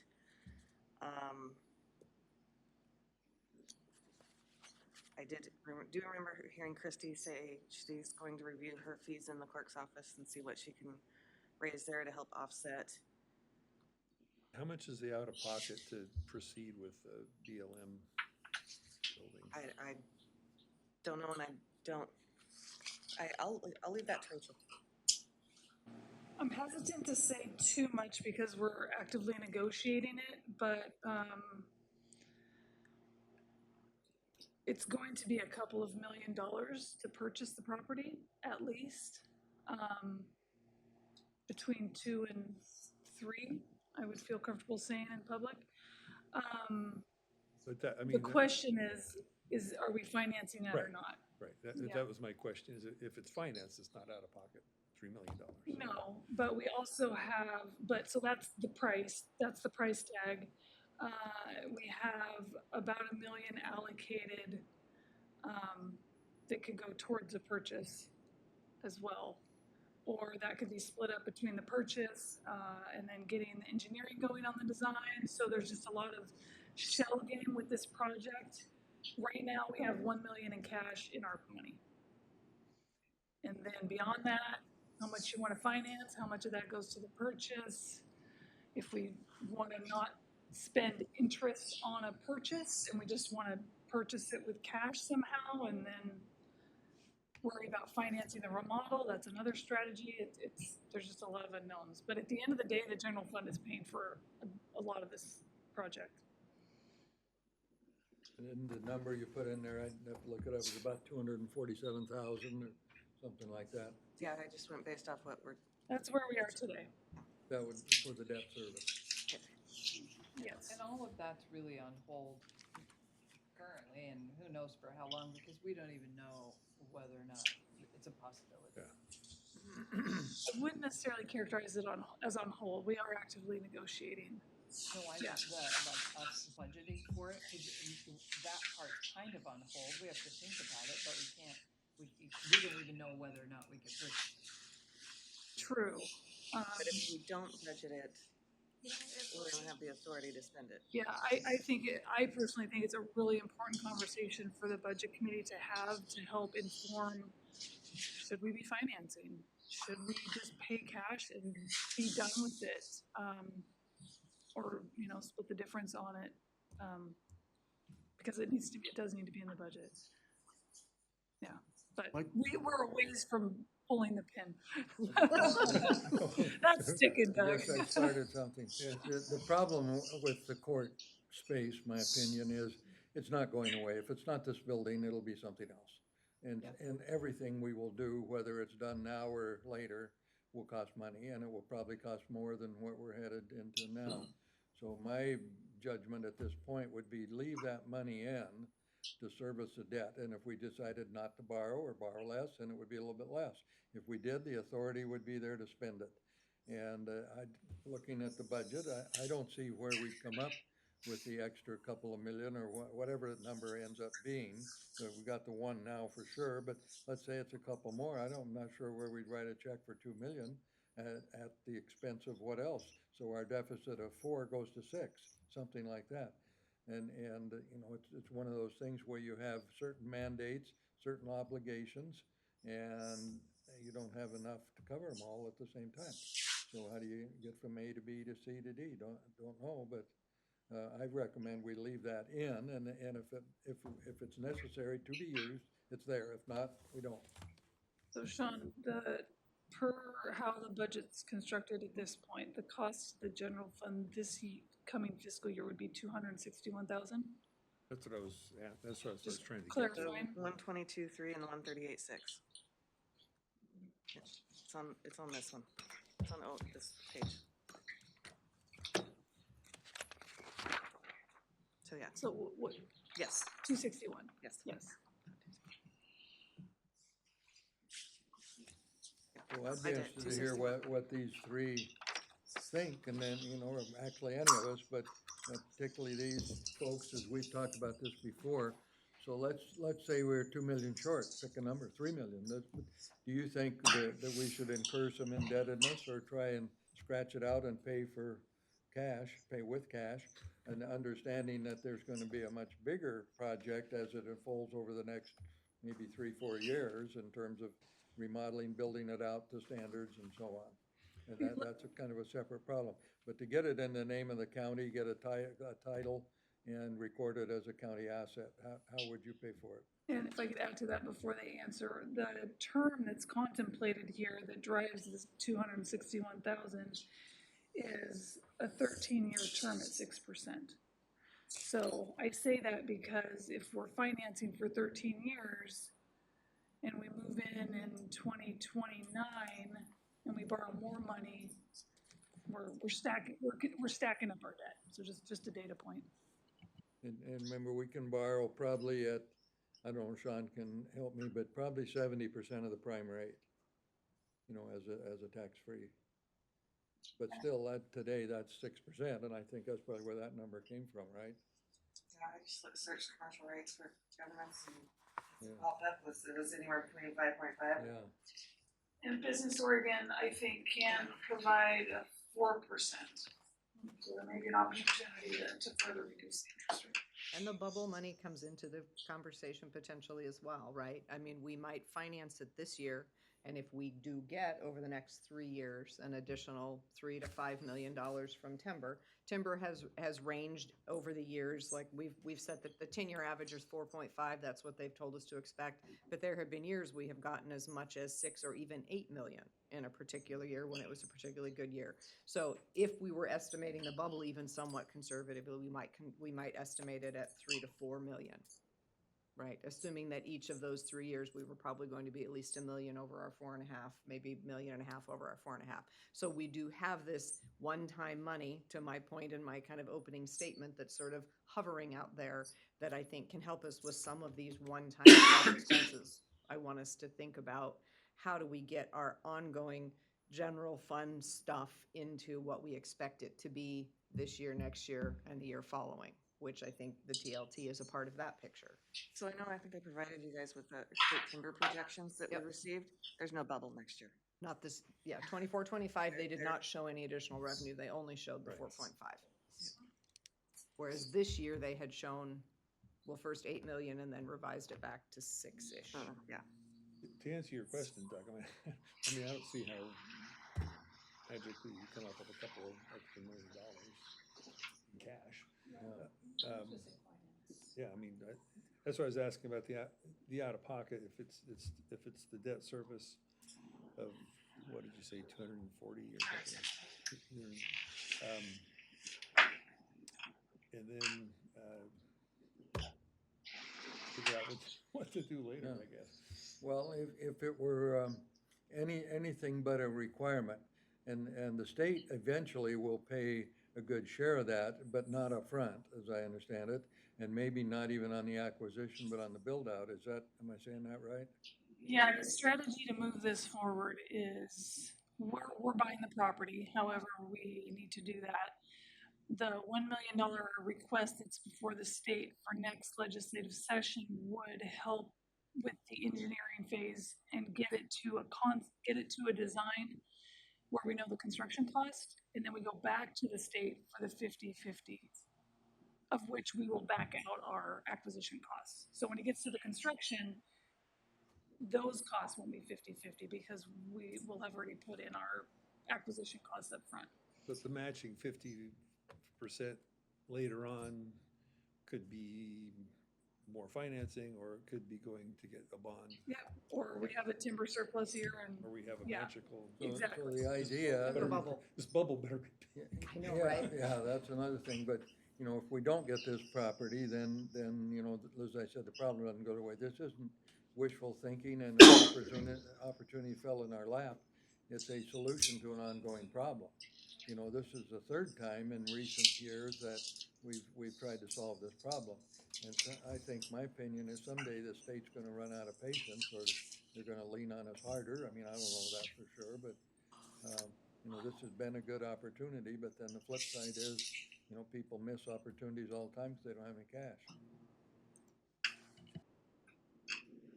Anyway, that's what I think. Yeah. I don't know what you think. Yeah, I think the consensus from the three of us is you've got to take on debt. We've got a plan to get it done. And hope that the magical timber bubble appears in 2 years. Well, then we have the habitat conservation plan. That's another issue, but I don't know. Okay, so in terms of our getting something today, let's give her a little more philosophical direction if we can in the next few minutes, so that she can come back at our May meeting and say, okay, here's how I get to the 4 million, pick a number. And like it's a worse, even worse and worse yet, or something like that. But at least we've got a document with some real numbers. When I look at the departments that we've heard from over the last couple of days, 3 days, a lot of them have virtually no wiggle room, or almost nothing, because they have so many mandated services. Take the clerk, for example.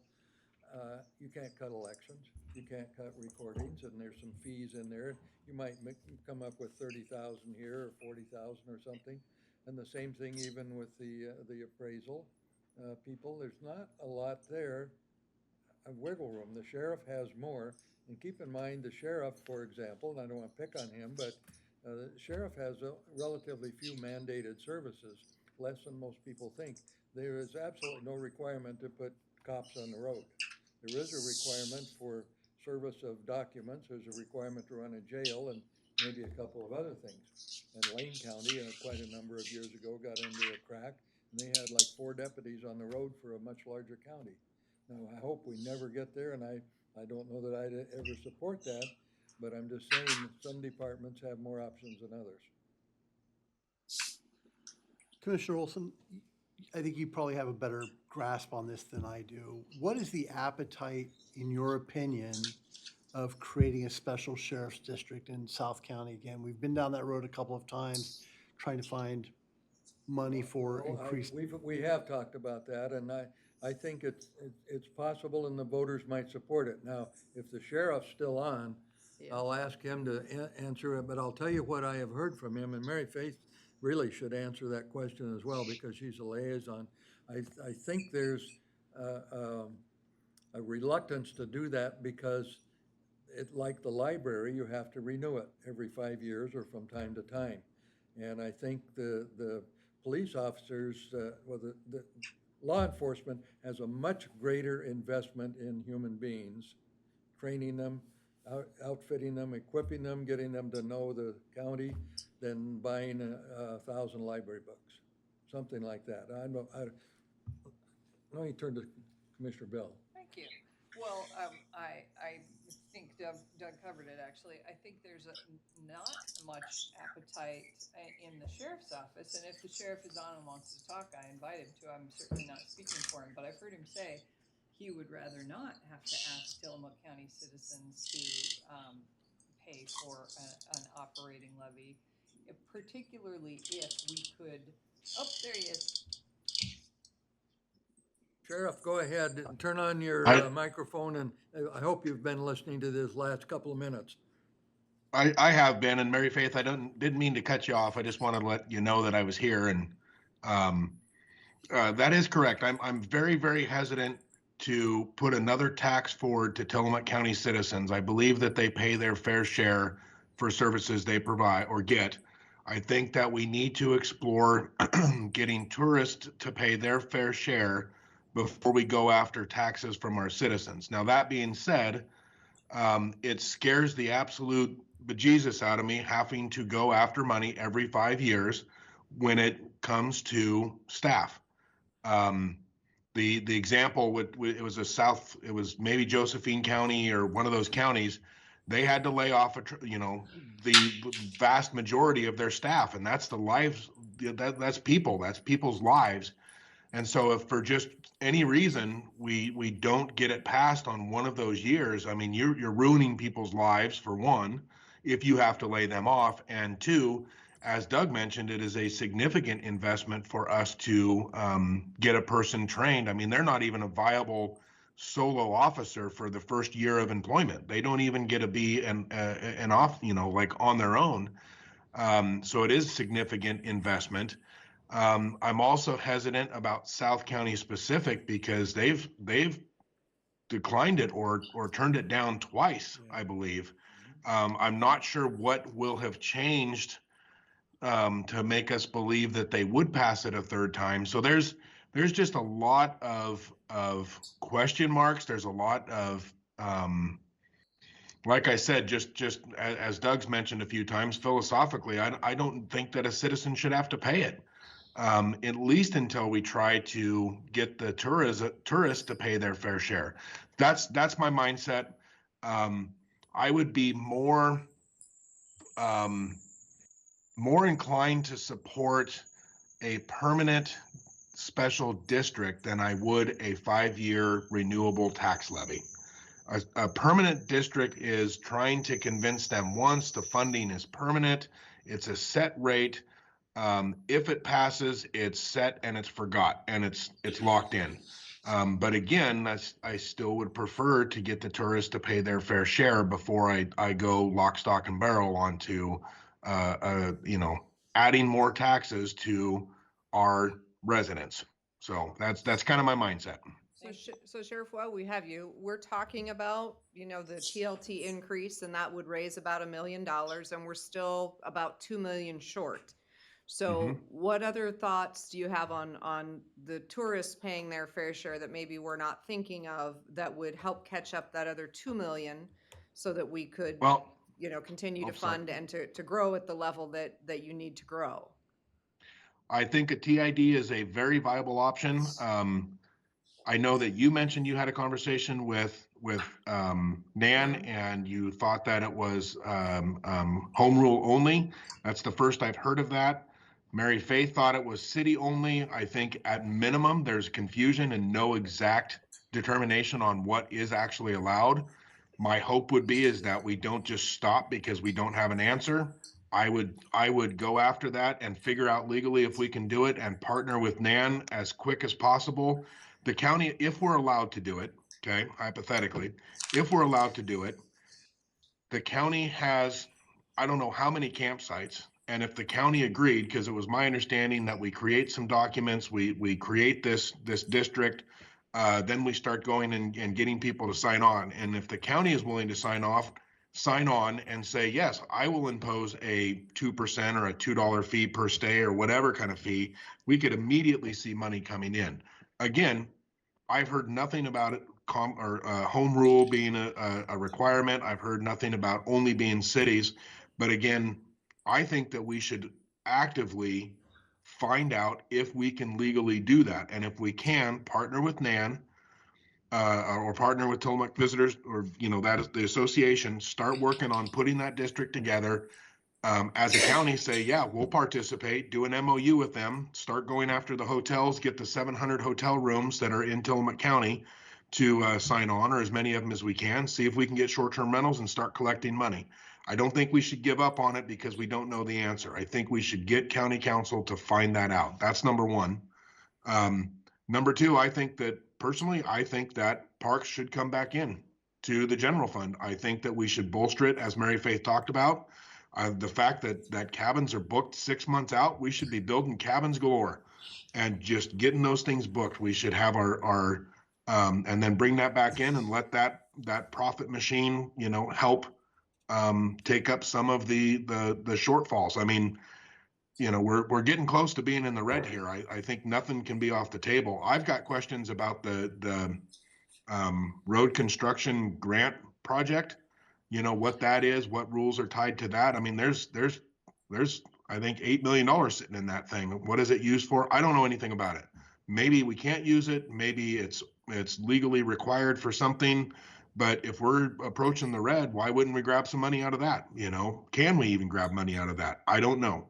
It's restricted. That one's restricted, Sheriff, That so is. we can't grab that one. So anyways, those are just some of the ideas I got. I think that we should be looking into the carbon credits. You know, that was brought up during the interim interview process. I know that Garibaldi Hardwoods is getting money from Chevrolet for land they own because they're not logging it.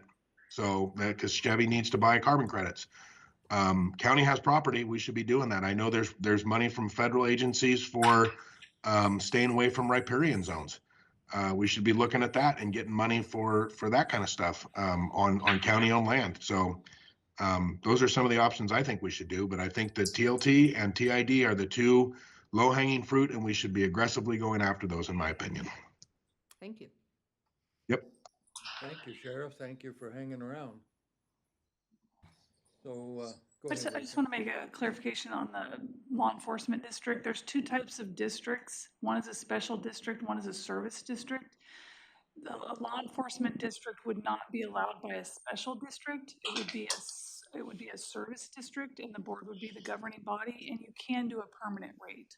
I'm not sure where that. Well, the two times he went on, I was involved with that from day one, and the first one, the second one, I give you more information. Sheriff Long was the sheriff at the time, and the first time it was Sheriff Anderson, and we did all of South County. And Ken probably remembers that it was basically the Nestucca School District, and everybody was in, and it was going to provide, as I remember, 5 or 6 cops and the whole district, and guns and bullets and cars and everything. And it got voted down fairly substantially, like 40% to 60. And then the next one, we said, okay, let's try it again, because there was an appetite based on the incorporation of Pacific City. People said, we don't want to incorporate, not interested, but we're sure interested in more cops in the law enforcement district. So we said, all right, where did they vote no last time? And it was more further away from the water. And we said, Nescoin appears to be supportive, as does Pacific City. So we took the 2 water district boundaries and said, let's put it on the ballot again. And that was under Sheriff Long, and we did the same thing.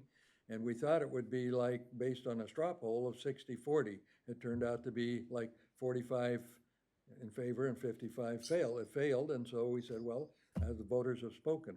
And that only had 2 cops, and it was a relatively modest amount. So, you know, go figure. 58 cents a thousand. 58 cents a thousand, yeah.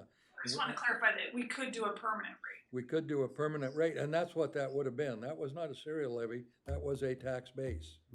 Can you And, do, and that was in for that reason, that there would be two cops, and the understanding was from Sheriff Long is these cops will be in those two areas 90% of the time unless there's a bank robbery somewhere, and then they gotta go.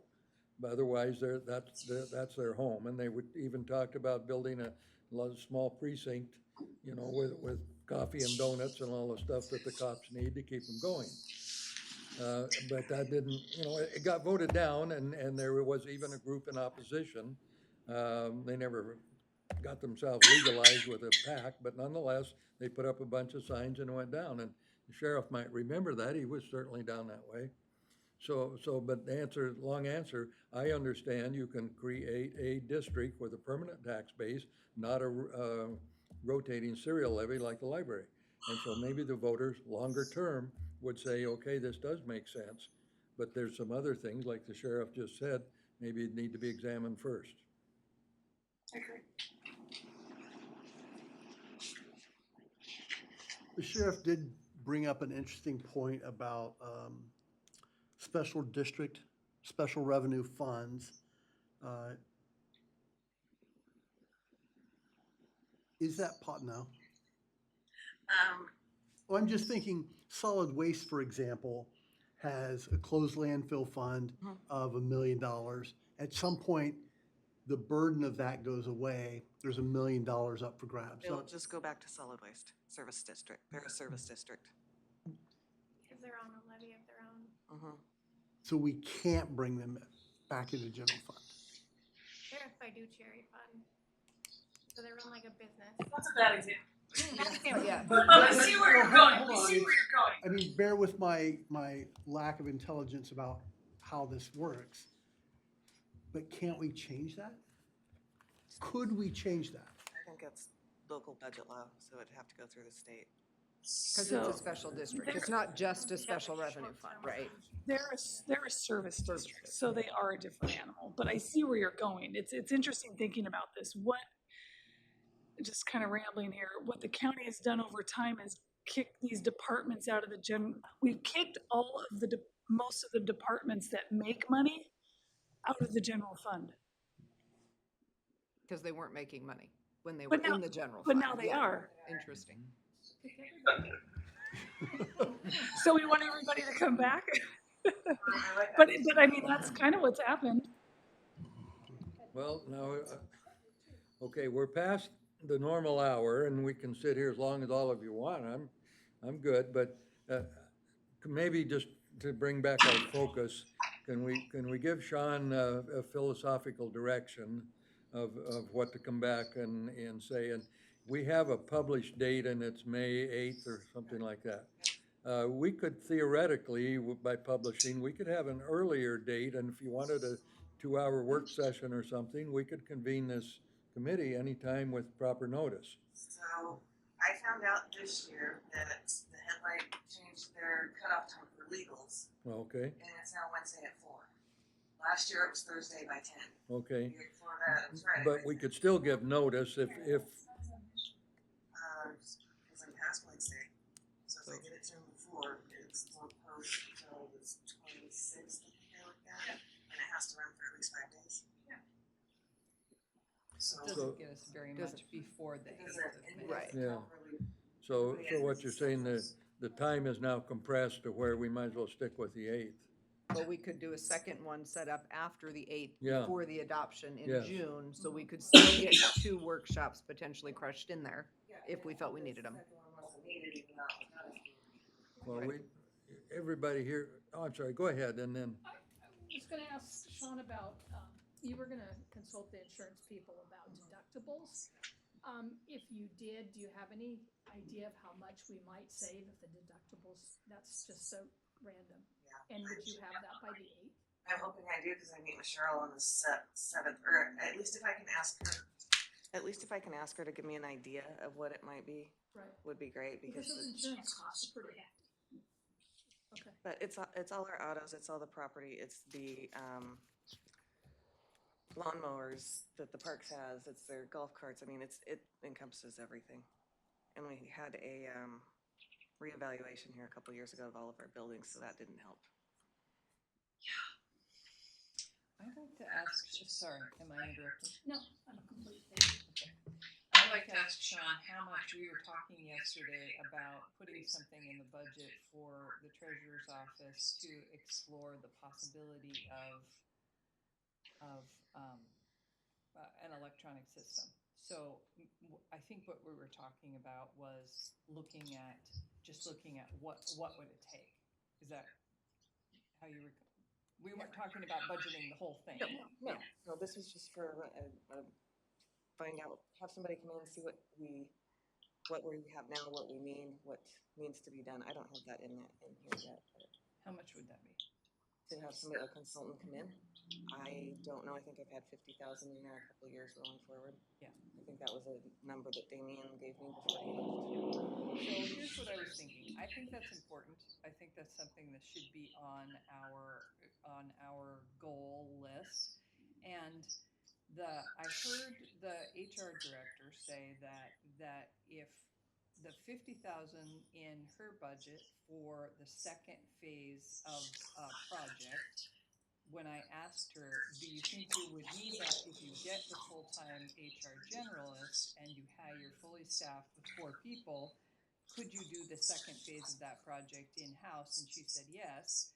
And I've heard her say it before because we've talked about it in terms of the first phase of the project. She has a big project and she split it in 2. And she said the reason she split it in 2 is because she really needs the first phase, but she thinks it's possible they'll be able to do the second phase in-house, which makes sense because they have just recently completed the market study, so they now know what they're doing and they have all the parameters, etc.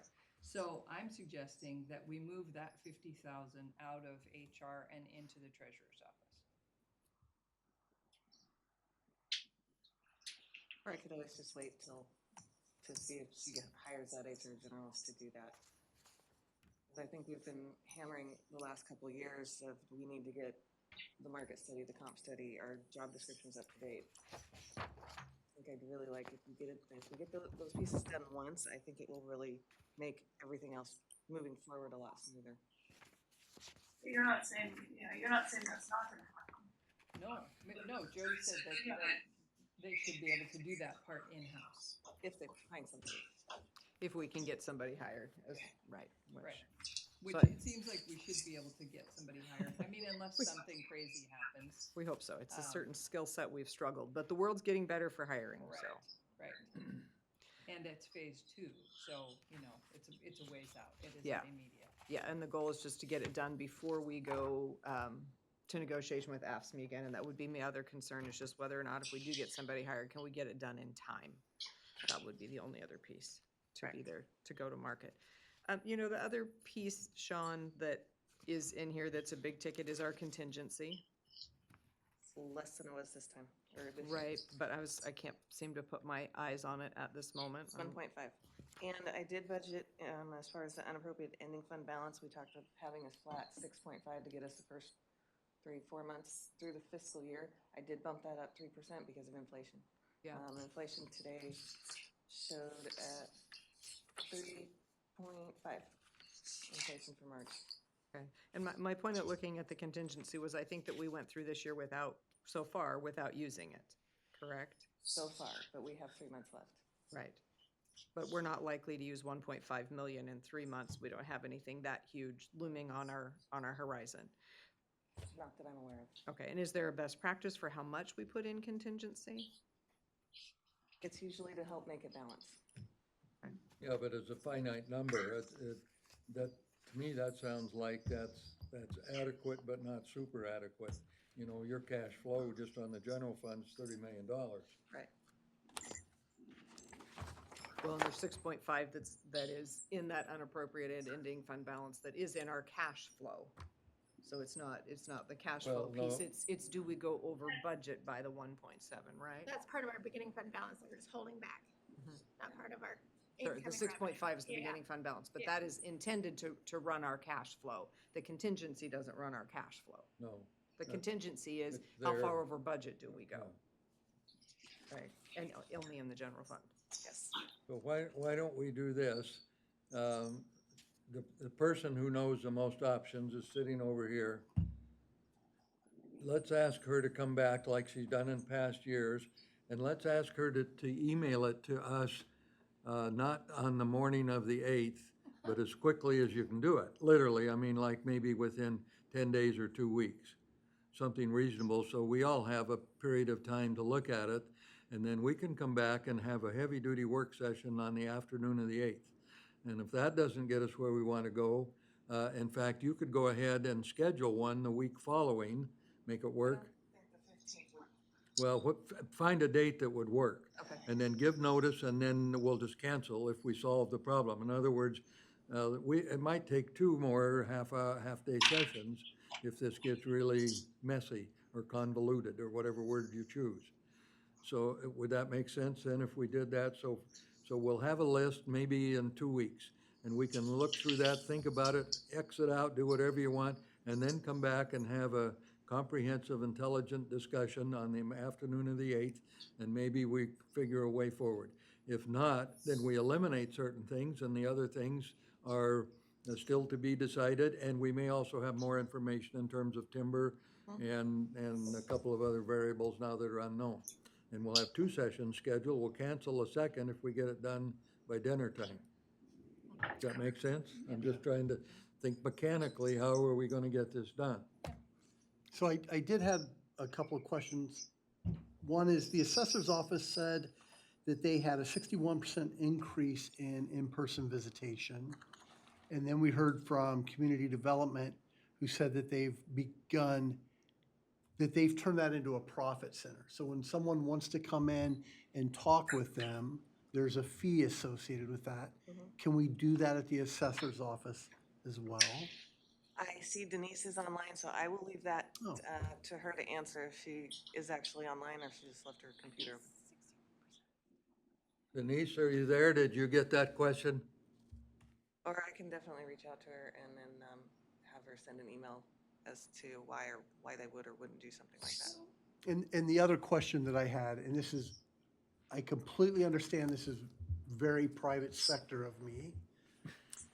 If I believe I added up all of the overtime and across all of the budgets, and it's somewhere in the neighborhood of $400,000, if I remember that number correctly. Why do we allow overtime? Well, the cops, for one, if they're chasing somebody down Highway 101 and it clicks on overtime, they don't turn their lights off. Time to stop.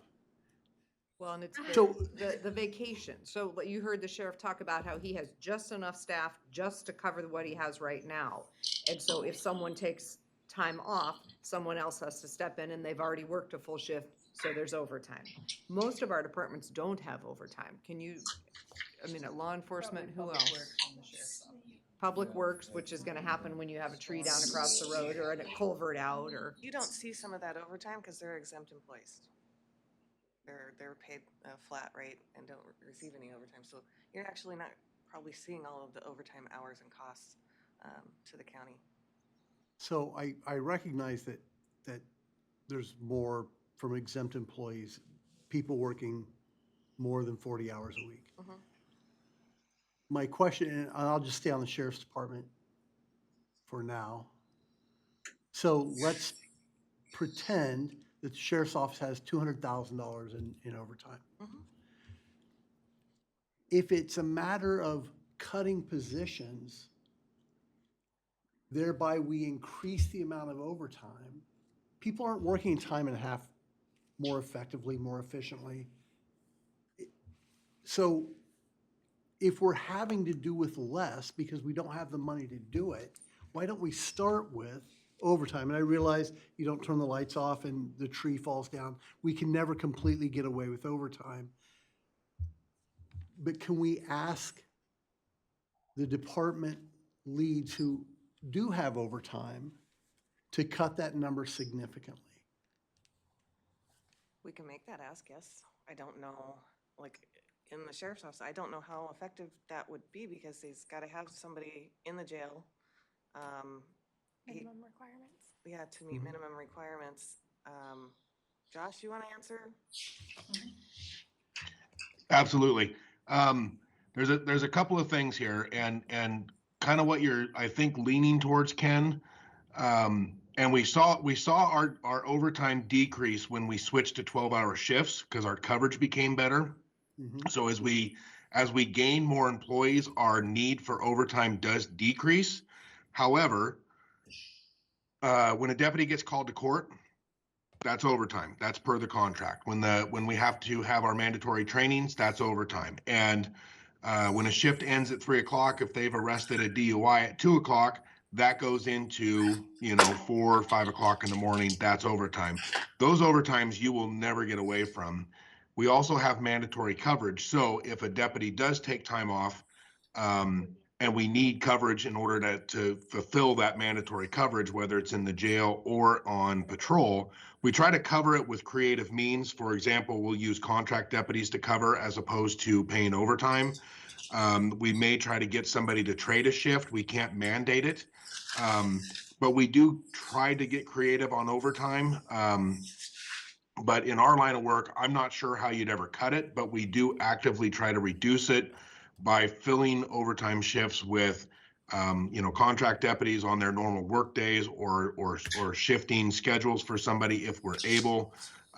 But like I said, it's the call outs, it's the court callbacks, it's the training or staying over because, a call has carried you through for overtime, as well as covering for mandatory coverage in our patrol or jail. So as staffing goes up, we reduce it, and I probably could track down some numbers to show what our 12-hour shifts have done, but as our staff levels increase, our overtime decreases. So a lot of the overtime too, and here's another thing I guess is it's factored into there, but we get grants for traffic overtime. So like ODOT gives us money to go out and purposely do traffic enforcement. So you'll see that line item as overtime costs, but we do get reimbursement in in the form of a grant. So it would be very, very tough to eliminate overtime completely. And for whatever it's worth, we do what we can to try to reduce it by being creative in shifting and putting people's shifts up. So Thank you. you bet. Part of the problem is we're trying to solve a $4 million problem by nibbling around the edges, 25 here and 50 there. And that's not sustainable in my judgment. We've got to make a bigger move, and some of those moves take long term. But the problem that we have today, the only requirement we have, this problem has to be solved by June 30th. I heard a guarantee. So, I think if we know more. I think if we know more at the May meeting, as far as what the, Yes. short-term TLT and timber, whatever it is. And the home rule situation. So whether a TID is possible. so then let's Tourism say, Improvement District. yeah, let's say then by November, you lose it, time to go home. By May 8th, then, let's see if we know exactly what the options are for a TLT. Let's see if we can lean on Bill and others and get that so we know what the safest option is and what maybe the optimum way forward. Then let's know what the timber is to the best of our ability. Let's maybe even know something more about the building down the street, then, who knows? In other words, all the variables that are hanging out there, if we can satisfy 2 or 3 or 4 of them, then we can have a conversation with some more finite numbers. And then we can say, okay, we're still X million short, and how are we gonna do it? And then if we can't solve it by the end of the day, we'll come back in the week following and take it up again. We'll keep going until whenever. So you can set us up for 2 dates, right? I've got the 8th already scheduled. I'll work with Debbie on the commissioners. I'll probably hijack another board briefing, so Wednesday afternoon. Does that- Whatever works for all of us. And Okay, I'll email you my availability. okay. Sounds good. okay, so thank you all, and sorry we ran overtime. And by the way, you can turn in for overtime too. Anything you like. Okay, 5:25. There's Must be our new motto. chips if you want any for the drive. Yeah, I am.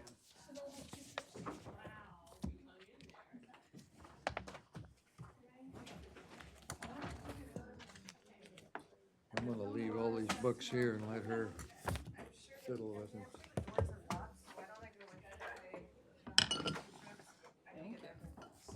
I said the doors are locked after 5. If you go outside, you'll get stuck out You there. gotta go outside and get stuck. Otherwise you got ready.